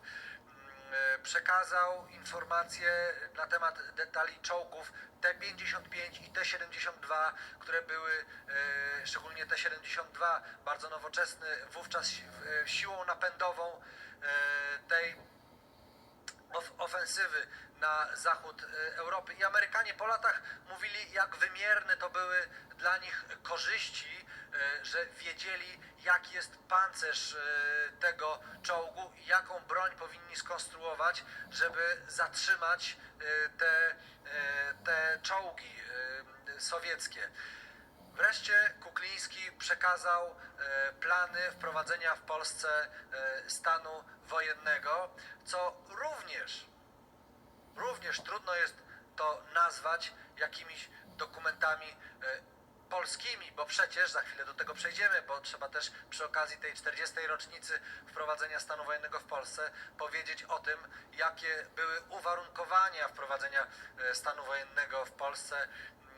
Stan wojenny to jest trochę eufemizm, bo tak naprawdę była to po prostu wojna z narodem, czyli wyprowadzenie wojska przeciwko narodowi. A zatem Kukliński wiedział doskonale, że jeśli zostanie złapany, zatrzymany, zdekonspirowany, to w najlepszym wypadku grozi mu strzał w tył głowy, jeśli nie tortury na Rakowieckiej w Warszawie czy na Łubiance w Moskwie. I to Kukliński zwerbował Amerykanów, a nie Amerykanie zwerbowali Ryszarda Kuklińskiego. Szanowni Państwo, proszę spojrzeć teraz na to, co o Kuklińskim mówili Amerykanie. Kukliński był bohaterską postacią zimnej wojny, a dla nas prawdziwym skarbem. Jego raporty i informacje pomogły nam zrozumieć, w jaki sposób armie Układu Warszawskiego będą działać, jeżeli rzeczywiście będą szykować się do działań wojennych. Pozwoliło to nam dokładnie zrozumieć sposoby działań Rosjan. Było to wprost nieocenione dla Ameryki rozpoznanie sowieckiego zagrożenia. Równie ważne było to, że raporty Kuklińskiego sprawiły, że CIA oraz inne agencje Stanów Zjednoczonych miały pewność i wiedziały, kiedy Rosjanie nie szykują się do wojny. Tego rodzaju informacje pomogły USA uniknąć odruchowych reakcji na manewry Układu Warszawskiego w okresach napięć międzynarodowych. Fritz Ermerth, główny analityk do spraw sowieckich w CIA. Szanowni Państwo, tutaj kolejne zdjęcie. Ryszard Kukliński stojący nad marszałkiem Kulikowem, tutaj właśnie głównodowodzący sił Układu Warszawskiego i nad nim Kukliński, również po prostu to jest to najlepsze określenie, patrzący im na ręce podczas kolejnego szczytu wojsk Układu Warszawskiego. I ani kierownictwo Sztabu Generalnego Ludowego Wojska Polskiego, ani sowieccy marszałkowie po latach, szczególnie w latach 90., kiedy byli o to pytani, nie zaprzeczali wiedzy Ryszarda Kuklińskiego w zakresie roli, czy właściwie w zakresie kreowania planów ofensywnych Związku Sowieckiego, Układu Warszawskiego na zachód Europy. Proszę Państwa, jest rok 1980. W Polsce jest coś, co moglibyśmy po latach nazwać krótkim, choć jednak festiwalem wolności. Solidarność zostaje zalegalizowana. ojciec Karol Wojtyła zostaje wybrany papieżem, tutaj trzeba wrócić na chwilę do tych słów. Wołam ja, syn polskiej ziemi, a zarazem ja, Jan Paweł II, papież. Wołam z całej głębi tego tysiąclecia. Wołam w przeddzień święta zesłania. Wołam wraz z wami wszystkimi. Niech stąpi duch Twój i odnowi oblicze tej ziemi. To było coś więcej niż tylko modlitwa. To było bardzo wyraźne stanowisko polityczne. Jan Paweł II był nie tylko Ojcem Świętym, nie tylko świętym, ale był wybitnym mężem stanu. I mieliśmy wielkie szczęście, że w dekadzie lat 80. także ten największy sojusznik Polski przez wieki, chyba tak to trzeba powiedzieć, Stany Zjednoczone, miały tak wybitnego prezydenta jak Ronald Reagan, który tuż po wprowadzeniu stanu wojennego powiedział: historia uczy, że stabilność Europy jest zagrożona wtedy, gdy Polska doświadcza ucisku. Wolni ludzie całego świata sercem i duchem wyrażają solidarność z narodem polskim w godzinie jego cierpienia. Wrócę jeszcze do stanu wojennego. Tuż po legalizacji Solidarności są pierwsze informacje, pierwsze naciski z Moskwy na Warszawę, że kwestię Solidarności trzeba rozwiązać w sposób siłowy. Nie wdając się, bo to jest temat na odrębny wykład, jakie były konflikty wewnątrz władz polskich, Kania, Jaruzelski, trzeba powiedzieć, że przede wszystkim Moskwie zależało na tym, żeby to Ludowe Wojsko Polskie otrzymało rozkaz do wystąpienia przeciwko Solidarności. Wiemy też o tym, że Wojciech Jaruzelski zwracał się do Sowietów z prośbą o wsparcie, żeby to armia radziecka, sojusznicze armie, jak to mówił Wojciech Jaruzelski, tak jak to miało miejsce w Czechosłowacji, zdławiły Solidarność. Sowietom z różnych powodów było to nie po drodze, nie na rękę, ale to nie oznacza, że nie było militarnych nacisków.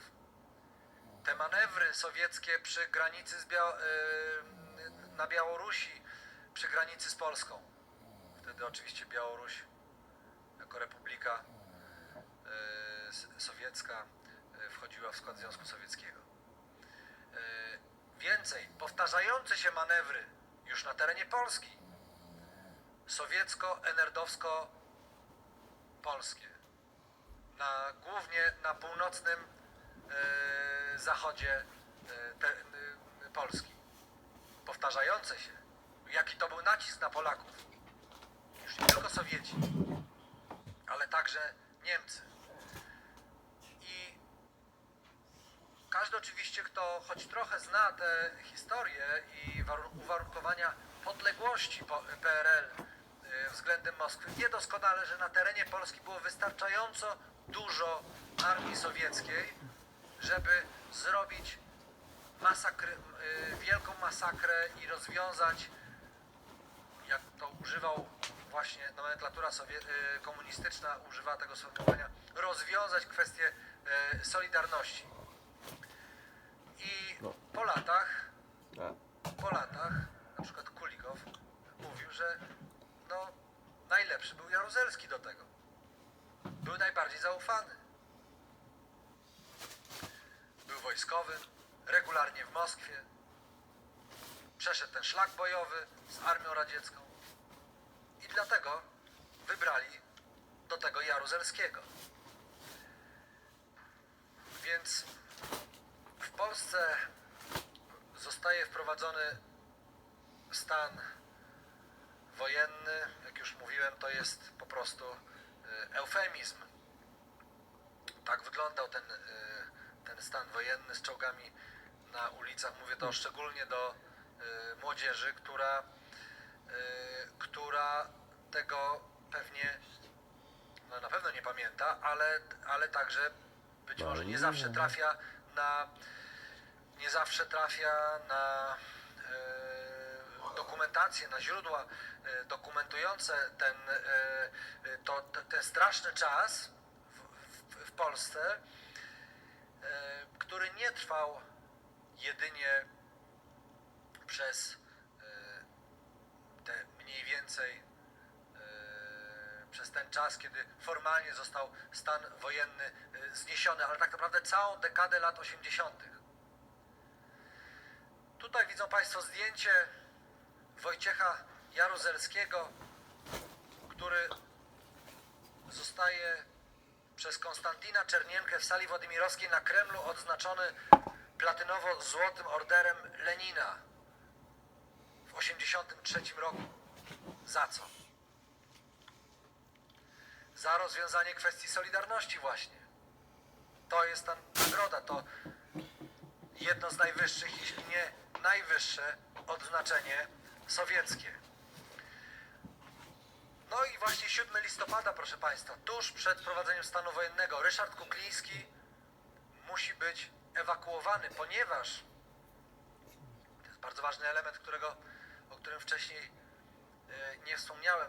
Ryszard Kukliński uczestniczy w pracach nad zaprojektowaniem tej operacji, największej operacji wojskowej Ludowego Wojska Polskiego po II wojnie światowej. Dzięki temu, to potwierdza jego rolę w sztabie generalnym, a jednocześnie dzięki temu mógł na bieżąco przekazywać informacje Amerykanom. I na posiedzeniu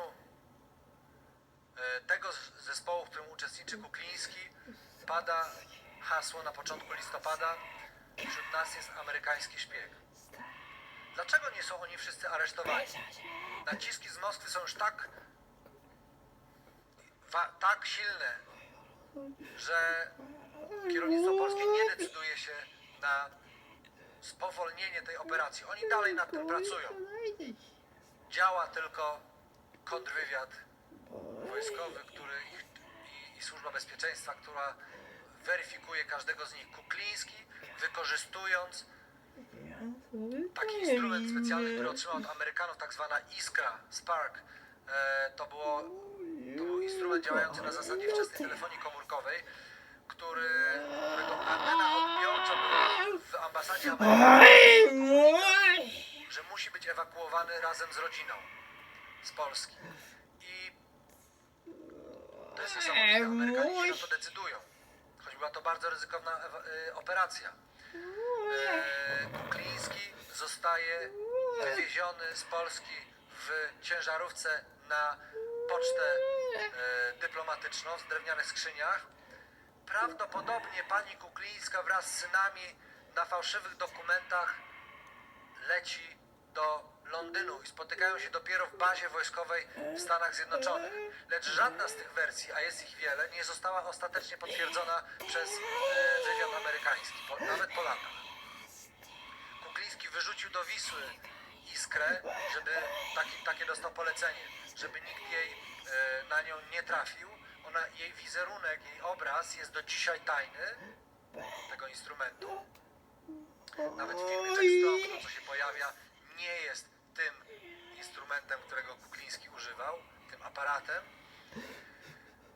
No i żeby ta operacja się udała, Amerykanie ściągają z Berlina Zachodniego turystów amerykańskich, którzy pod przykrywką turystów są faktycznie oficerami CIA, którzy są nierozpoznani jeszcze przez Polski, przez SB, przez kontrwywiad. I to oni doprowadzają do ewakuacji Kuklińskiego. Było kilka prób, ale one się nie udały przed 7 listopada. Proszę Państwa, Kukliński zostaje skazany na karę śmierci 23 maja 1984 roku. To jest odwzorowanie tej sali, w której Ryszard Kukliński został zaocznie skazany. Nie ma tu nikogo, właśnie dlatego przede wszystkim nie ma Ryszarda Kuklińskiego. Jest tylko ten wyrok, w którym jest bardzo ciekawy, bo nawet w tym komunistycznym wyroku sądu kapturowego nie doszukano się żadnych pobudek finansowych w działalności Ryszarda Kuklińskiego.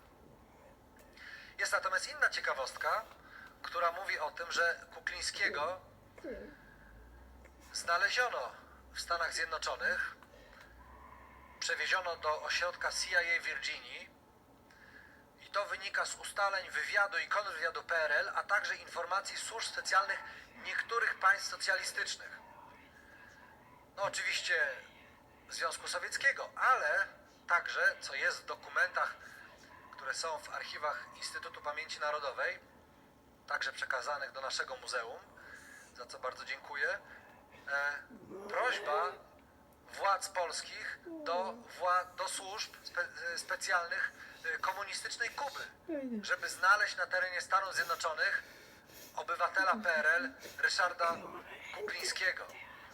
Co Kukliński mówił, proszę Państwa, po latach o tym wyroku? Jestem dumny z tego, co zrobiłem i nie mam się czego wstydzić. Zdecydowanie zasługuję na ten wyrok, może nawet na jego trzykrotność. Proszę Państwa, w 1989 roku w Polsce upada komunizm, ale jeszcze wrócę do początku dekady lat 80., kiedy powiedziałem o Ronaldzie Reaganie, kiedy powiedziałem o Janie Pawle II jako wyjątkowo ważnym mężu stanu. Rzadko się o tym mówi, że te dwa zamachy, które miały miejsce w 1981 roku, dzieli jedynie 6,5 tygodnia. Stawiam taką tezę, że jest to niemożliwe, aby nie były to dwa elementy jednej operacji. 30 marca 1981 roku zamach na Ronalda Reagana. Reagan cudem uchodzi z życiem. To zdjęcie z tego zamachu. 13 maja zamach na Ojca Świętego. Jakie 6,5 tygodnia? 6,5 tygodnia. Jakie podobne do siebie są te zamachy? Jak wyglądałaby dekada lat 80. bez Ojca Świętego i Ronalda Reagana? Po pierwsze, do Reagana i do Ojca Świętego strzela szaleniec. Ten, który strzela do Reagana, był zainspirowany filmem Taksówkarz z Robertem De Niro. Że też zmieniał kilka lub kilkanaście razy wersje, które nim, co nim powodowało. Wszystko się dzieje na oczach kamer. Zarówno jest znakomite materiały filmowe z tego zamachu na Ojca Świętego i oczywiście znakomite archiwa, znakomite w sensie bardzo dokładne, precyzyjne, bo było to przy kamerach dziennikarskich i z tego zamachu na Ronalda Reagana. Dalej, wśród bardzo wielu ludzi to wszystko miało trafić do opinii publicznej. To nie był przypadek. Choć oczywiście i tu właściwie nie ma żadnych śladów KGB. Ani w Stanach Zjednoczonych, ani w Rzymie. Jest ten ślad bułgarski, ale on właściwie nie przyniósł w tym śledztwie włoskim spodziewanych efektów. Ale trzeba powiedzieć o tym, jak bliscy byli sobie Ojciec Święty Jan Paweł II i Ronald Reagan. Bez nich nie doszłoby do upadku imperium zła Związku Sowieckiego. Zanim jeszcze wrócę do roku 89. Rok 86. Kolejna rocznica, którą mieliśmy 35 lat temu, w październiku minęło 35 lat od słynnych negocjacji Michaiła Gorbaczowa i Ronalda Reagana w Reykjaviku. To właśnie to zdjęcie i zarówno stenogramy rosyjskie, jak i amerykańskie potwierdzają słowa Ronalda Reagana, który powołuje się wprost na dokumenty przekazane przez Ryszarda Kuklińskiego. I Reagan mówi tak: widziałem mapy, na których wasze rakiety średniego zasięgu na mobilnych platformach z głowicami jądrowymi skierowane są w miasta Europy Zachodniej. Nie możemy się zgodzić na taką waszą obecność. I to są te mapy, które państwu pokazywałem na początku. To jest dla nas bardzo ważne, dla polskiej historii i dla dowiedzenia tego, jak istotną rolę Ryszard Kukliński odegrał. A zatem Ryszard Kukliński odegrał bardzo ważną rolę i Amerykanie to po latach potwierdzili. Natomiast sam musi ukrywać się w Stanach Zjednoczonych. Musi ukrywać się w Stanach Zjednoczonych pod innym nazwiskiem, ale nadal odgrywa utajoną rolę. Proszę Państwa, to jest ten mur berliński, symbolicznie dzielący Ryszarda Kuklińskiego, ukrywającego się w Stanach Zjednoczonych. Jedno z nielicznych zdjęć, na którym mogą Państwo zobaczyć Ryszarda Kuklińskiego w tej dekadzie lat 80. Jest 89 rok, w Polsce upada komunizm. W 93 roku z Polski ewakuowani są ostatni żołnierze już wtedy Federacji Rosyjskiej, już nie sowieccy, ale wyrok na Kuklińskiego, ten haniebny wyrok z 84 roku nadal obowiązuje. W 95 roku zostało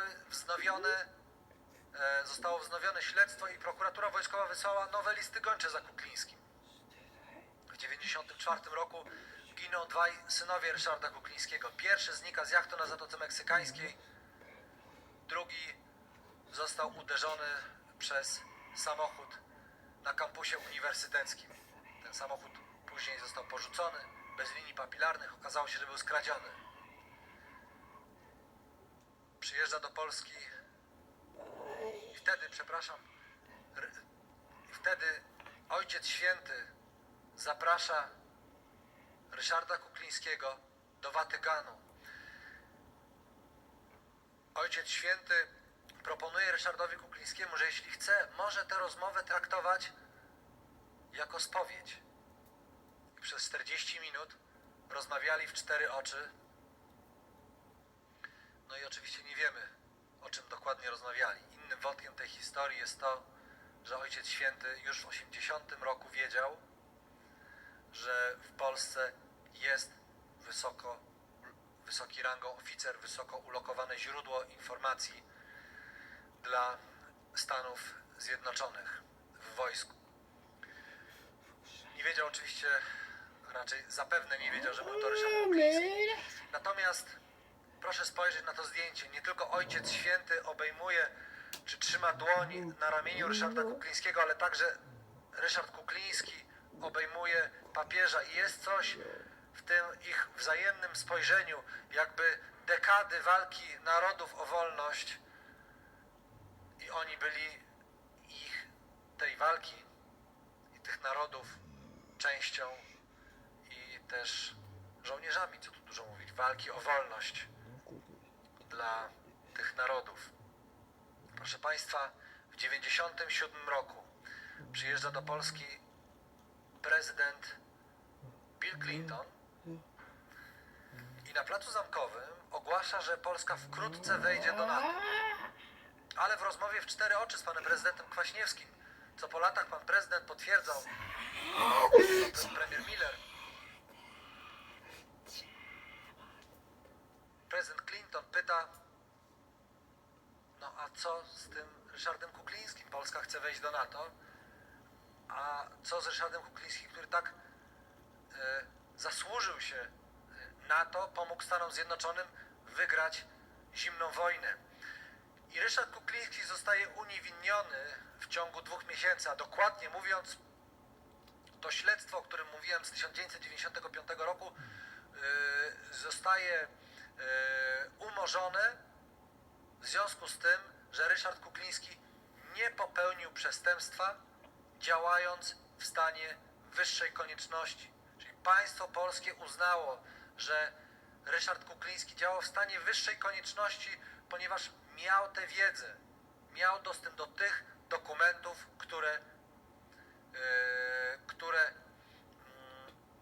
z których wynikało, że Polska jest zagrożona, i pomógł Polsce, przekazując je Stanom Zjednoczonym. W 1999 roku Polska wchodzi do NATO. Tutaj zdjęcie z tej chwili podpisania przez prezydenta Billa Clintona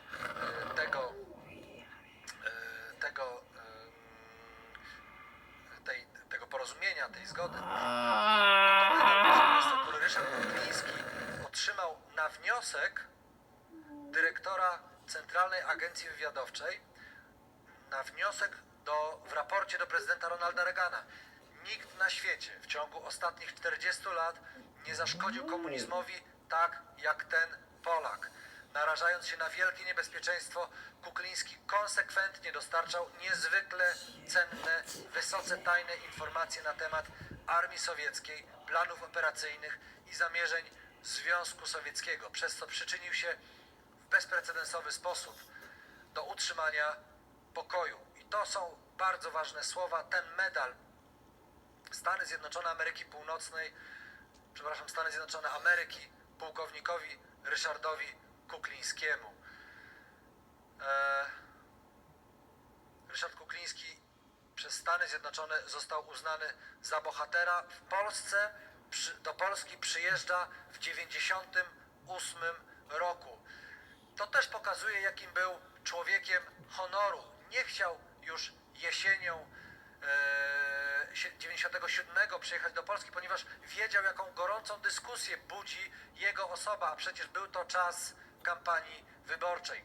Przyjeżdża do Polski, zostaje honorowym obywatelem Gdańska, honorowym obywatelem Krakowa. W Warszawie ustanawia ten pierwszy poza cmentarzem wojskowym na Powązkach pomnik katyński. Ten, który Państwo widzą na zdjęciu, gdzie napis Katyń jest kratami w okienku wagonu, którym wywożono polskich oficerów, polskich duchownych, polską elitę. Ten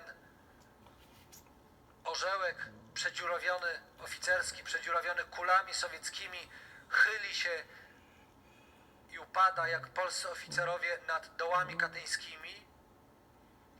I ta inskrypcja pamięci oficerów Wojska Polskiego zamordowanych przez komunistyczny totalitaryzm sowiecki na całym obszarze sowieckiego imperium zła po 17 września 1939 roku.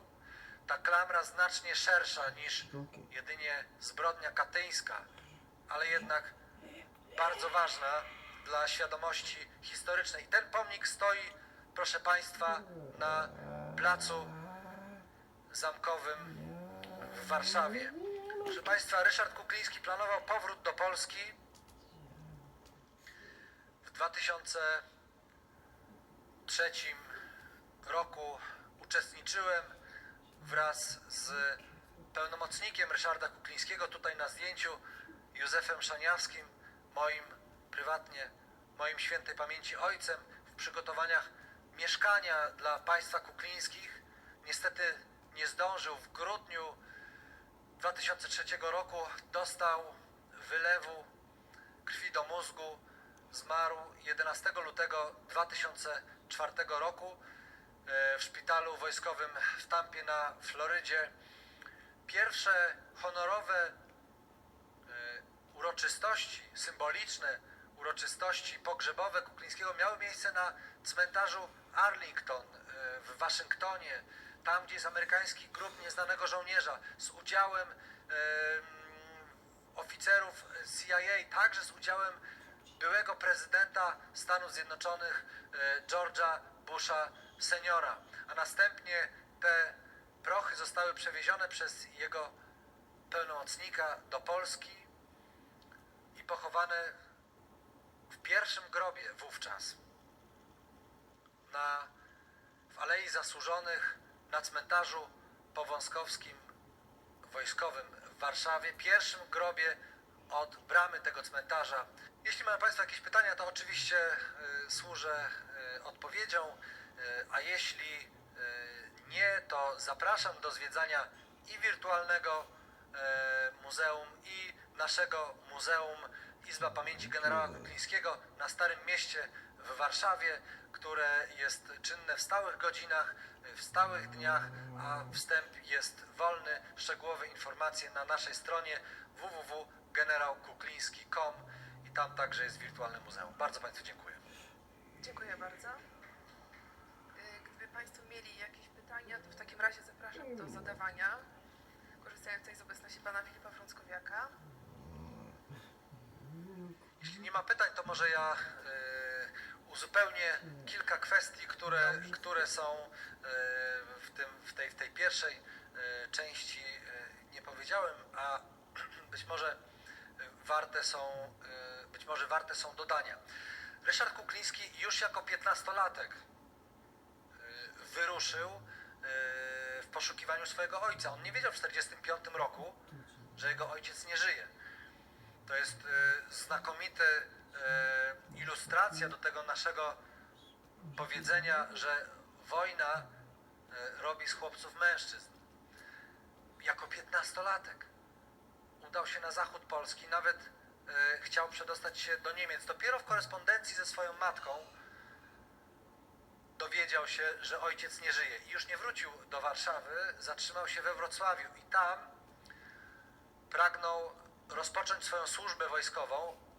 Wielu zadaje pytanie, no dlaczego jako 17-latek? Ryszard Kukliński wpisał w dokumentach, że urodził się w 1928 roku. Faktycznie urodził się w 1930. I on dopiero te informacje prostuje podczas swojej służby w Kołobrzegu, kiedy rozpoczyna szkołę, klasę 3. i 4., które kończył właśnie w Kołobrzegu, licealne. Tam też pisał maturę i kiedy rozpoczynał klasę 3. w Kołobrzegu, to jeszcze w papierach jest data urodzenia 1928, ale już na świadectwie maturalnym. Tutaj chciałem bardzo podziękować dyrekcji liceum imienia Mikołaja Kopernika, która zgodziła się przekazać kopię świadectwa maturalnego Ryszarda Kuklińskiego do naszego muzeum i otworzyła znakomite archiwum swojej szkoły. Właśnie już w tym świadectwie maturalnym jest data urodzenia 1930 rok. Inną ciekawostką jest z wczesnego etapu życia Kuklińskiego to, że on urodził się i wychowywał się na Nowym Mieście w Warszawie, w ogromnej mierze, w większości chyba które było zamieszkane przez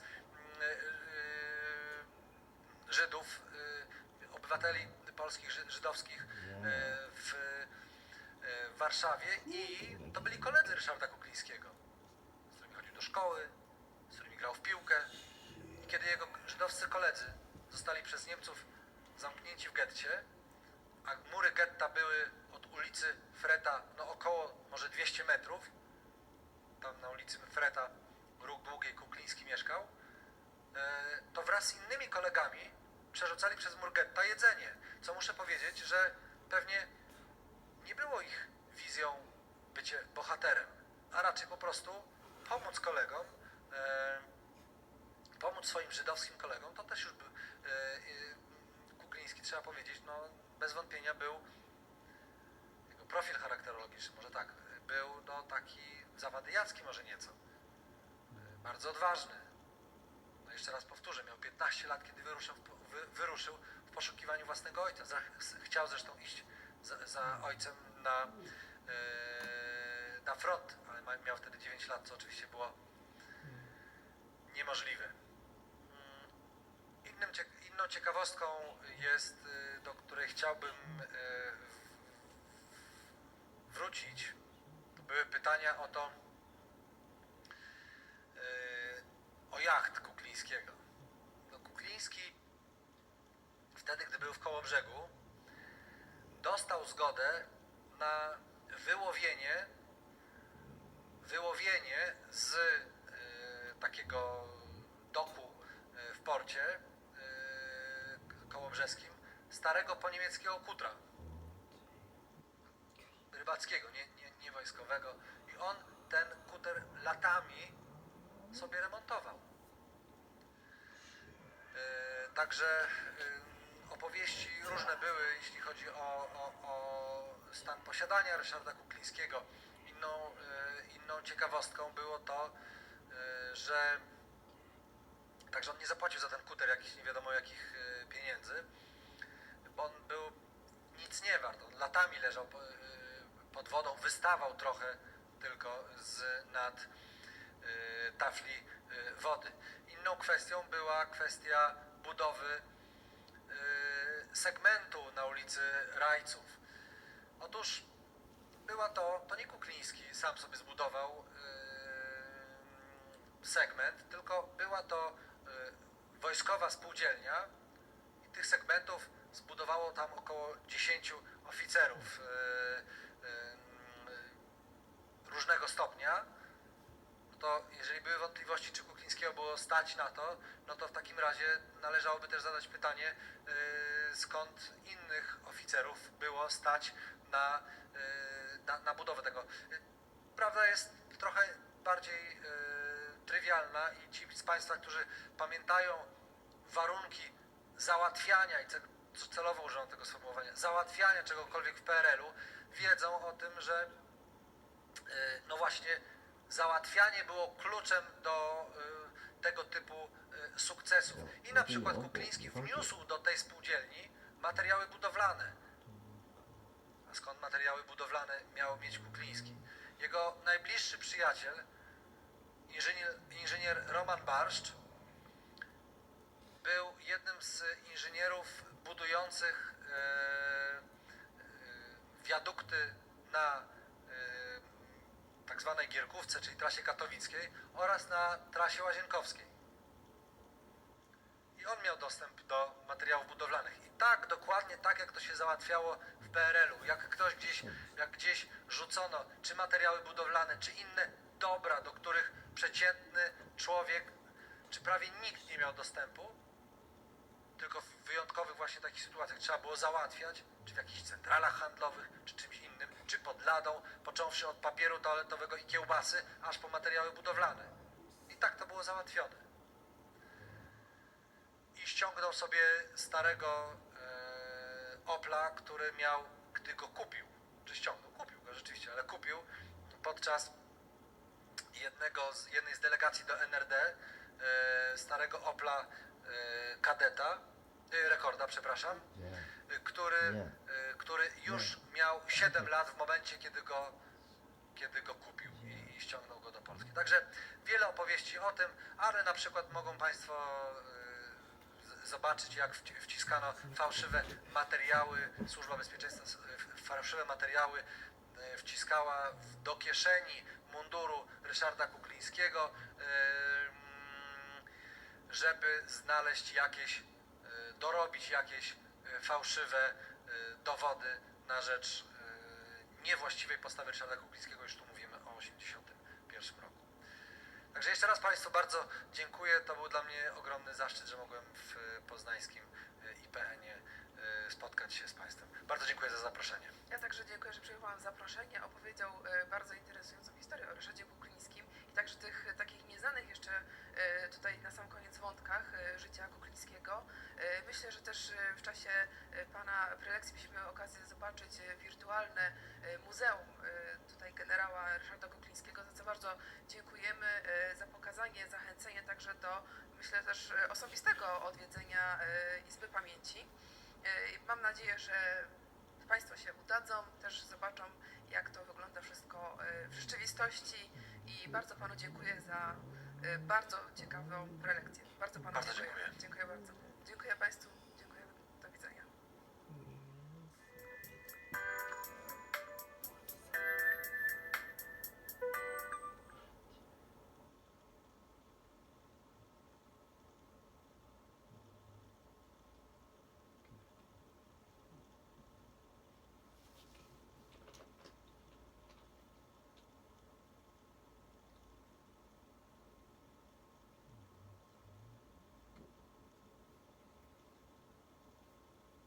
Guests and participants. Before officially beginning the program, I would humbly request all participants to ensure their mobile phones are switched to silent mode. Thank you. On behalf of the as-Sabt Policy Research Institute, I'd like to welcome you to today's special lecture. Our subject today will be on Hindutva particularism, a threat to Indian Union. We are fortunate to have with us today Dr. Muhammad Mujib Afzal to speak with us on the subject today. Dr. Afzal is Associate Professor at the School of Politics and International Relations, Quaid-e-Azam University. He is author of the book titled BJP and the Indian Muslims, which was published in 2014. Dr. Afzal is an expert on Indian domestic issues, and he regularly participates in national and international conferences. Thank you so much for being with us here today, sir. Now, with commencing with the program, I would like to request Acting President Brigadier Rashid Wali Janjua to please offer some opening remarks.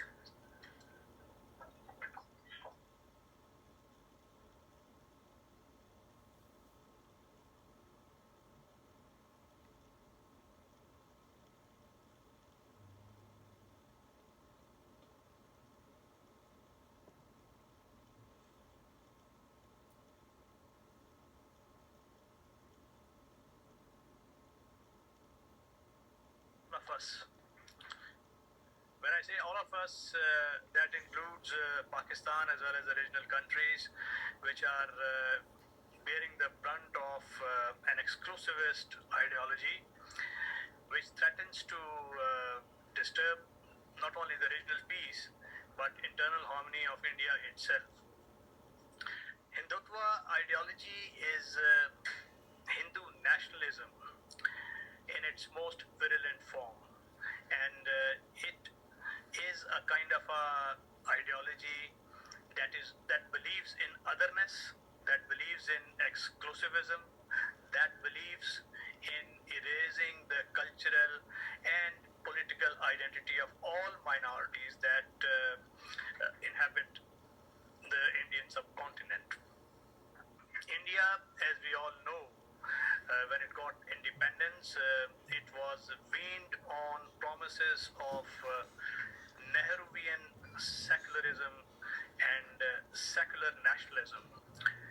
That nationalism at that point of time was also challenged by another virulent strain, which was religious nationalism of Golwalkar, Hajwar, and based upon the teachings of Savarkar. Now, these competing nationalisms jockeyed for influence, and till the time the Indian secular nationalism's ideals held, this nationalism remained in subterranean strata, but it kept rearing its ugly head. It actually got opportunity in the 80s once BJP started getting into the electoral politics, and it's a fact that Hajwar-based Hindu nationalism on which this Hindutva concept is based, it did not believe in independence of India, and it did not participate in the independence movement against the British. So in order to now become holier than the Pope, and in order to rediscover their credentials, and in order to erase the cultural identity, and sweep India in a maelstrom of xenophobia and misanthropy, this creed is concepts like Ghar Wapsi, which in simple terms means that all inhabitants, whether they came from Central Asia, whether they came from Middle East, and they adopted a new faith and lived in harmony like the India was since millennia, it should erase its religious and cultural symbols and embrace the old faith. Now, a word about old faith also. We read in the works of Romila Thapar, she's written Distant Visions, a book which is based upon the impressions of those who dissented from this version of Hindutva. And she recalls the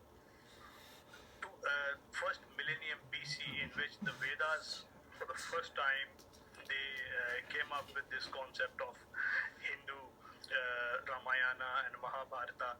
There was a resistance against that strain even then. And then in the first, first to 7th century AD, there was yet again a resistance based upon a strain of Sanskrit, which was away from the mainstream strain of Sanskrit that the old adherents spoke. And then there was a third revolt by Adavasis, she says, which was based upon the revolt of the forest dwellers whose land was being encroached by incessant march of agricultural communities clearing the forests. In many ways, all those strains are visited upon India even now. We know what we call Maoist revolution is a revolution in fact by those Adivasis and their descendants, those who have been marginalized and those who have been relegated to the status of scheduled castes. Now, with all this going on, it would have remained confined to the Indian mainland perhaps, but a series of legal instruments used by Indian government and legislations like Citizens Amendment Act and National Register of Citizens, it has started impacting countries like Bangladesh because Bengalis are being excluded, those who migrated to Assam. Those are now affecting Pakistan, Afghanistan, because the Muslims who went from this place, even the persecuted communities, they are not being given the Indian citizenship. So they are giving the Indian citizenship to Sikhs, to Jains, to all other, what they perceive to be the indigenous strains of the Hindu religion, but not Muslims. So this exclusion based upon religion is redolent of the Nazi exclusivism, and it's a new kind of threat, a new kind of nationalism which threatens the internal harmony, and India is in the clear risk of being imploded internally. While it does so, it would have its ripple effect on the regional countries, and that is why this is an aspect that needs to be debated, discussed, and showcased and propagated at the World Forum as to what are the negative implications of this nationalism. So, with these few words, I would invite today's speaker, Dr. Mujib, to come and enlighten us on several dimensions that he has written in his book also, and he's been speaking about these aspects a lot. So, over to you, sir.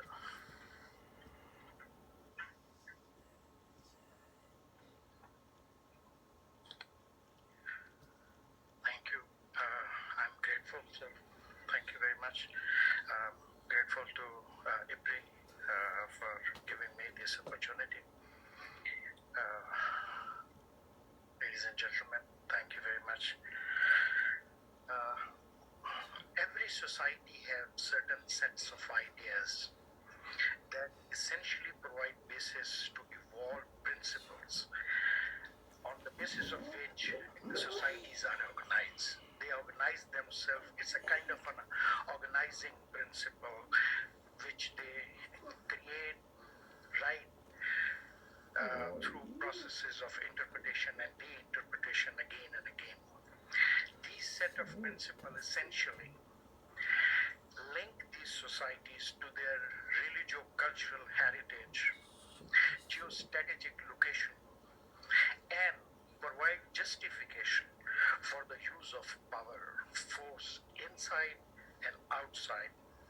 Essentially, these ideas evolve through the interaction of these three processes: religio-cultural heritage, geostrategic location, and justification for the use of power. Or at a certain point of time, the balance of power in which the societies are placed. So in a historical process, they evolve and help construct those elements on the basis of which identities are constructed. A kind of self-definitions through which they define themselves and differentiate themselves from others. So we generally call these elements that evolve over a longer period of time ideology or ideologies, because they are always more than one. These ideologies emerge through a very complex and dynamic process and involve competing ideas and competing interpretations. So ideologies are essentially not monolithic. They are competitive within and with other ideologies as well. So these ideologies are essentially the basis on which societies are organizing themselves, identifying themselves, or creating their self, on the basis of which they are defining themselves and differentiating others. Particularism essentially emphasizes those elements that differentiate these societies from others, provide these societies uniqueness, and make them exceptional. So the time to elements that essentially differentiate, provide uniqueness and exceptionalism are picked up and emphasized by the exceptionalists, a kind of an exclusivist process. It demands from its members that they show devotion exclusively to these ideas, and especially to those who are championing these particular interests. Argument is that you cannot be a member of more than one loyalty group. Your loyalty is with one group. Essentially, most of us think that we are part of a multi-loyalty groups. We have loyalties with smaller groups, the family, the town in which we are placed, the profession, and all these things. But this is a kind of a step in which multicultural societies are actually told that either you are loyal to your own community or the entire communities. You have to make a selection. And if you are not making the right selection, you are not a patriot. So in this entire process, alternative interpretations are rejected, and absolutism, irrationality, and xenophobia is promoted. Minority groups are asked or coerced to accept the majority view of life and sacrifice their own self and their self-definition in order to provide proof for their patriotism. If you are patriotic to us, you are patriotic, national citizen, then you will accept our definition of it. So essentially, particularism is exclusively demanding those interpretations that they think in their interest, and they are then implemented on others. And the myth that is created is generally absolutist, irrational, and it creates xenophobia, because without xenophobia, it is virtually very difficult to justify why other interpretation of those ideas are being rejected. Hindutva is is a religio-cultural concept that demands unity of the sacred geography. Essentially, they think Bharat, where it is situated, is a sacred, and it is only meant for Hindus. Shared racial features and common culture. Essentially, they talk of Samskriti, that is, they interpret is more than a culture. It's combination of dharma and the practices and the processes through which they have evolved.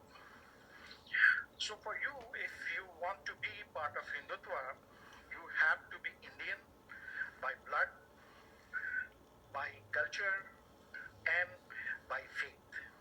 Since Muslims and Christians are followers of the faith whose holy lands are outside India, so they are not included.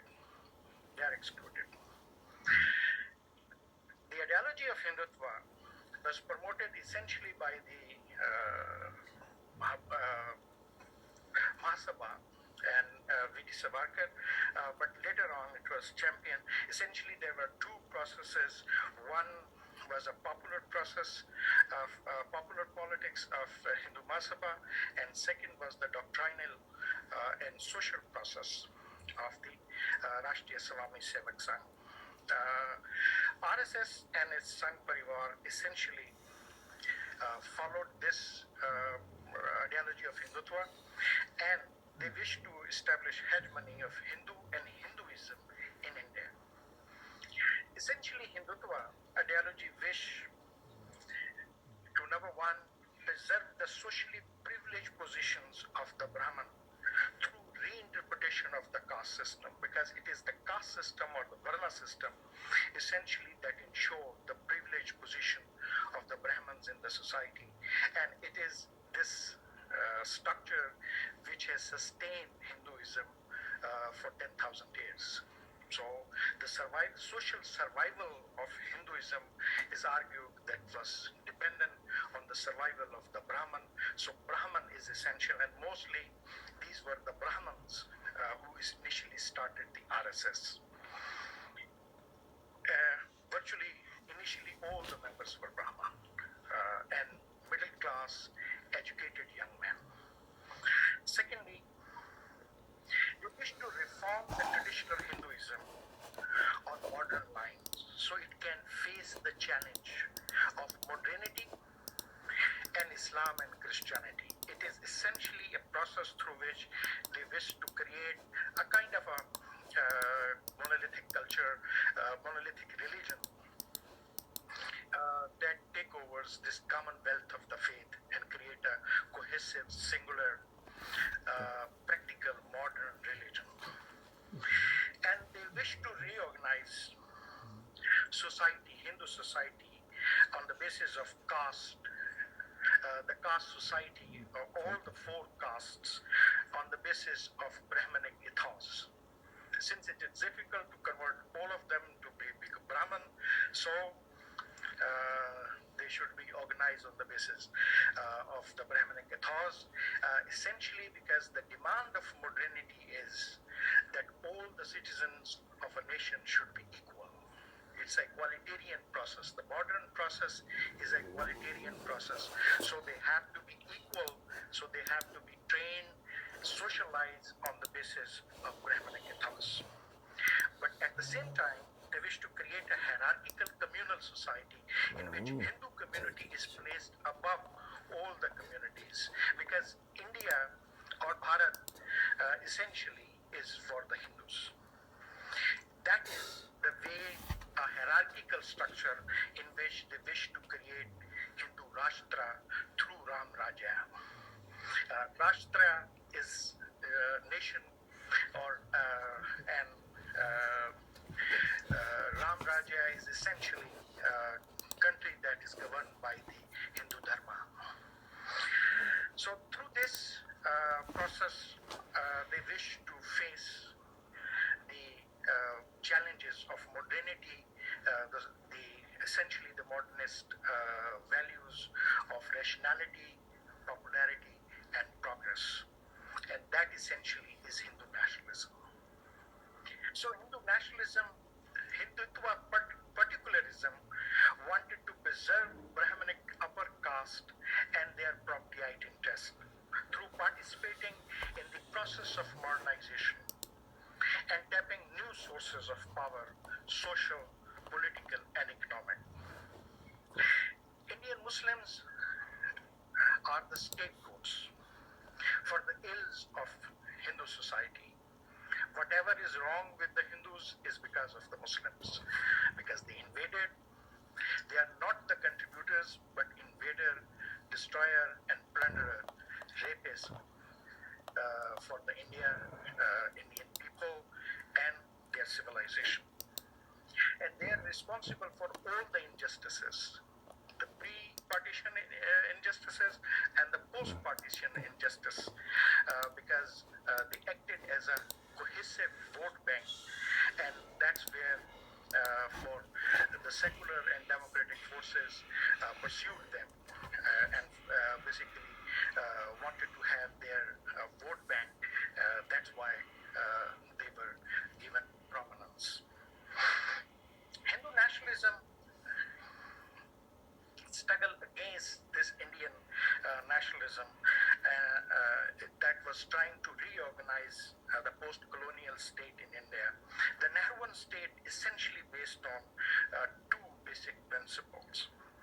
One, it recognizes the diversity, that India is diverse, and this diversity should be recognized. This unity in diversity was the result that India accepted 15 national languages and reorganized India on the basis of language.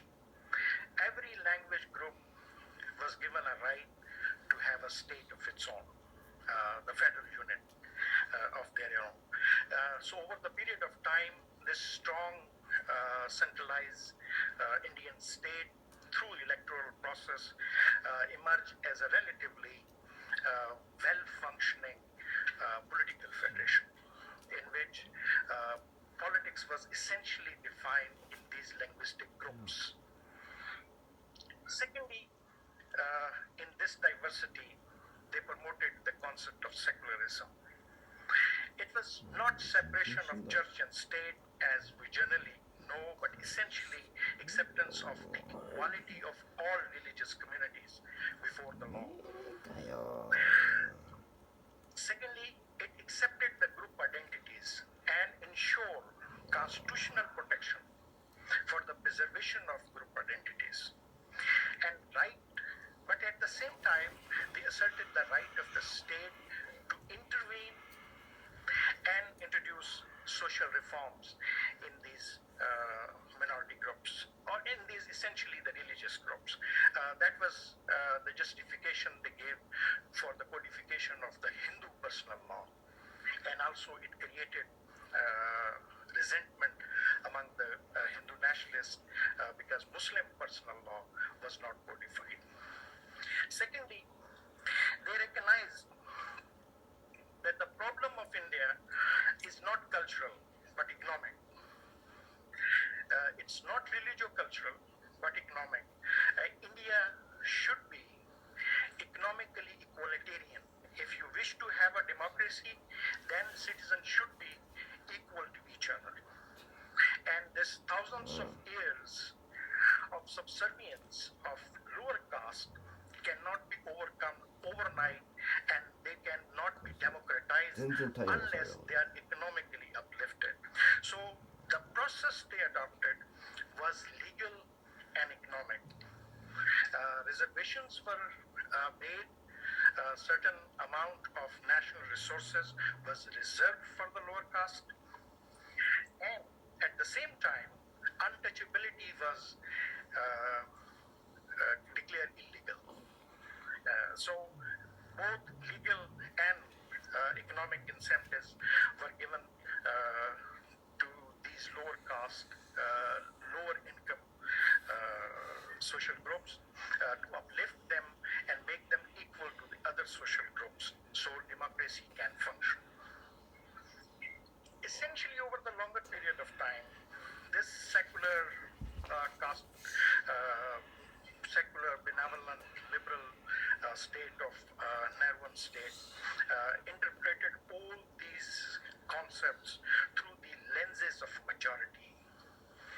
so emerged as the majoritarianism, where everything what was constitutionally promised to others was essentially interpreted through the lenses of the majority community. That's why Urdu was not initially recognized as the second language in UP, and at the same time, number of areas, Muslim primary schools were not given funds to open up, and at the same time, at the constituency level, though there was a rhetoric of secularism at the center, but at the constituency level, a number of Hindu nationalist concepts of like promotion of the Hindi language was taken over by the Congress candidates and promoted. So this majoritarianism essentially asserted the right of the majority to decide about the future of India. But at the same time, it promoted a minorityism as well, where minority was given a space to organize itself and argue and articulate its own interest. And that's where Muslims did articulated their point of view on Muslim personal law, Article 370, Aligarh University, and number of trust and number of historical places that India inherited, and Muslim claim it belongs to them. So entire this process was accepted in part of the minorityism, and the classic case of this majorityism and minorityism was the Shah Bano case and Ram Janambhoomi, where Muslim Women Protection Act was passed, and at the same time the gates of the Babi Masjid was open for the Hindu pilgrimage as well. So essentially the Nehruvian state ended up one as a majoritarian and minoritarian state. The mixed economy didn't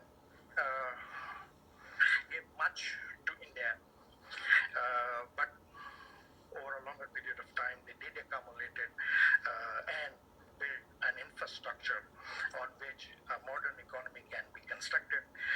So essentially the mixed economy end of the day resulted into a bureaucratization of the economy, the so-called license and permanent Raj that was established, and through which patronage was distributed to the workers of the ruling party. And from 1984 onward, they started to have the market reforms from Rajiv Gandhi period onward. And this was the process of creation of a new class of bourgeois. New bourgeois class, essentially elite, middle class, urban areas that was benefited from this progressive, gradual process of market reforms in India, and virtually created a new social group of the capitalists within India. Hindu nationalists attempted to delegitimize this state. The first argument for them was that all the principles of the Nehruvian states are non-Indian, Western ideas, and essentially rob Hindus of their right to govern themselves. And Muslims have 50 states where they can live. They have Pakistan, they have created Pakistan, but Hindus were not liberated. They are still subject to the Western ideas, and they wanted to liberate Hindus and govern Hindus on the basis of their own ideology. And they termed this entire secularist process as the pseudo-secularism. Essentially, the interpretations of this idea was very interesting. Like say, Aryas, what was the origin of Aryas? Congress accepted that Aryans came from outside India and made India their home 10,000 years back. If 10,000 years back Aryas can come from outside, then 1,000 years back Muslims can also come. So principle is accepted.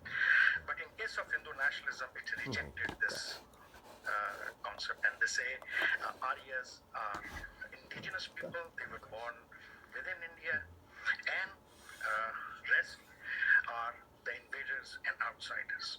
Second argument was that even these ideas were implemented with bad intention. Essentially, it was an appeasement process for the minorities for simply their vote bank. To get their votes, that's why this appeasement process was initiated. And it is also not in the interest of the minorities as well.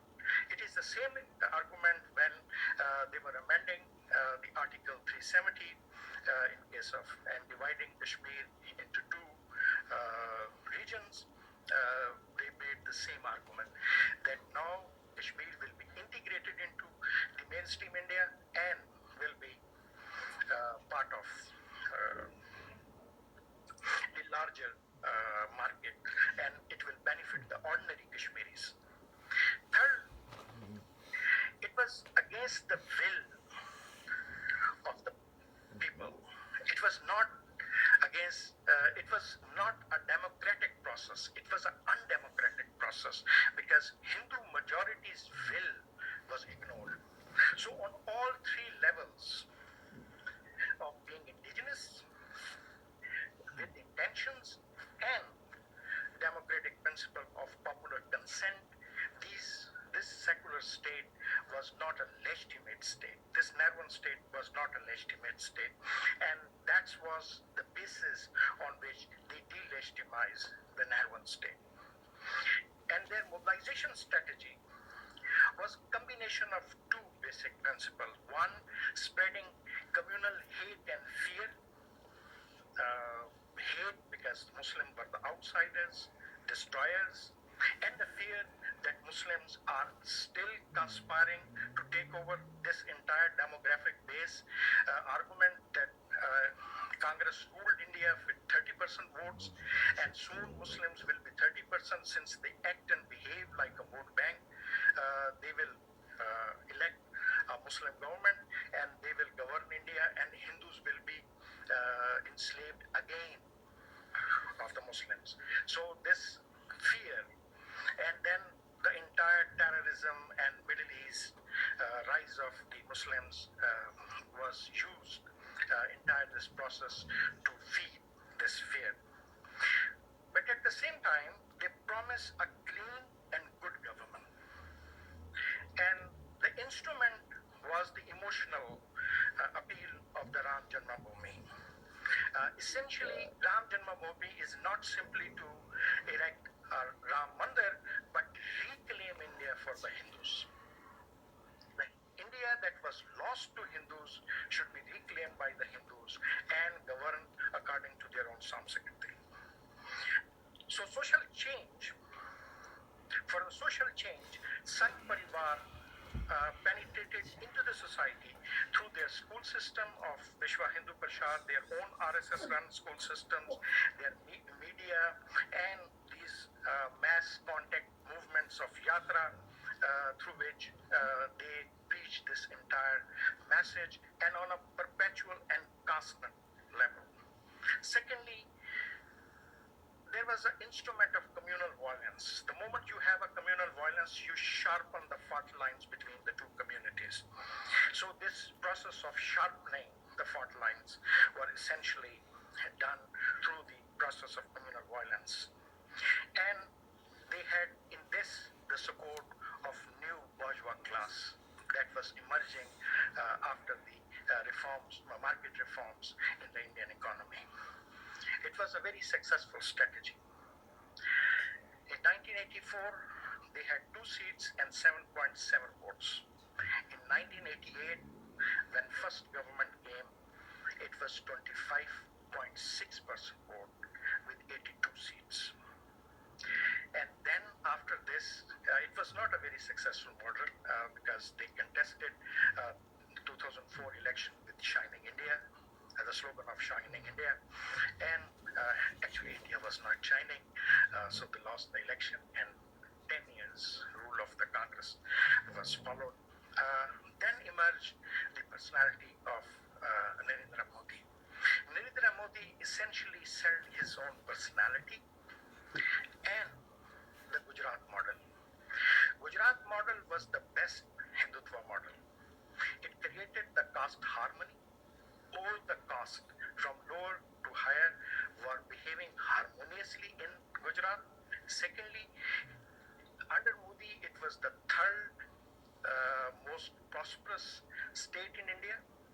And thirdly, Muslims were subjugated. So all the prerequisites to make a Hindutva state were very much there in the Gujarat model. And the Gujarat model very, very successfully was sold by Modi and the machine of RSS. And 2014, they had 284 seats of Lok Sabha and 31% vote. And 2019, it was 37.5% votes and 303 seats of the Lok Sabha. It's a gradual process of Hindutva, which they have followed when they came into power. In 1988 to 2004, it was a rhetorical Hindutva. It was a coalition government. They could not implement their Hindutva agenda. So essentially, a rhetoric of Hindutva was promoted. At very important positions, especially the places where they can influence the rewriting of textbooks and history, RSS men were posted and they were given immense funds to promote the Hindutva ideology.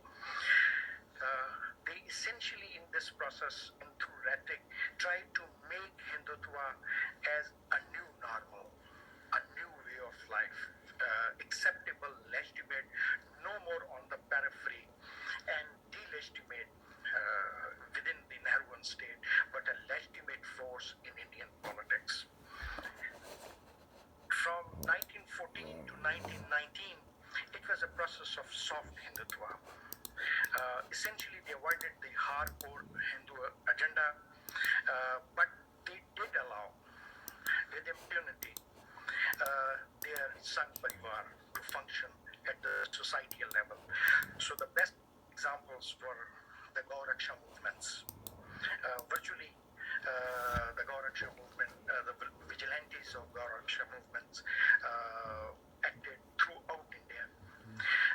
And we have this figure of 44 Muslims were lynched, almost 290, around 290s were injured, and more than 5,000 smaller businesses were destroyed in this entire process. The so-called love jihad, essentially this provided them basis to ban the cow slaughter.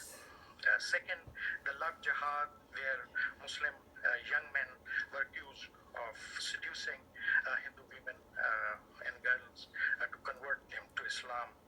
So anti-conversion law were introduced in most of the states that were governed by the BJP. And then the Ghar Wapsi, the Muslims and Christians of Hindu regions were asked to convert back to Hinduism. It was basically continuation of the Shuddhi movement. 2019 election essentially provided them opportunity to implement the hard Hindutva, and that's where we have the process of initiation of codification of the Muslim personal law through legislation on triple talaq, amendment in Article 370 with reference to Kashmir, Citizen Amendment Act, and the complete destruction of the Babri Masjid and the construction of Ram Janmabhoomi by the Vishwa Hindu Parishad. Supreme Court essentially given entire title of that land to Vishwa Hindu Parishad. It was just one of the party among the three. Rest of the two were told you can have 5 acres somewhere else. The issue of Babri Masjid was not that it is simply a masjid where people use them for prayer, but essentially it was a historical heritage, and Muslim failed to protect their historical heritage under this hard Hindutva. The tensions which this Hindutva has created in Indian Union. First, RSS and entire Sangh Parvar, BJP included, wanted to have a strong center, promote Hindi language and upper caste social structures. That's where the tensions lies, and the reflection was very much there in the National Population Register, National Register of the Citizen, where this NPR and NRC. Essential point is not that it was promoted. Essential point is that almost 13 states refused to implement it. First time it was a tension within the Indian Federation. And it can continue if there is no legal remedy for their objections. Secondly, Jammu and Kashmir was partitioned without the consent of the people. Jammu Kashmir Assembly was suspended at that time, and the Federation representative on the behalf of the people, the governor, actually gave this consent. So anytime, any unit can be divided through this entire process. So constitutional guarantees for the protection of a unit is virtually become under serious questions. Bengal consider itself to be the next, and that's go on and on. It creates over a longer period of time tension within the Federation. Second is the economic reform between rich and poor. BJP is openly pro-capitalist. This entire concept of integral humanism is essentially based a combination of capitalist system with dharma. Voluntarily, you contribute to the society, but otherwise you have a right to your own property and maximize your profit. The reaction to all this process, the best example is the Kisan movement, where the lower class, struggling middle class, lower middle class, and the lower class resenting this entire process. Within Sangh Parivar itself, the Swadeshi Manch is also created tensions for the RSS. So economic reforms, this capitalist agenda is the second source of tension, the broader source of tension. Secularism, it is not simply with the minorities, but essentially within Hindu community as well, between secularist and non-secularist, traditionalist Hindus, the Gandhian Hindus, all these Hindu groups, they are also facing the tension at the same time. So this masculine Hinduism, the best example is the Kerala, where they face from the feminist clash from the masculine interpretation of the Hinduism. Muslims, issue of Muslim is serious. They are not a small community. They claim that they are around 25 crore, and they are 14%, 15% of India. So it's a very significant. It's a majority in itself, and they have a strong sense of identity, distinct identity. And then the entire process justifies the creation of Pakistan. We all would have been suffering the same fate as the Indian Muslims are suffering now. Much of our time and energies would have been wasted to preserve our identity than to participate in the process of modernization. How much damage it can done to Indian Union? It will be a serious tension over the longer period of time.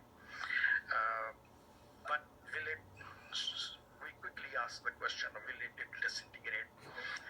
Essentially, there are three major advantages RSS is a very patient organization. They have patiently pursued this process at a social level. So whenever process tries to get out of hand, RSS put brakes on it. They know it can create a serious problem. Last time when Babri Masjid was damaged in 1992, there was bomb blast and reaction in Bombay, and RSS simply stopped the process. And then it was put on hold for a longer period of time. So they also are not rushing, but they know the political power is good for their project. It is a social movement, but like to be in political power. That's why Bharatiya Jana Sangh was created to provide political support to this social group, and that's how the entire BJP mobilization strategy was supported by the RSS. To have a political support is more important and follow a gradual process. Secondly, Indian electoral institutions. Indian electoral system is very powerful. Opposition do have a space to exist, and they are winning elections. They are governing their states, and there is a possibility they can remove Bharatiya Janata Party in power. Though it will take some more time, but still it is there. Congress faced the same process. BJP maybe faces the same process, but electoral system is very much there, and it is sustaining in there, the federation. Thirdly, no external power is interested to disintegrate India. China is not interested. They have their own problem of Tibet. They have more than $80 billion trade with India, where $50 billion essentially in favor of China. Pakistan don't have a potential, and rest of the the Western powers like to use India as an economic market and so-called balance against India. Thank you very much.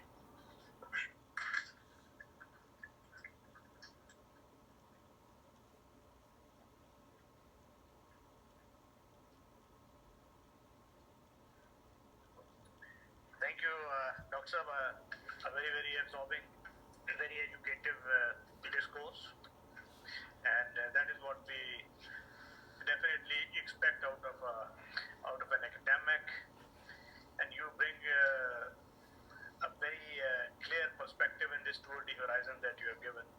So there are a couple of points agitating our minds, and before we open the floor for question and answers, I wish to highlight one thing for your consideration, that this slow process of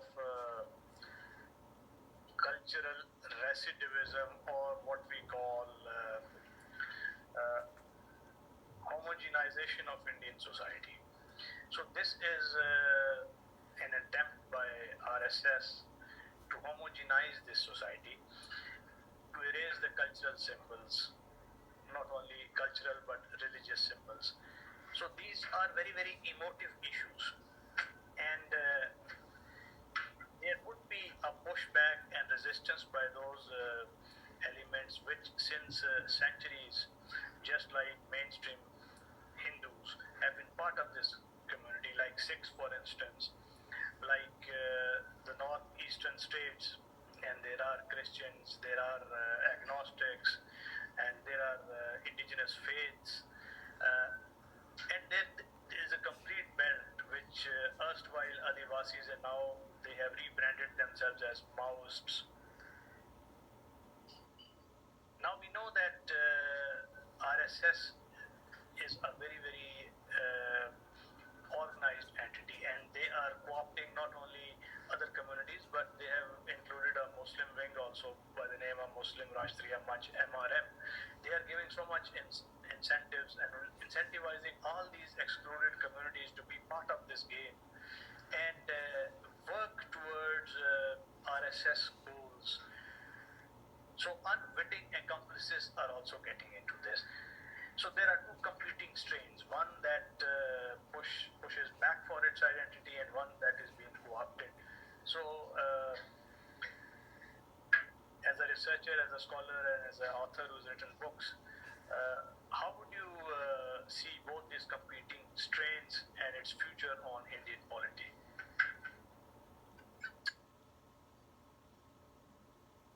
I think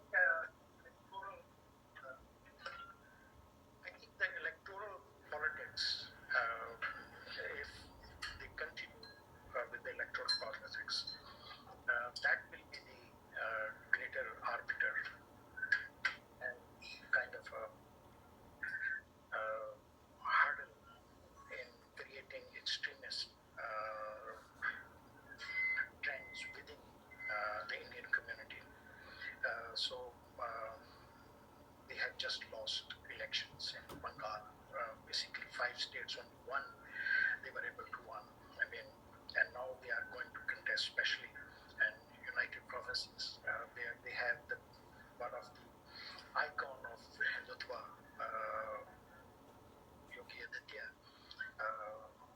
That's the only place where they have very much a religious figure appointed as chief minister. So it's a very clear sign the way they want to behave.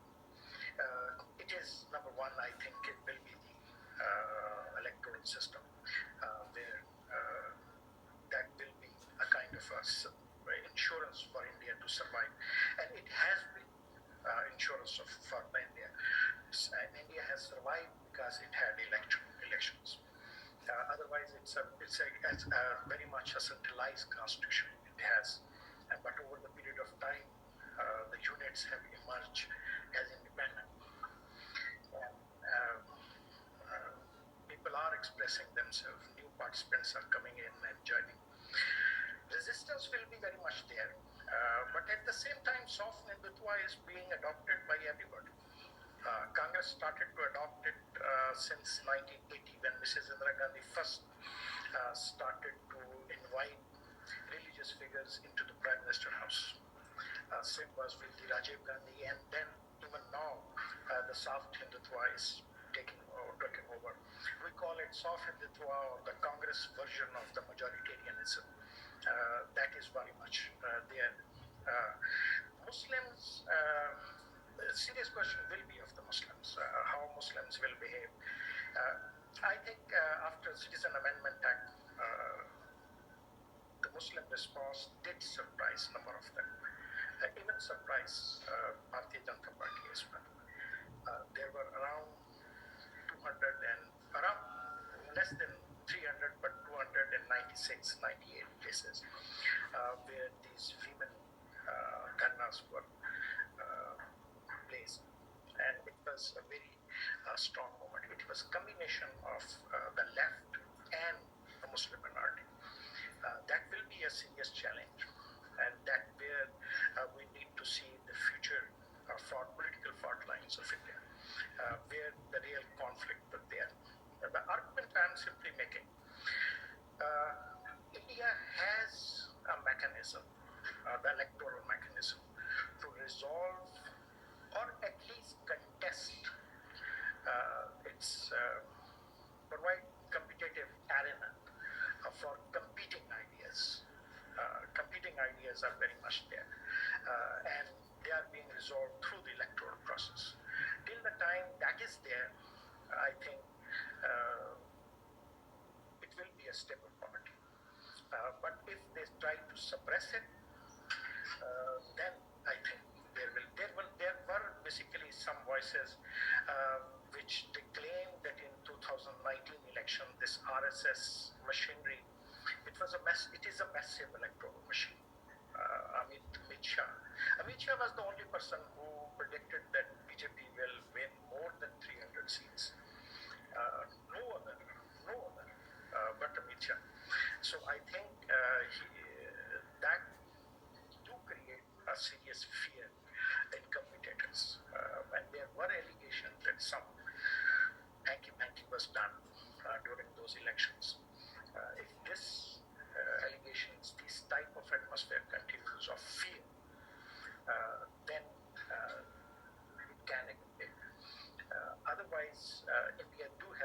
capitalism in which competing ideas come in, compete, and move on. But yes, there are problems which they cannot resolve, and they have failed to resolve. And the biggest is Naxalbari movement. Naxalbari movement is a serious challenge to Indian society. But still it has no external support. Without external support, modern states are very powerful.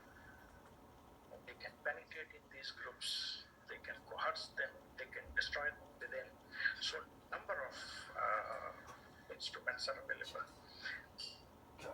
Looking at the present, India is a rising state, politically and economically, and which foreseeable future it will continue to rise. But if it enters into some adventures, whether outside or inside, then these fault lines will be very dangerous for India. So India is perceived to be a state that is the soft state that do not have the stomach or the kill factor to become a great power. That is the basic argument that we will take. India continue to be a soft power because it will not able to have this kill factor because internal cohesion will always be questionable.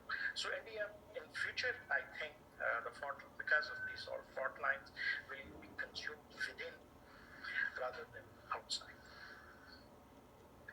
Now, you mentioned internal cohesion. Now, Arabian secularism and the secular constitution was the center of gravity. It was the glue that bound Indian government, into a political union. Now, once that glue is coming unstuck because of this religious particularism, we know that the popular appeal has also been lost. There are states like Madhya Pradesh, Karnataka, and Kerala, where the polls showed that BJP's appeal was quite low on the index. But once the political, alliance making and those machinations were done, so they could just cobble together a coalition and still they won these. Is it because of this bourgeois that you mentioned, that corporate elite whose interests are being served by BJP, and we saw one of the manifestations in the shape of this farmer resistance from Punjab?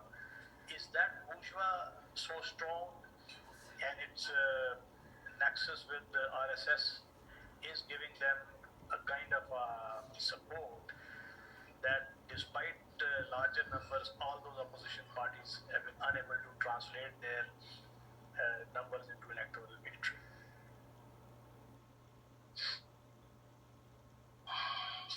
I think it's a normal politics. Coalition building, it has been there in India. There have been horse trading after the loss of election, loss of the prime ministership in 1996. They did almost the same thing in UP. That was the first time when they came into power in United Province. Horse trading. Horse trading is part of Indian politics, so it's a normal politics that is taking place in India. But yes, they do have massive support from the capitalist class. There was very interesting speeches by Rahul Gandhi and Prime Minister Narendra Modi on the Kisan movement, and very explicitly both actually talk about the future economic structure of India. Rahul talk of the mixed economy, lower classes, the so-called the basic support base of Congress, and Narendra Modi talk about the pure capitalist, West-oriented India. So this broader two strains are very much there in India, and it will continue to play. But how much it will, how much the resources will go down to the people. In 2019, one of the elements that most of the analysts ignored was the small loans for motorcycle, building of a small house, the small business, some thousands, 50,000, 200,000, kind of a small loan that reached throughout India. And actually that was the real vote which they attracted. So they are not ignoring it. In case of beef issue, moment it trespassed into the Dalit territory, Modi Sahib, who is most of the time is silent on the killing of the Muslims or the violence against the Muslims, is very prone to stop it. And that's where Governor Shah vigilantes were controlled by the RSS because they were creating reaction within the Dalit community and Dalit movement. So they are very much aware of it. And still, I think over a longer period of time, these tensions will be very much there. Economic will be on the top of it. There are states where people are living, 30% families are living on 1 acre of land. And the number of peasantry Kisans who are committing suicide is continuously rising in India. So economic crisis will be there. But India has been facing these crises for a longer period of time. The biggest crisis is now that awareness is coming into the people. They were poor, but they didn't know it. Now they are poor and they know it. But still, I think the identity politics did created a Hindu vote bank, and initially they captured the Congress vote bank, later on the caste vote bank, and now also they have, after 2019, the 6% vote bank essentially of the regional parties. And first time regional party vote bank has dropped to 44% of India. So it's a very powerful vote bank, but from 53% it has dropped to 44%. So it's almost a 9% drop in this vote bank. Is it a permanent phenomenon? That is the basic question. Is it the Bhuti phenomena or the permanent phenomena? I think it's kind of a mix. It's a mix. Definitely this almost 16% vote which they have acquired is a mixture of Modi Sahib, his personality, failure of the opposition to capture those vote bank, reach out to the vote bank. Then virtually no personality in the opposition that can compete with Modi Sahib. He is at the moment a larger than life figure. He is very powerful personality, and he don't have ideas of his own, but his idea is Hindutva. Unlike Nehru, he don't have his own idea. He's not his own man as a way, but he is representing Hindutva. And so is this vote will be there permanently for the BJP, or with the decline of his personality, question marks against his personality, the BJP will lose this vote bank. That will be something that we should see in the future election. Just one point, India do have now almost a trained voter that decide about dual ticket. They will be voting for BJP for the center, and they may be voting for their regional party at the region. And this is happening. And we have just seen that's why BJP lost election in states where they won previously. And even they have won those states where Congress, Madhya Pradesh, Rajasthan, the 3 states, just a few months before the election, they did had a regional victory, but they lost. So voter is also making the same decisions. But what motivates them, I think it's the mixture of ideas, the Hindu ideas, and the incentive, the economic incentives. We all know that these populist movements and populist leaders, they thrive on economic strength. We have other models in the world, and we see that the populist leader, as long as he or she does well economically, the country is prosperous, there is internal cohesion, and the electorate votes for him or her. But we see the Indian economy also sliding a bit, and there are now some internal fractures also because of the bourgeois and the other landed interests, their own clashes. So do you see this Indian economy slide getting translated into less popular appeal of BJP, RSS combined, and Modi? Yes, there is a possibility, but I think election in South Asia are a combination of various factors. Performance is one. Performance is associated with the party and the personality that is leading them. Second is the constancy, the way tickets are distributed, the way coalitions are built, even not simply at the state level, district level, in the simple constituency level. And third is the way the elections are conducted, the entire machinery. So it's a combination of three. BJP has proved to be a very efficient in case of the electoral machinery, distribution of the tickets, construction of the coalition, and using Modi's personality.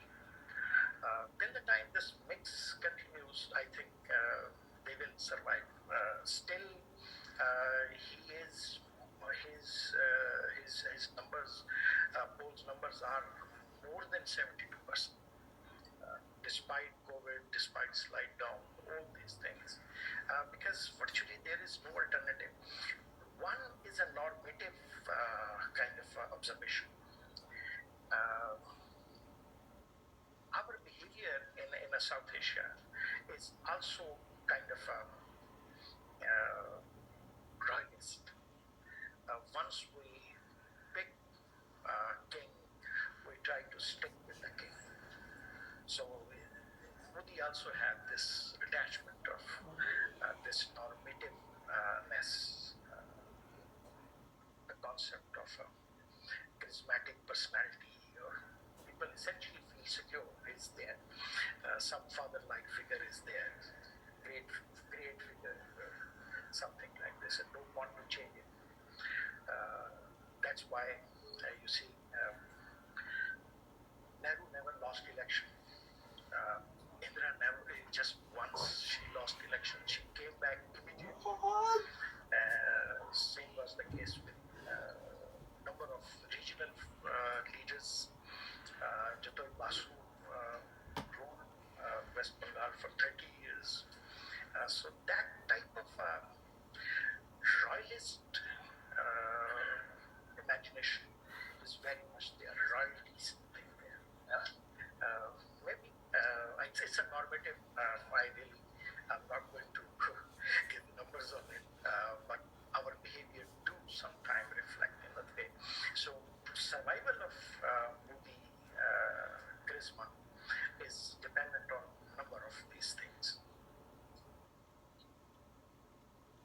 So any questions from the house is open?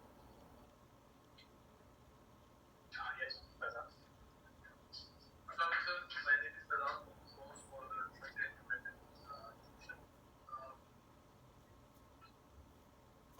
Sir, as you have rightly pointed out, the aim of Hindutva has become passive also.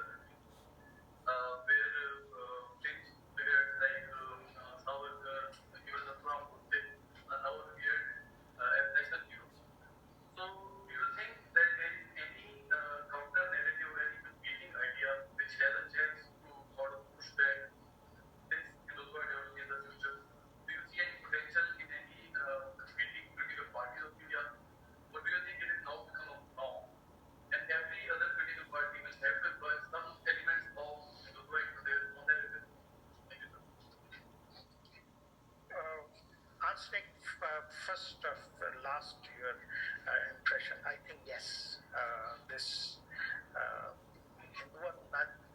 Hindutvanization of Indian politics is definitely taking place. Every party is now taking Hindutva discourse into account. They don't want to be on the wrong side of Hindutva, even if they are they are struggling against that Hindutva. So that is very much there. Alternative, not yet. Virtually there is old time tested ideas are there. Left is discredited. Caste parties lost in UP election, the Samajwadi and Bahujan Samaj Party. Regional parties are still functioning well. 44% vote is quite a vote. And they had very powerful bargaining position at the center. And all the time they had it.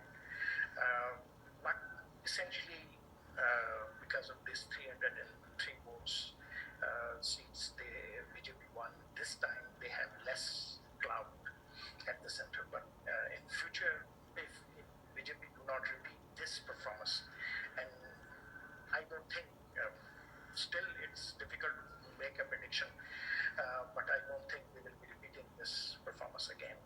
So regional parties will be very much there. I think number of gravities will be there, center of gravities will be there.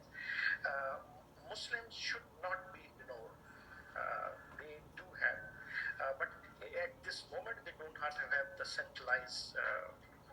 Shaheen Bagh did emerge as a very powerful force, and this combination of the left and the Muslim community, youngsters, supporting constitutionalism and secularism was almost a new thing.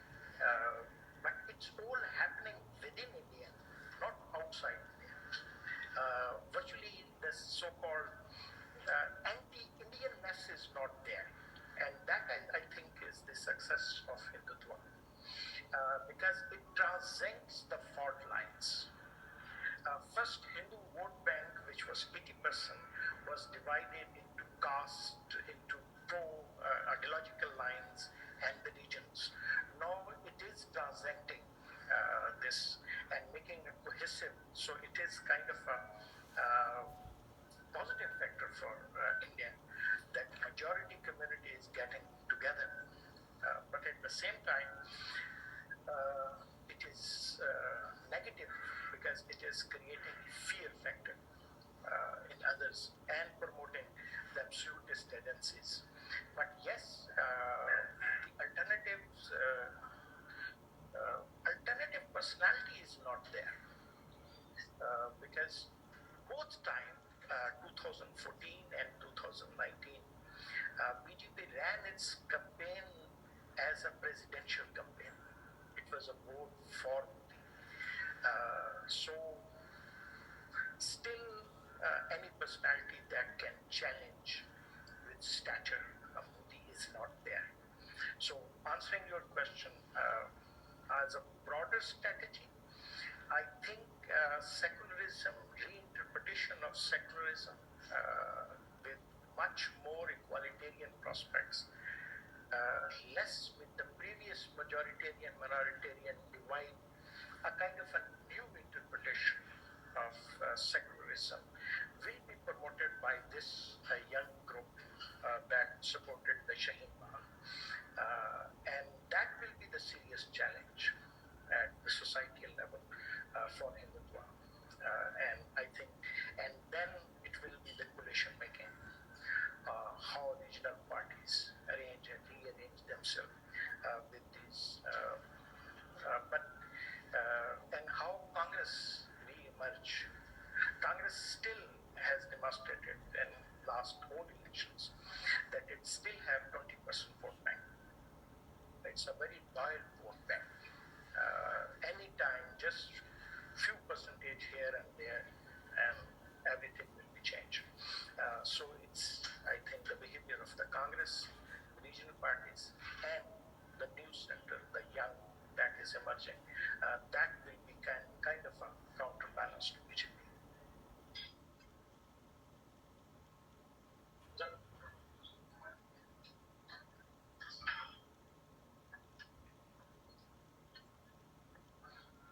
Hello, sir. My name is Hamza Rifat. I just had a question regarding this analogy which is drawn by different scholars and academics that white supremacy in the United States is very similar to Hindu supremacy or Hindutva in India. Do you agree with this analogy?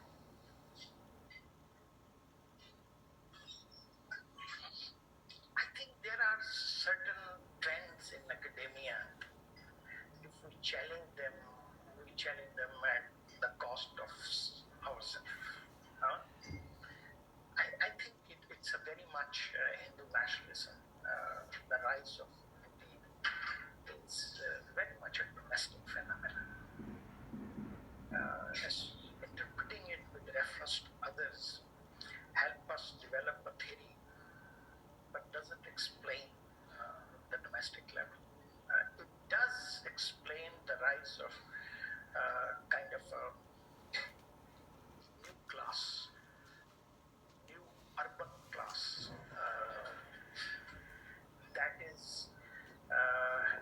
that is looking for security, direction. It is living in this new capitalist world where you don't have a secure life. India is the so-called security, which was their greatly vulnerable. So that was the common point. Second, assertion of the indigenous cultures.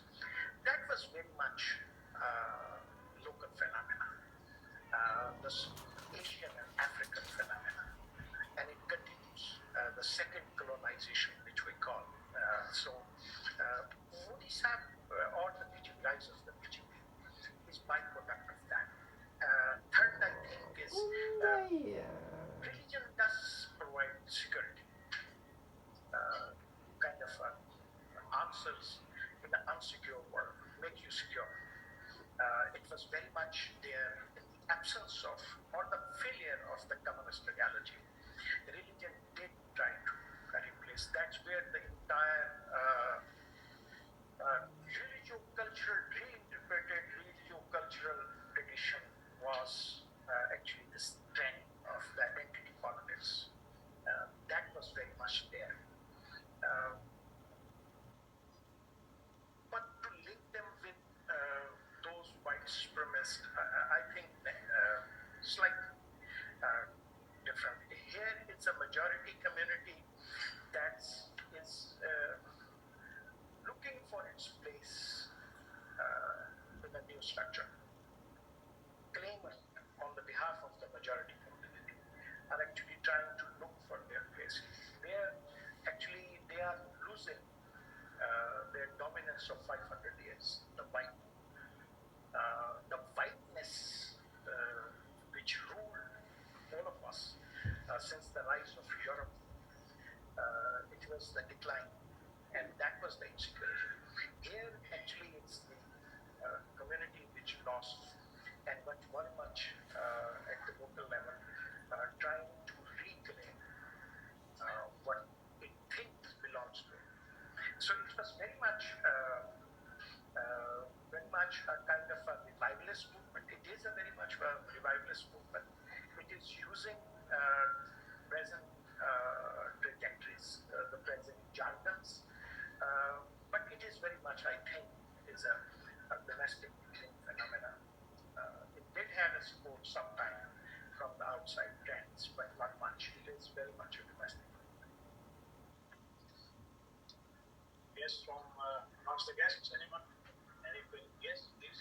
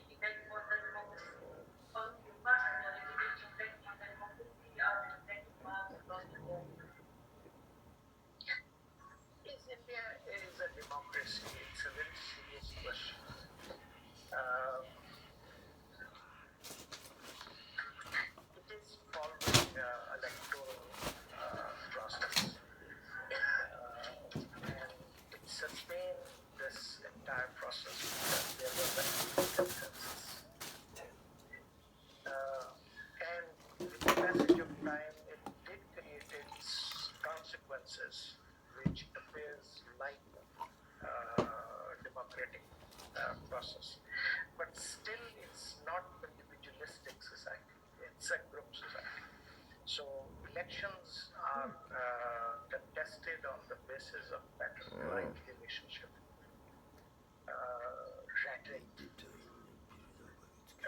which is sometimes caste rhetoric, sometimes religious rhetoric, sometimes sectarian rhetoric, communal rhetoric.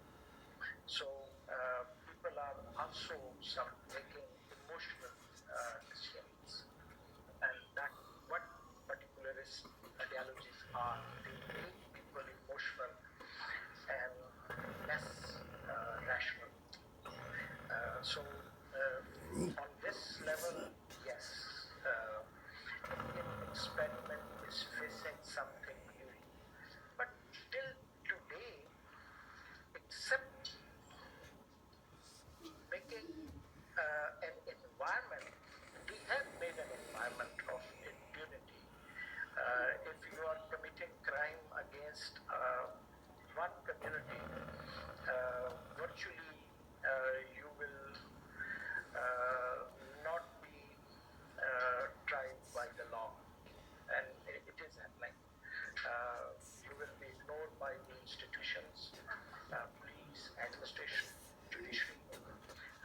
They are all behaving in a communal terms.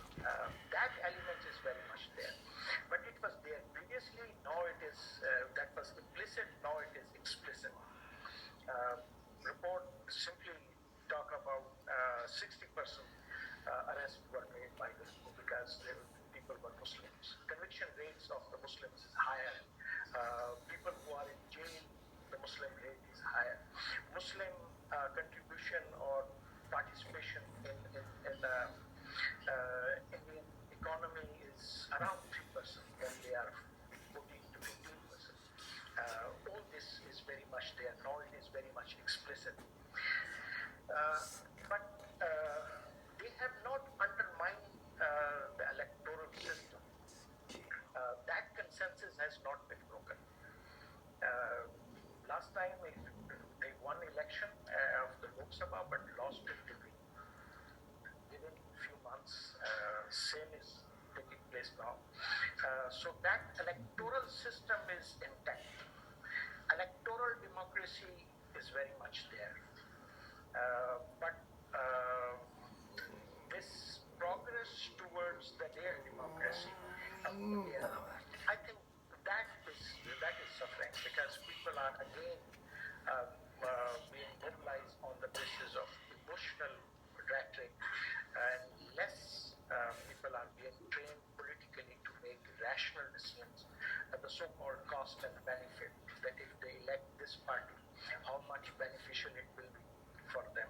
This element is there, but it is being, this process is being hampered by the rhetoric of the BJP. So I agree with you that in the long term, it will promote absolutism, irrationality, by making people more and more emotional. Most of these heinous crimes are not committed by the criminals, but the ordinary people. This recent riots, most of the riots were committed by the ordinary young men. They were educated, they were going to school, colleges, they were normal human beings. But actually these normal human beings are being converted into emotional and rhetorical person. And that is actually a disservice to democracy. So I agree to this point. Any other questions? Yes. Thank you for your talk. So taking cue from your remarks, if you were to assume that Hindutva is a state in India in one form or another, soft Hindutva, modern Hindutva, would it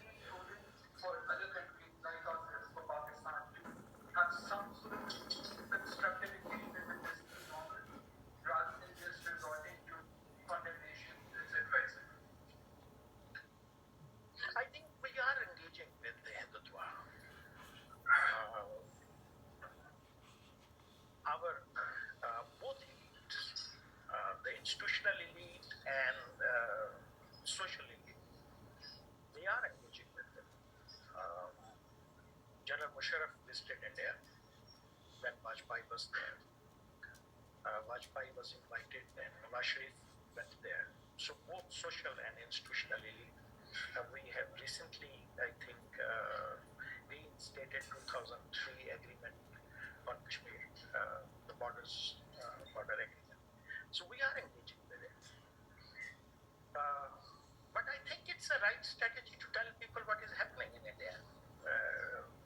There is nothing wrong in it. Sometimes we do exaggerate, maybe because that's a tendency we have in media, because there is a trend. So we also have rhetorical society. In rhetoric, we swept away. We have a right to tell people that something is happening in India, and it is justifying the creation of Pakistan. In 1930s, after the decay of massive communal clashes between the Sangathan movements and the Muslims during 1920, the 30s was a very difficult time for the Muslim because everything failed. The constitutional way failed, and it was end up with the emergence of the Nehru report, the so-called Nehru report we had, and the majority refused to accept the minority. I think at that time there was a consensus among the Muslim elite that if we do not create a separate homeland, most of our energies will be wasted in the protection of our identity. So it does justify Pakistan for our youth. It's virtually justified. It's a very simple cost and benefit analysis. We all are sitting here thanks to Pakistan. Otherwise, we would have been raising slogans outside here. And we will be made fun of our appearance. Even the Prime Minister will make fun of our appearance. The way we wear the kurta and the shalwar and our beard and everything, we don't need to do this. That's an identity preservation. Indian Muslims are facing the same crisis. So I think we have a right to indulge on that point. Secondly, what is happening in India is not simply happening to the Muslims of India. Babri Masjid was not simply their heritage. It was our heritage as well. It was the heritage of the Indian Muslims. We were part of it. We are still part of it. It is still our heritage. It is still our history. It is still our culture. So I think on that level it is fine. But yes, we are engaging with the Hindutva. Rest, whatever is happening is the byproduct of the balance of power. And in the changing world, I think we are on a weaker side. And that's why India has more options and we have less option. So we are actually mixing two phenomena at the social level and the strategic level, and then trying to understand it. And the more we think we are weaker here, the more we emphasize here and the more rhetorical we come. But otherwise, I think we are doing the same thing. We should do it. And there is a very much a debate that we should normalize our relationship with India. There is a willingness on this side. There is a less willingness on the other side. Because they think they can create a new normal between India and Pakistan. They can create a new red lines between India and Pakistan. And they think it's an opportunity because of the strategic weakness. They think it's an opportunity to this South Asian state systems mutual interaction can be written. So my argument is still that we are more rhetorical because we are strategically weak, but we are doing exactly the same thing. We are recognizing India, but we have the right to tell our people that look, we were right.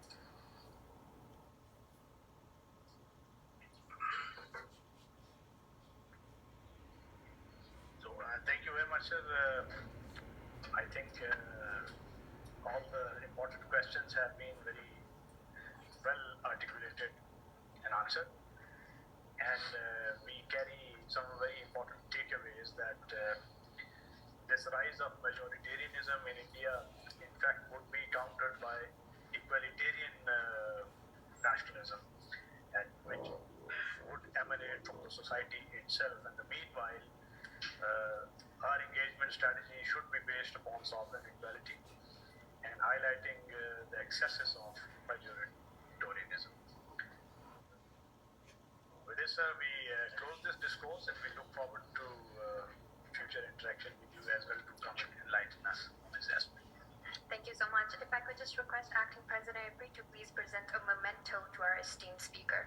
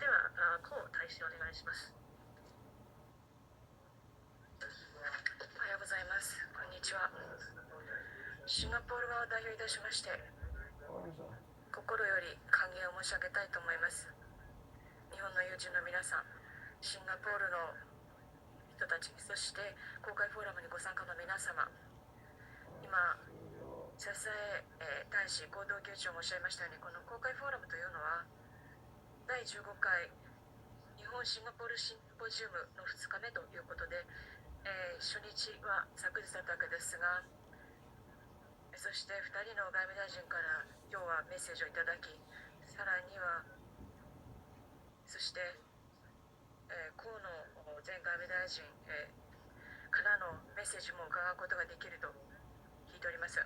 この日本シンガポールシンポジウムですが、このイベントというのはトランク 1.5 という形で開かれてまいりました。つまりその代表はそれぞれ政府からまた民間、そして市民社会を代表してかつ個人として参加します。で、昨日は大変にさまざまな議論が行われました。この地域の状況を考え、また経済発展を考え、そして重要なことに二国間の関係についても議論いたしました。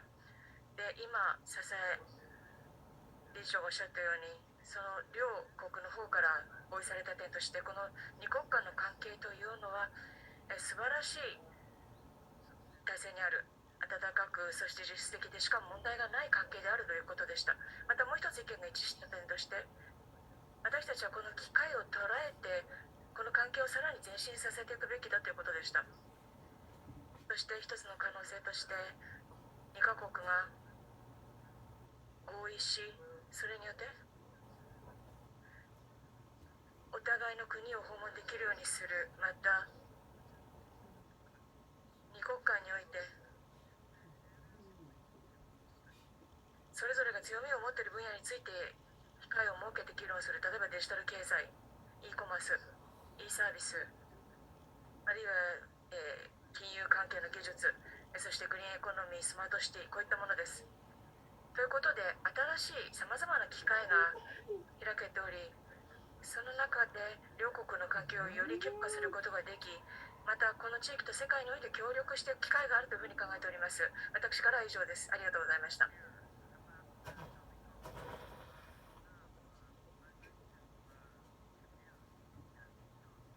ありがとうございます。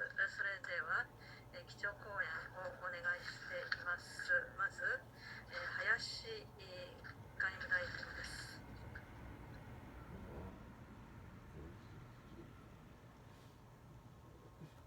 バラクリシュナン外務大臣、河野日シンガポール友好議員連盟会長、都民公共同議長、笹江共同議長、ご列席の皆様、外務大臣の林芳正です。本日の第15回日本シンガポールシンポジウムの開催を大変喜ばしく思います。そして日本政府を代表し、日シンガポール双方の関係者の皆様にのご尽力に深く申し上げます。実は私は1996年の第2回シンポジウムに出席して以来、4回にわたってこのシンポジウムに出席をさせていただいています。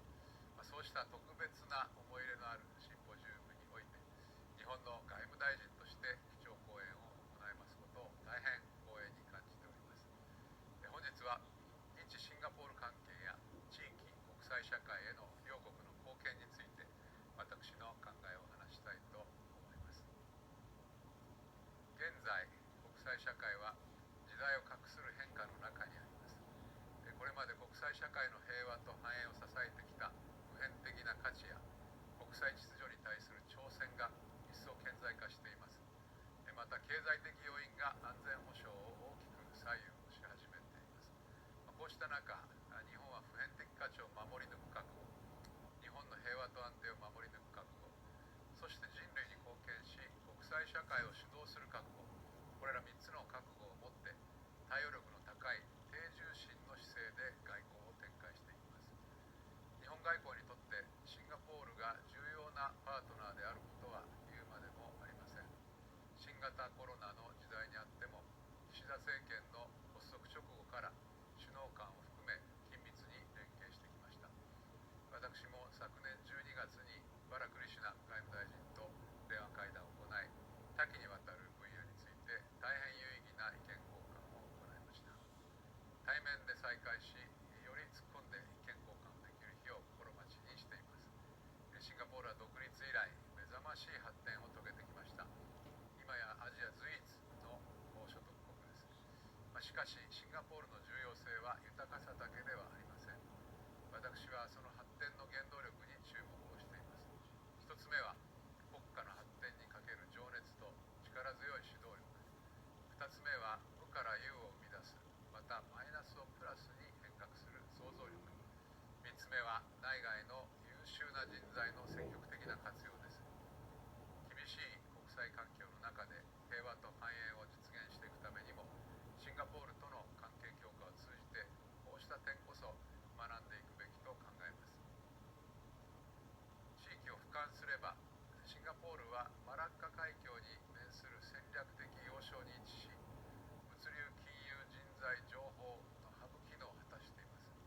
また、シンガポール国際問題研究所を含む多くの有力なシンクタンクを擁し、シャングリラ・ダイアログを開催するなど、国際的に高い発信力を有しています。そして先ほど申し上げた通り、世界に冠たる人材を擁しています。日本はそのようなシンガポールを地域や国際社会が直面する課題に対応する責任を共有するパートナーと考えています。今、地域の安全保障環境はこれまでにないほど厳しさを増しています。東シナ海や南シナ海で起こっていることは、地域のプレイヤーだけで対応すべき地域問題ではなく、国際社会における価値や原則に直接関わる問題であることは明らかです。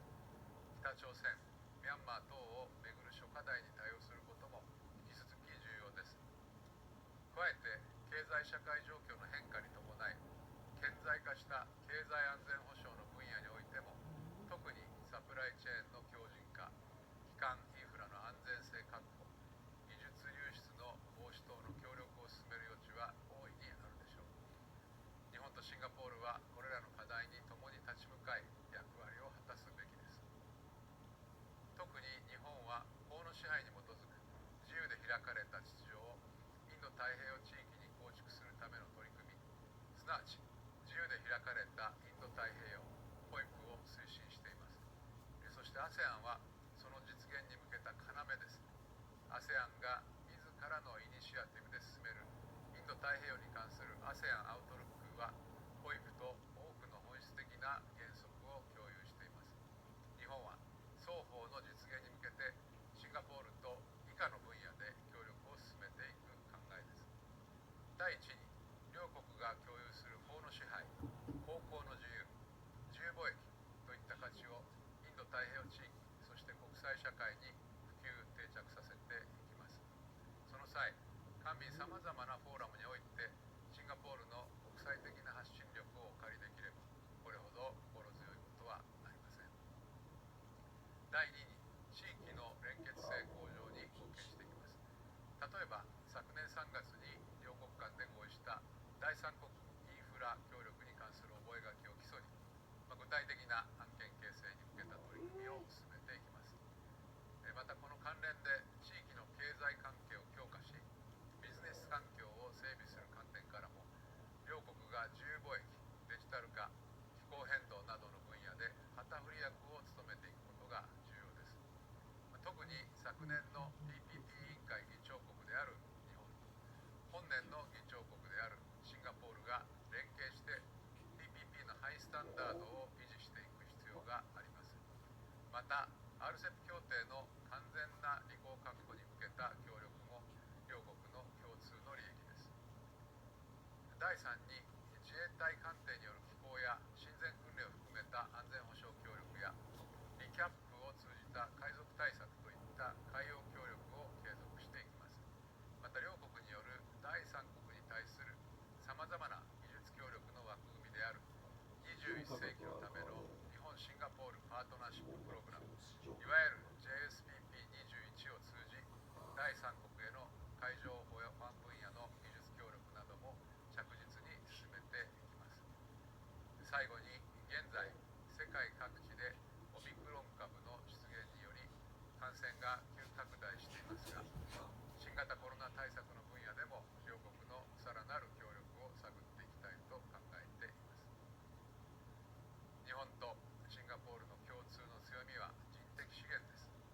地域国際社会が直面するさまざまな課題について両国が共に知恵を絞れば、必ずや先進的かつ効果的な解決策が見つかると確信しています。残念ながら昨年に続いて今回もオンラインの開催となりましたが、前向きに捉えればオンラインだからこそ、より多くの方々に議論を聞いていただけるというメリットもあるだろうと思います。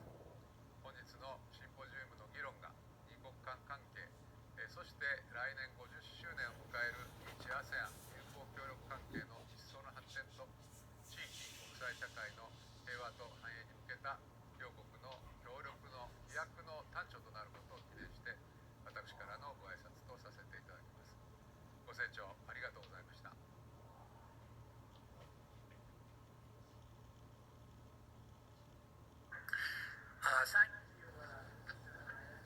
林大臣、非常に強力なメッセージを発し、そして日本とシンガポールの協力を地域の文脈、また二国間の文脈で支持をしていただいていることを感謝申し上げます。それではここでシンガポールの外務大臣、ビビアン・バラクリシュナン大臣です。林義正外務大臣閣下、ご来賓の皆様、ご列席の皆様、おはようございます。この第15回日本シンガポールシンポジウムでお話をすることができ、大変嬉しく思います。1995年に始まって以来、このシンポジウムは日本とシンガポールの指導的立場にある方々、オピニオンリーダーが定期的に一堂に会し、二国間や地域、世界の今日的課題について意見を交換する場となっています。個人的には2016年東京での第11回シンポジウムを懐かしく思い起こします。その際に放映にも日本シンガポール外交関係樹立50周年の当日4月26日に基調講演を行うことができました。日本とシンガポールは素晴らしい関係を構築しています。それは頻繁なハイレベルの交流や強固な経済的なつながり、また緊密な人と人の関係に支えられています。昨年はシンガポールと日本の外交関係樹立55周年でした。コロナの前にもかかわらず、両国はハイレベルの関与のモメンタムを維持しており、例えば2ヶ月前の昨年の11月にリー・シェンロン首相と岸田首相が電話会談を行っています。また、先月ですが、林外務大臣と二国間関係や地域の動きについて良い議論を行ったばかりであります。タン・チュアンジン国会議長、そしてドウイン・トン地域文化青年大臣は昨年の8月、オリンピックとパラリンピックのために東京を訪れています。また、ウバ・コウノスケ外務大臣政務官も同月シンガポールを訪れています。二国間関係を強化するこのような交流をさらに推し進めていきたいと考えております。シンガポールと日本は非常に強固な経済的なつながりを有しています。日本シンガポール経済連携協定は両国の経済関係の中核となっています。日本にとっては初めての二国間経済連携協定であります。